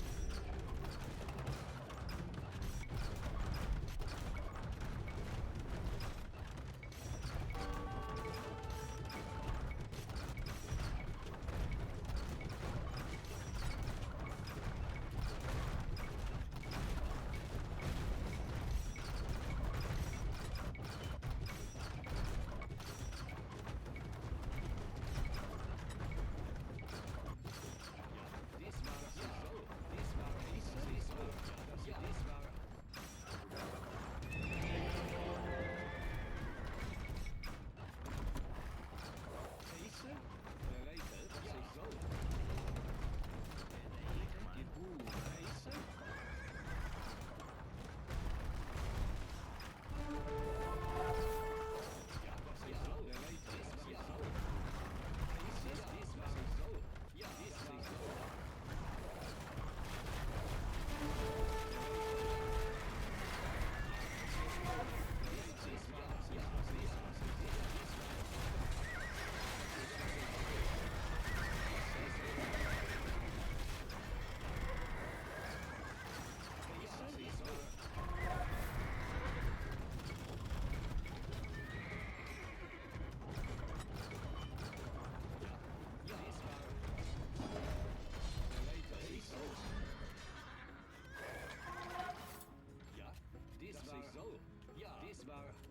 Das ist so. Das war so. Ja.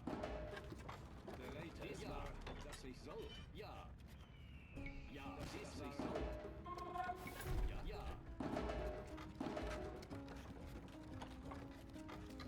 Heisse. Das war.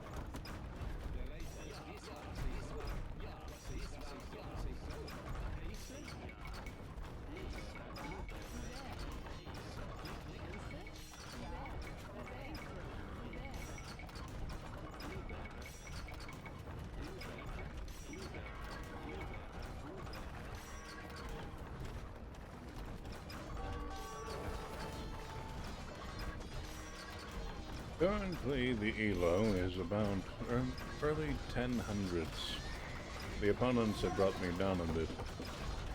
I'll need to be a little more focused to actually get back up to 1200. The highest peak, 1400. Average, perhaps 1250, 1200. Though the recent averages were 1150, so we shall see. It'll take some time to get back to where I was prior.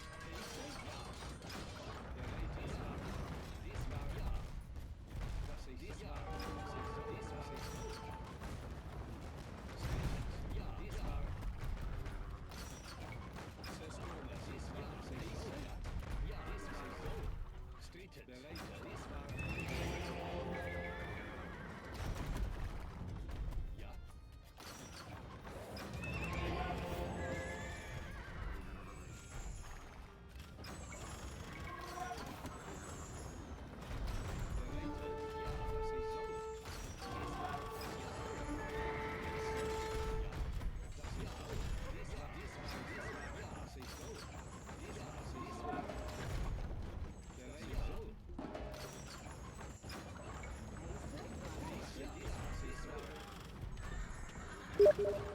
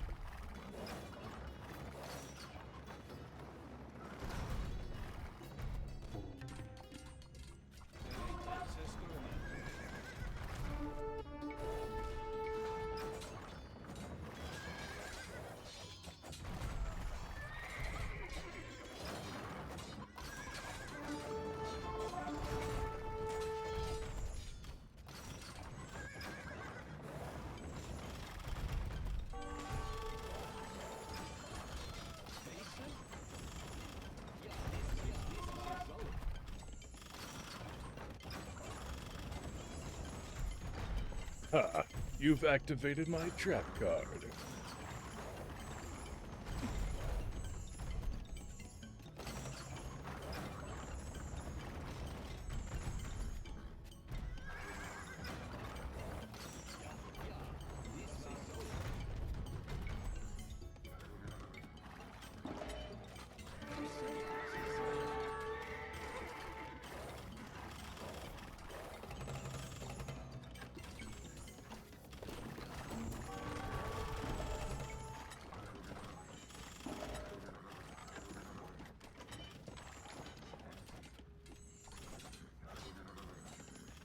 Ja, es ist wahr. Wäre. Bereiter. Das ich soll. Ja, das ich soll. Pace. Bereiter. Ja, dies war.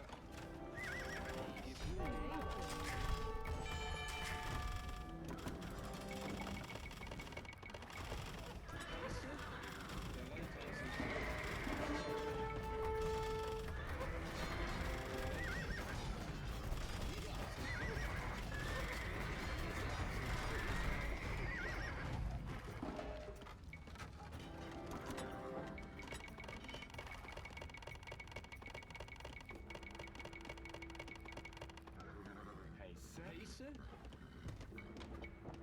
Pace. Ja, Rete. Ja, Bereiter. Ja. Rete. Ja.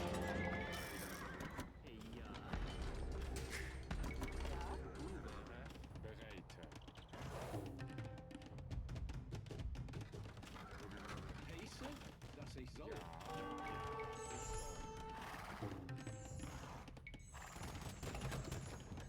Bereite. Hey, Rete. Pace. Ja, dies war. Das ich soll.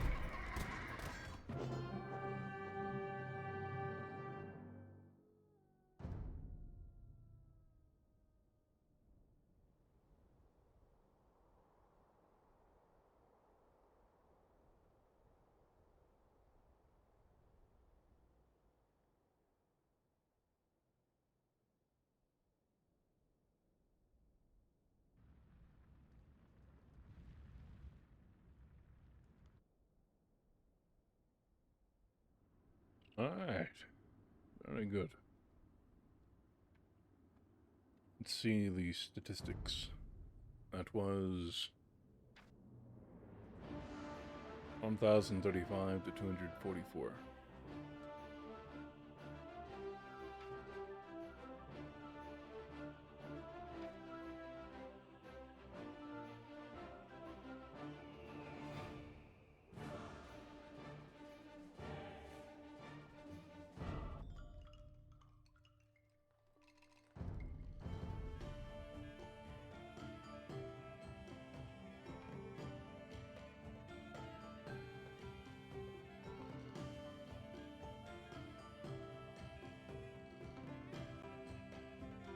Hard to top the Amato game.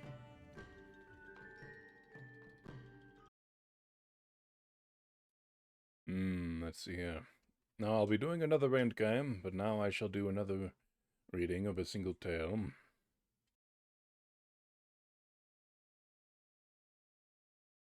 And it shall be The Raven. Thank you for the stub, Somi. Alrighty. There was once upon a time a queen who had a little daughter who was still so young that she had to be carried. One day, the child was naughty, and the mother might say that what she liked, but the child would not be quiet. Then she became impatient, and as the ravens were flying about the palace, she opened the window and said, "I wish you were a raven and would fly away, and then I should have some rest." Scarcely had she spoken the words before the child was changed into a raven, and flew from her arms out of the window. It flew into a dark forest, and stayed in it a long time, and the parents heard nothing of their child. Then one day a man was on his way through this forest, and heard the raven crying, and followed the voice. And when he came nearer, the bird said, "I am a king's daughter by birth, and am bewitched. But you can set me free." "What am I to do?" asked he. She said, "Go further into the forest, and you will find a house, wherein sits an aged woman, who will offer you meat and drink. But you must accept nothing, for if you eat and drink anything, you will fall into a sleep, and then you will not be able to set me free. In the garden behind the house there is a great heap of tan, and on this you shall stand and wait for me. For 3 days I will come every afternoon at 2 o'clock in a carriage, and on the first day 4 white horses will be harnessed to it. Then 4 chestnut horses, and lastly 4 black ones. But if you are not awake, but sleeping, I shall not be set free." The man promised to do everything that she desired, but the raven said, "Alas, I know already that you will not set me free. You will accept something from the woman."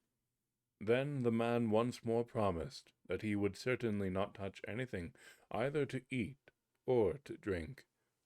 But when he entered the house of the old woman came to him and said, "Poor man, how faint you are! Come and refresh yourself, eat and drink."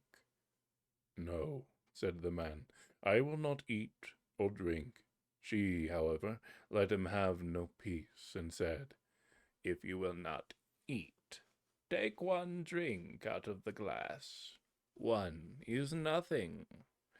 Then he let himself be persuaded, and drank. Shortly before 2 o'clock in the afternoon, he went into the garden to the tan heap to wait for the raven. As he was standing there, his weariness all at once became so great that he could not struggle against it, and lay down for a short time. But he was determined not to go to sleep.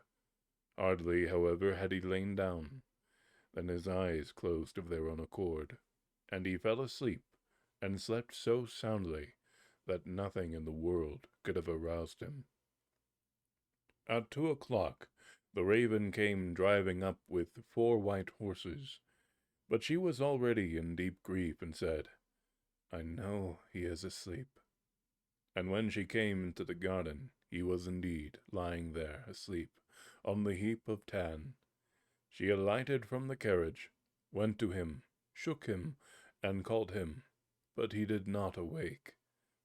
Next day about noon, the old woman came again, and brought him food and drink, but he would not take any of it.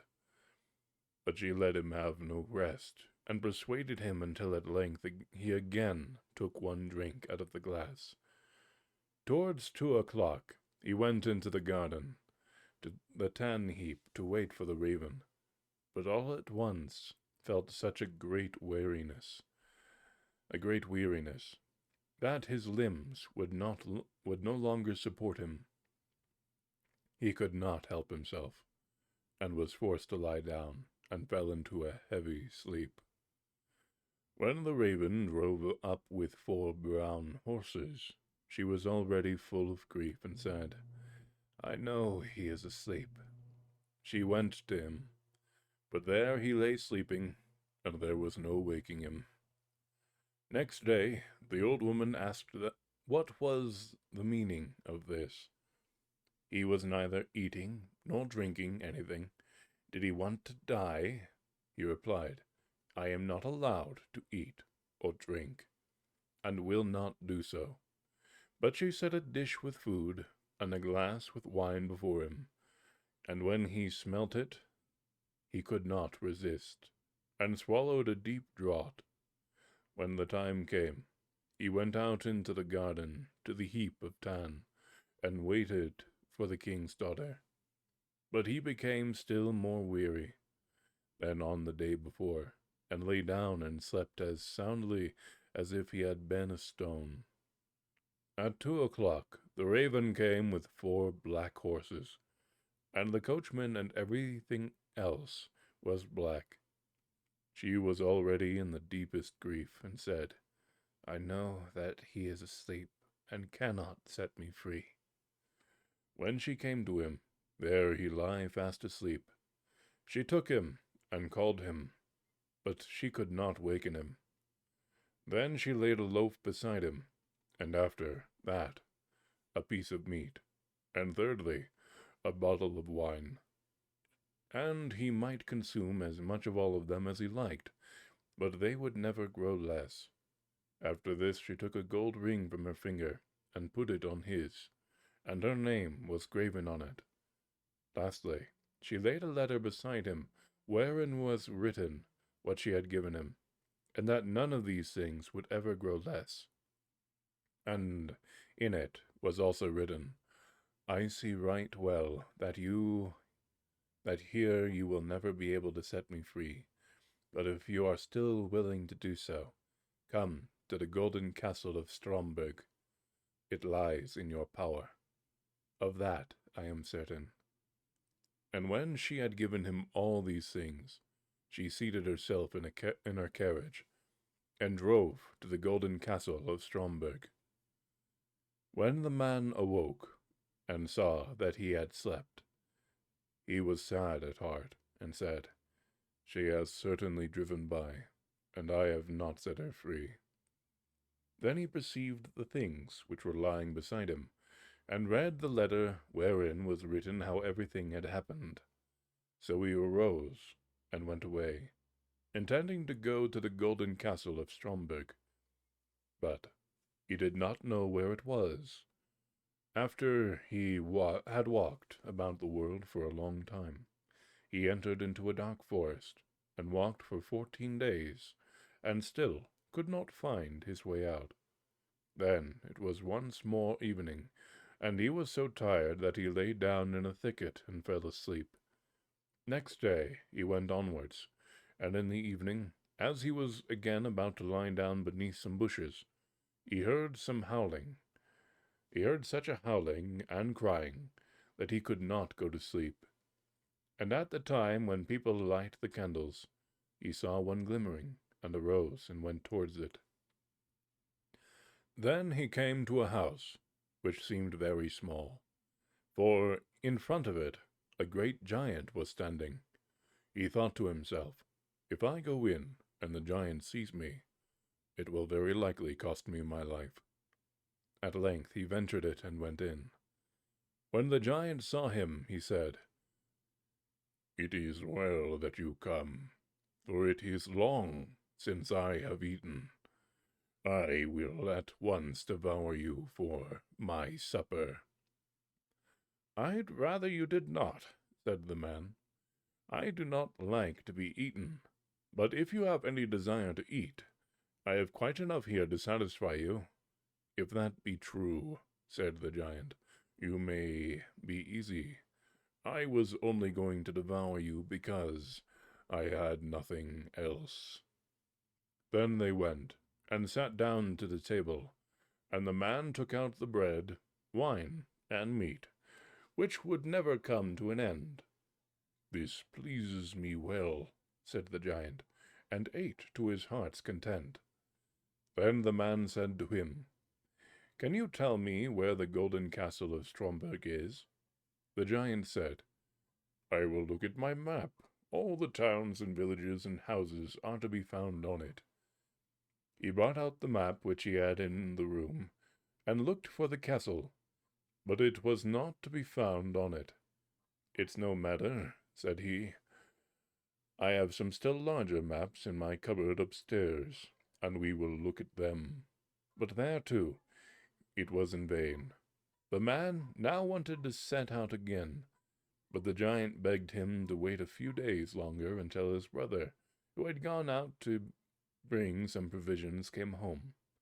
When the brother came home, they inquired about the golden castle of Stromberg.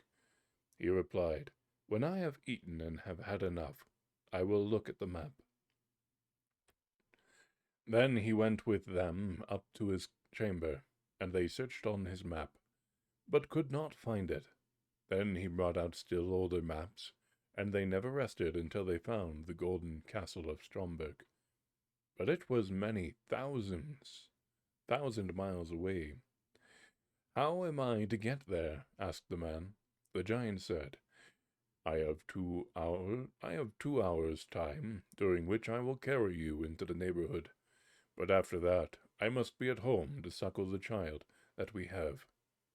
The giant carried the man to about 100 leagues from the castle and said, "You can very well walk the rest of the way alone." And he turned back. But the man went onwards day and night, until at length he came to the golden castle of Stromberg. It stood on a glass mountain, and the bewitched maiden was driving in her carriage round the castle, and then went inside it. He rejoiced when he saw her, and wanted to climb up to her, but when he began to do so, he always slipped down the glass again. And when he saw that he could not reach her, he was very worried, and said to himself, "I will stay down here below, and wait for her." So he built himself a hut, and stayed in it for a whole year, and every day saw the king's daughter driving about above, but could never reach her. Then, one day he saw from his hut 3 robbers who were beating each other, and cried to them, "God be with you." They stopped when they heard the cry, but as they saw no one, they once more began to beat each other, and that too most dangerously. So he again cried, "God be with you." Again they stopped, looked round about, but as they saw no one, they went on beating each other. Then he cried for the 3rd time, "God be with you," and thought, "I must see what these 3 are about," and went thither, and asked why they were beating each other so furiously. One of them said that he found a stick, and that when he struck a door with it, the door would spring open. The next said that he had found a mantle, and that whenever he put it on, he was invisible.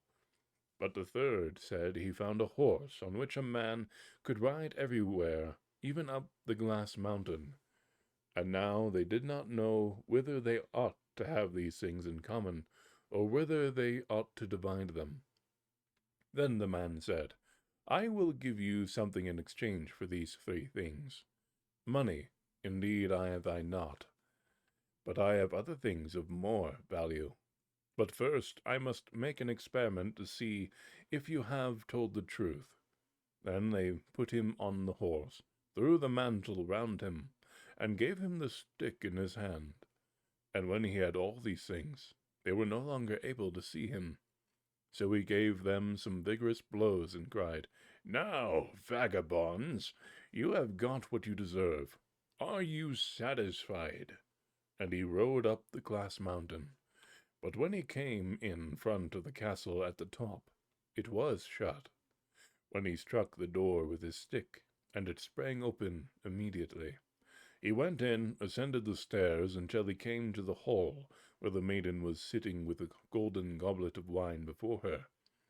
She, however, could not see him because he had the mantle on, and when he came up to her, he drew from his finger the ring which she had given him, and threw it into the goblet so that it rang. Then she cried, "That is my ring, so the man who is to set me free must be here." They searched the whole castle and did not find him, but he had gone out and seated himself on the horse and thrown off the mantle. When they came to the door, they saw him and cried aloud in their delight. Then he alighted and took the king's daughter in his arms. But she kissed him and said, "Now have you set me free, and tomorrow we will celebrate our wedding." The end. That was Grimm's Fairy Tales, The Raven. Ugh, I must drink water.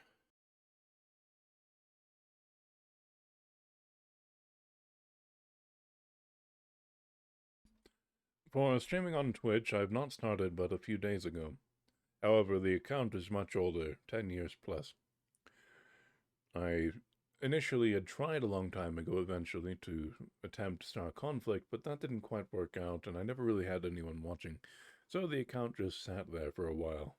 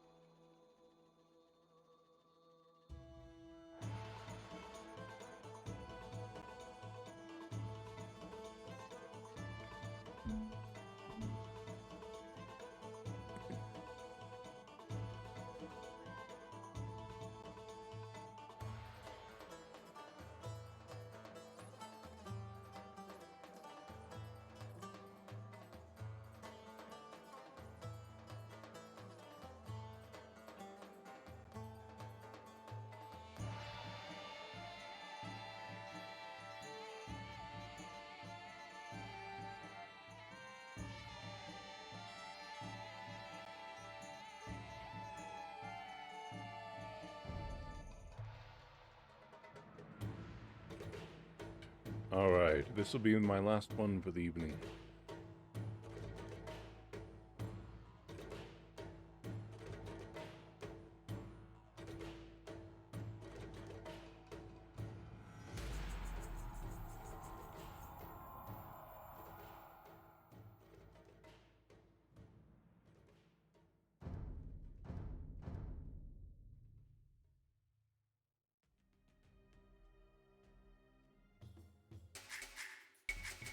Ja.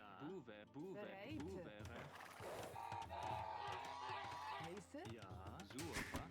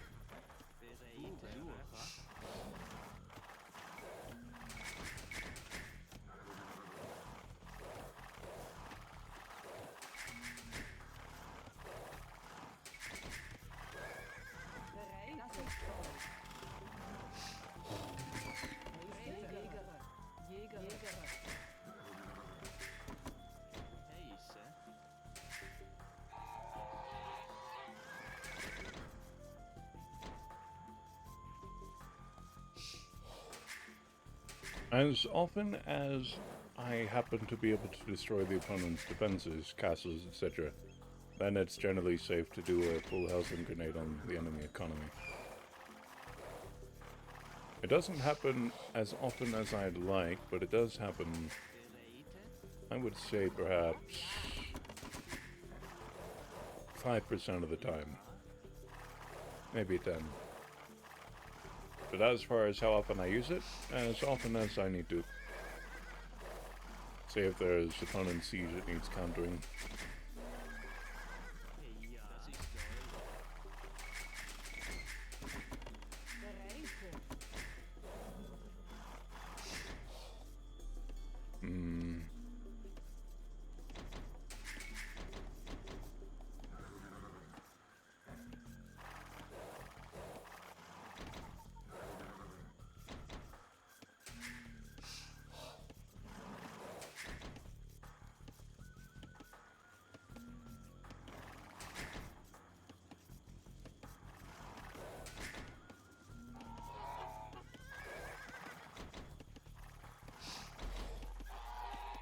Heise? Hey, ja. Heise. Woche. Heja. Jägere. Jägere. Ja. Buvere. Suche.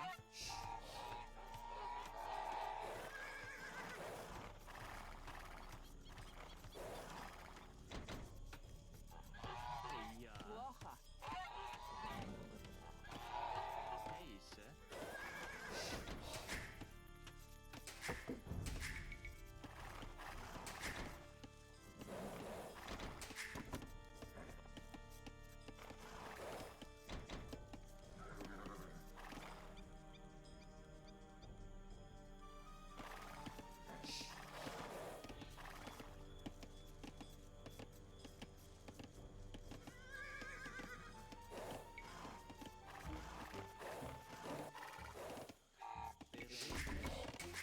Ja, das ist toll. Hey, ja. Suche. Das ist toll. Ja. Suche. Heise? Suche. Bereite. Holzer. Ja, Holzer. bereite. Ja.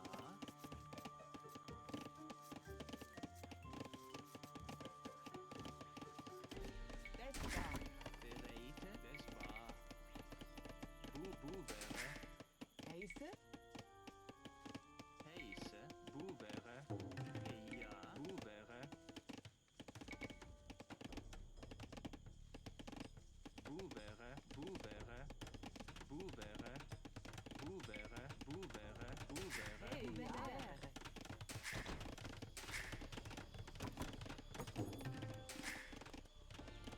Bereite.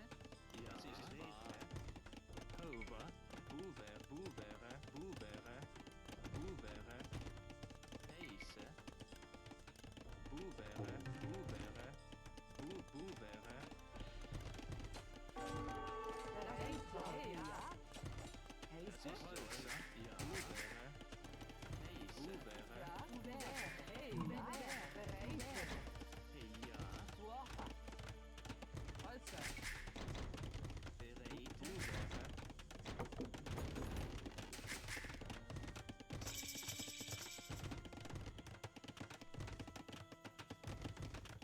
Heise? Uber. Ja, Hover. Heise? Auber. Ja. Hover. Bereite. Hey, ja. Uber. Auber. Ja. Das war. Das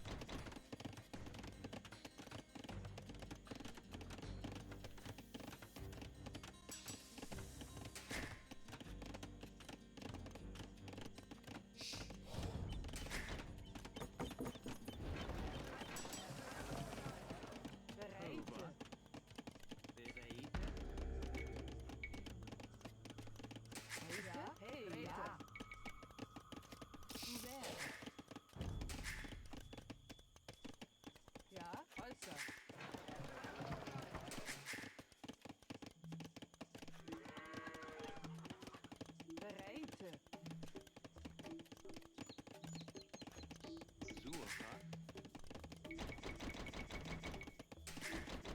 Hey, ja. Heise. Hey, ja. Das ist toll. Hey, ja. Ja. Ja, bereite. Heise. Hey, ja. Du wäre. Also, ja. Bereite. Du wäre. Gebure. Ja. Du wäre. Gebure. Bereite. Gebura. Gebura. Bereite. Du wäre. Gebure.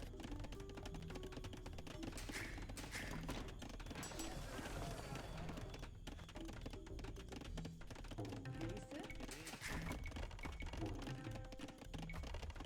Hey, ja. Heise.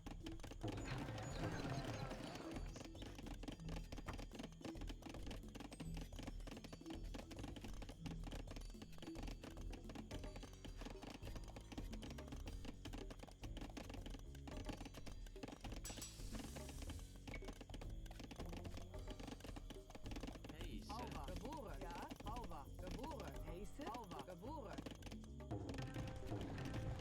Bereite.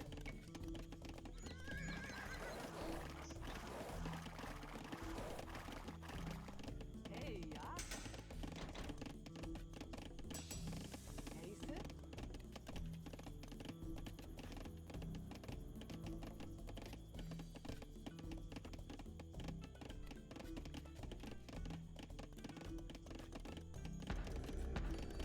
Bereite. Geboren.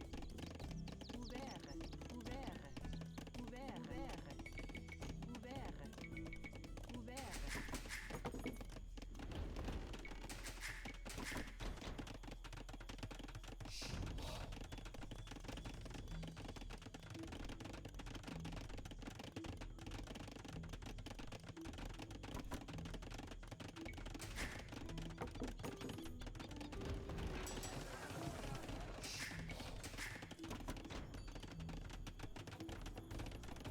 Ja. Du wäre. Hey, wäre. Ja. Bereite. Ja. Geboren. Heise. Geboren. Hey, ja.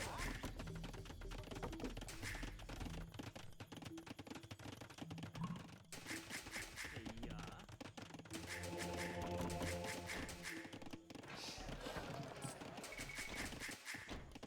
Bereite. Heise. Hey, ja. Ja. Bereite. Gebura. Hey, ja. Gebura. Ja. Hey, ja. Du wäre. Bereite. Bereite. Ja. Heise. Gebura. Gebura. Heise. Du wäre.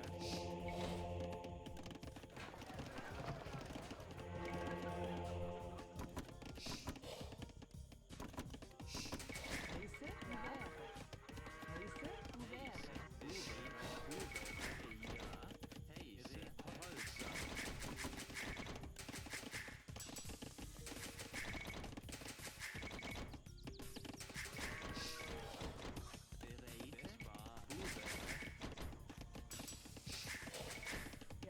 Du wäre. Bereite. Hey, ja. Ja.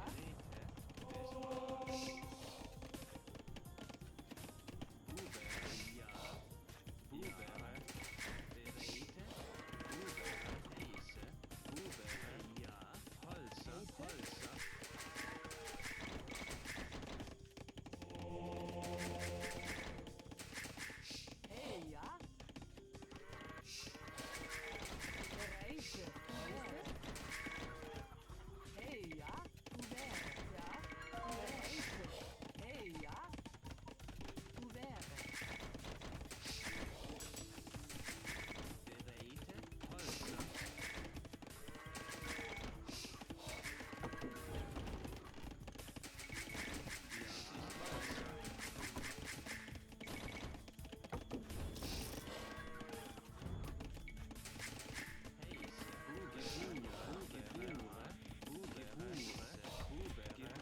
Heise. Du wäre. Geboren. Du wäre. Geboren. Bereite. Geboren.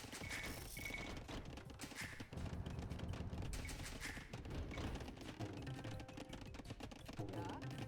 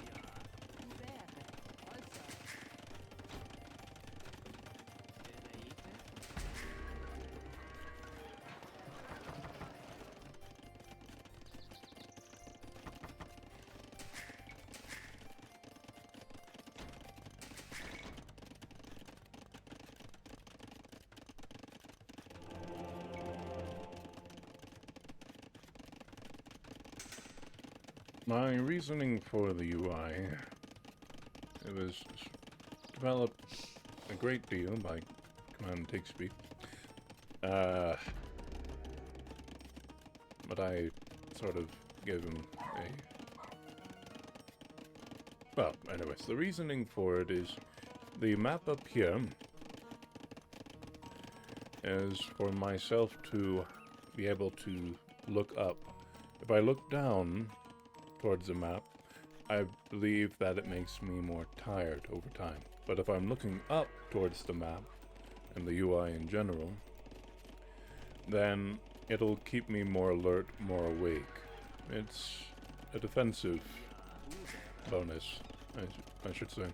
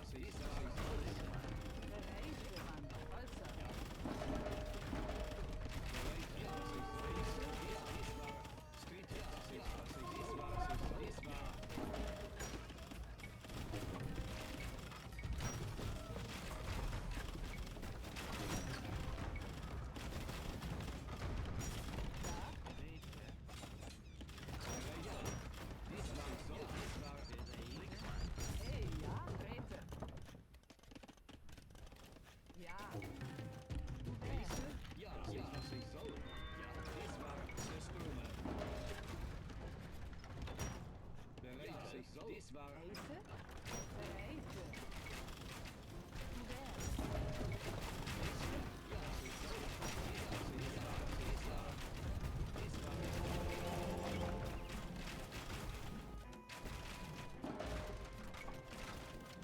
Hey, ja.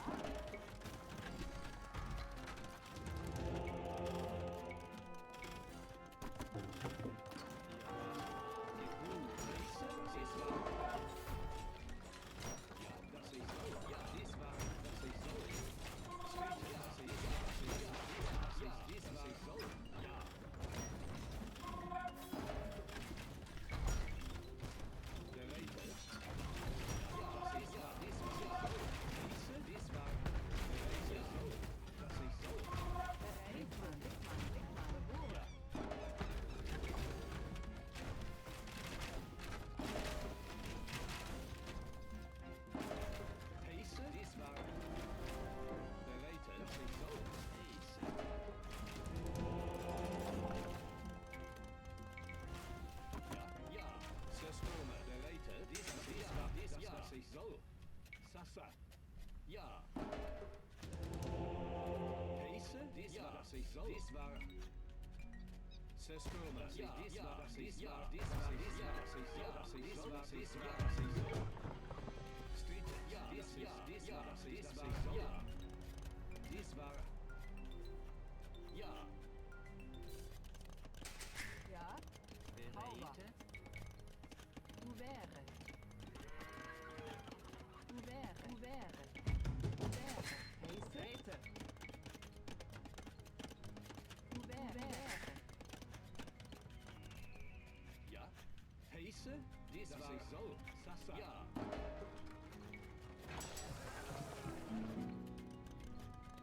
Bereite. Dies war, das ich soll. Ja. Dies war, ich soll. Das ich war, das ich soll. Dies war, ich soll. Sasa. Ja. Dies war, das ich soll. Dies war, das ich soll. Street.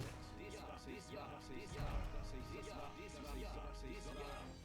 Zerstörung. Dies war, ich soll. Heise. Das ich soll.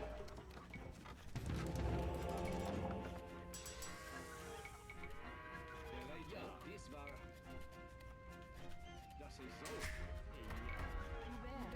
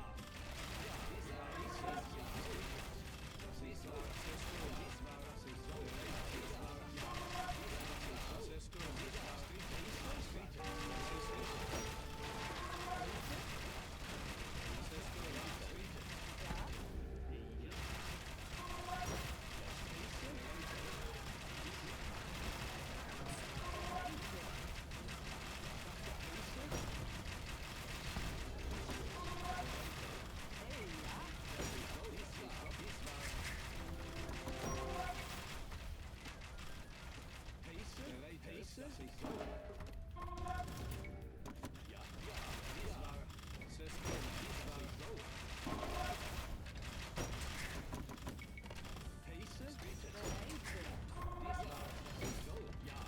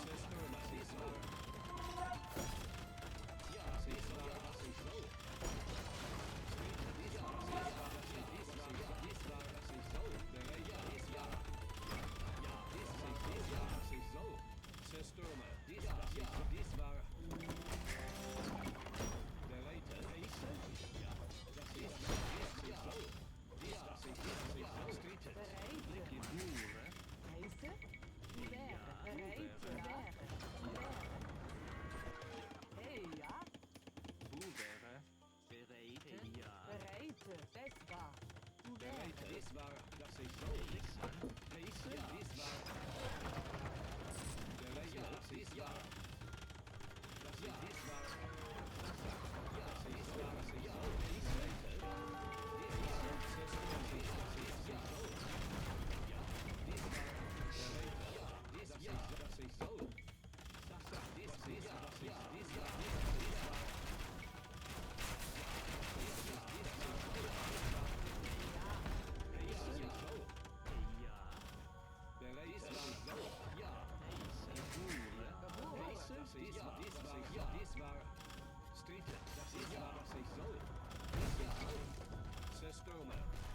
dies war.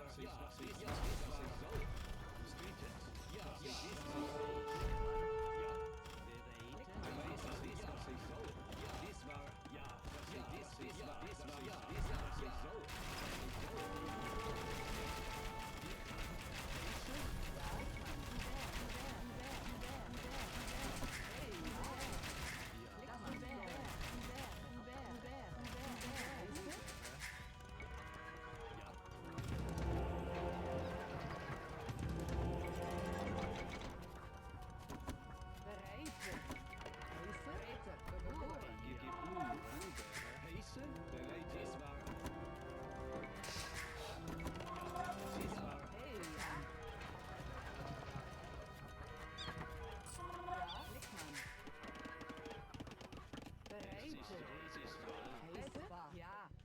Das ich soll. Ja. Buvere. Pace. Dies war.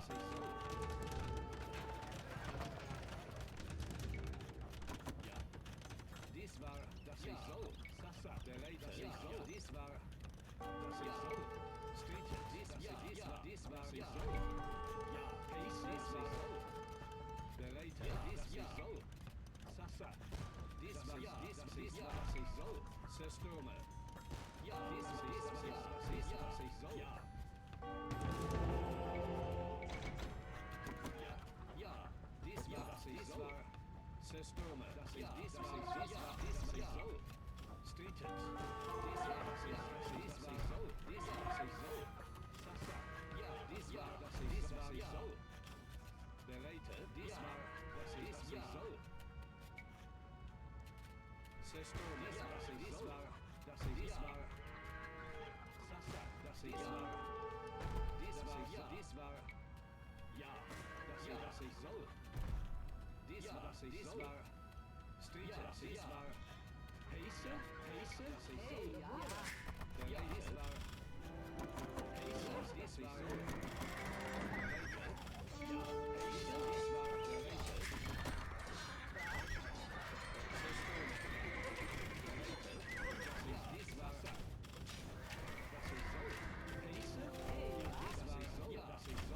Pace. Dies war.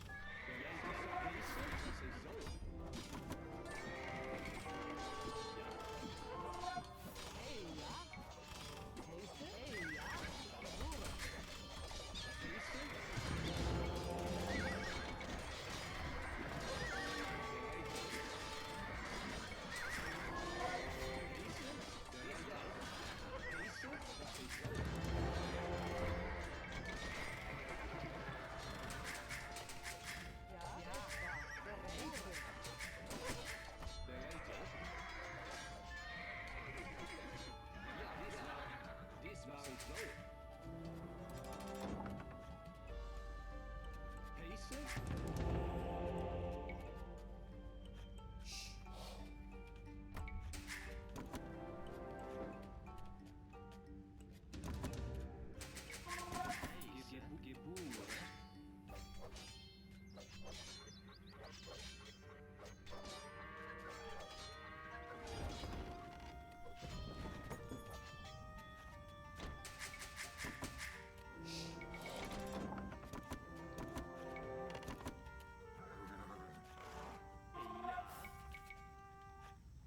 Buvere. Gebure.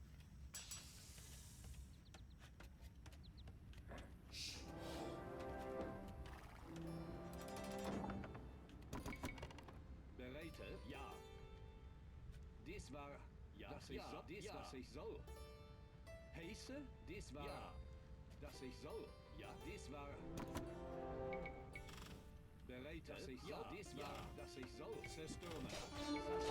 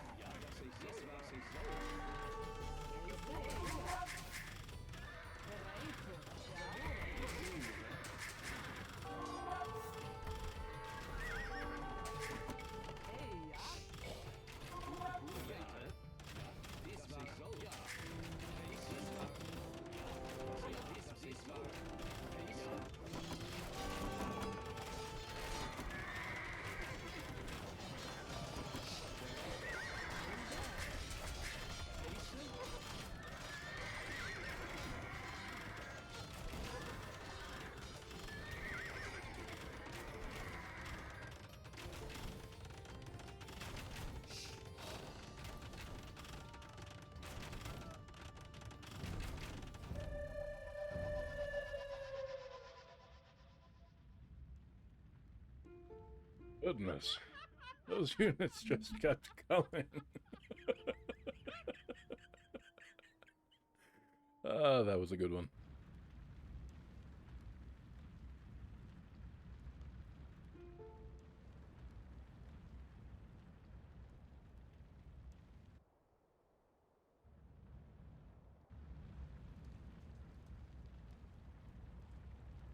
After I had lost my scorpions, it was hard to do much of anything defensive. My bombard cannons would just be sniped by the light cavalry. And when he kept sending in rams and putting in the archers, it was too much. But at the same time, I would say it was defensible. I just didn't have it in me.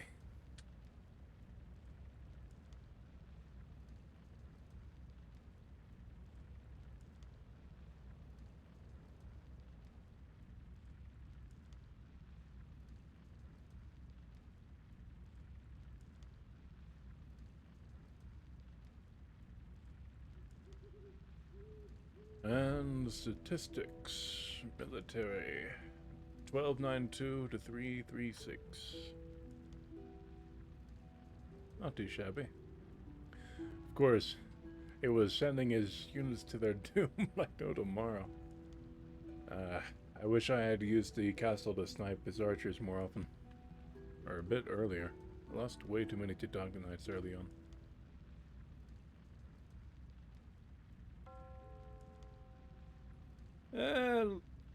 Low map control in the late game isn't much of an issue. Having a, well, for one, I needed to make sure I got my golds, but unfortunately those were taken on early on. In that sense, map control for those is important.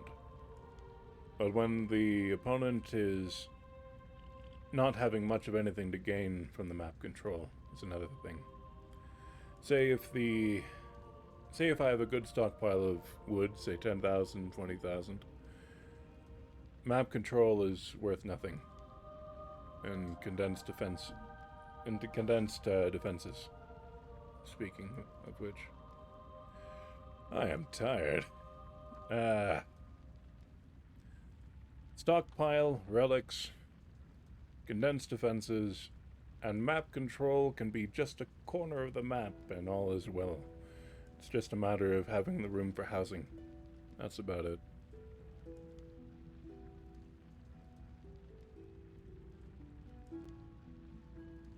Ah, serpent. I'd be up for it.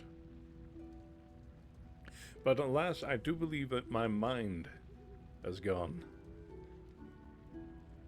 That being said, come tomorrow, maybe 4 hours earlier from now. I think I'd be open for it.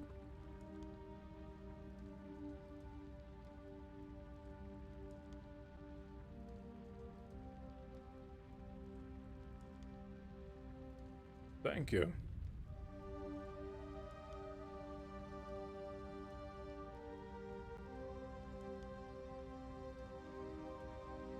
And let me take a look through the chats real quick.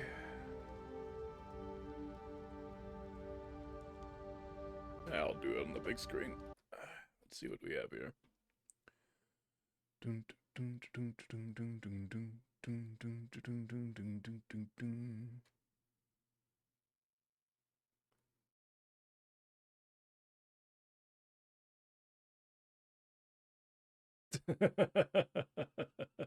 It'd have been crazy if that were the first one. Out of 8 hours, that would have gone like what? 12-hour game or something? Anyways.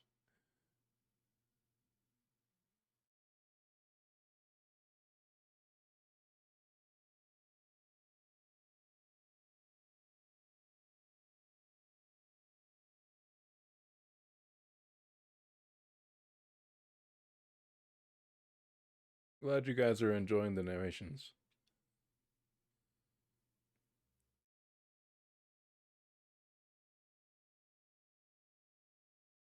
Normally, I would like to increase the pop as much as possible. Low villager count isn't much of an issue so long as I can keep the military count up. But being low on both is an issue.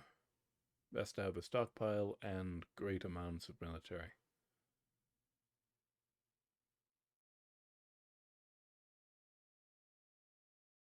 Welcome to the chat, Sick. Well,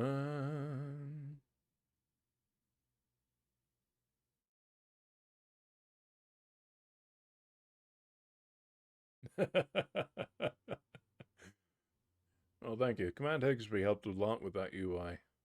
He set it up and everything for the most part. I just drew out what I wanted.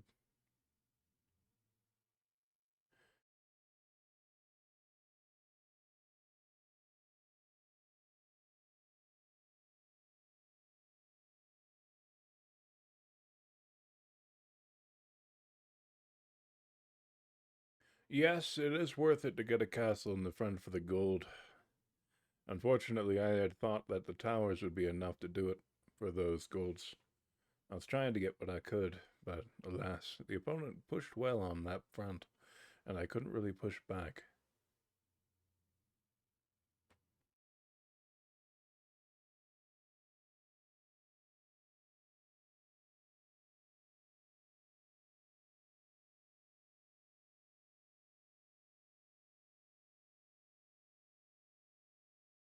Aye, it can be very fun. Let's see here. Who do you guys want to raid? Let me see.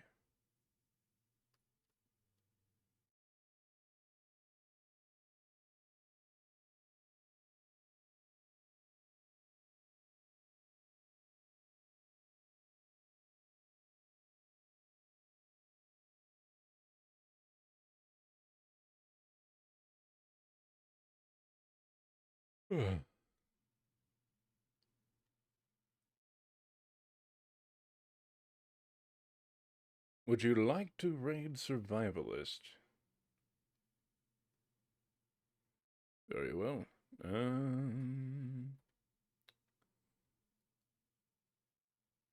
Bring this down here so I can read at the same time. Survivalist AoE2 DE and /raid. I hope this works.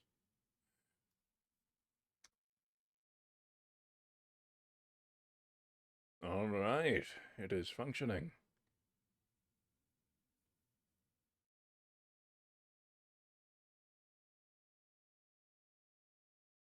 Rest well. Although, I will say survivalist tips have helped me a little bit. Or a good amount, I should say. The Castle Age push when the opponent rushes Imperial with the high cost has saved me a few times, and it's gotten me the relics if the opponent has also gotten them on their way to Imperial. He's a good guy. Alright, I wish you all a good well.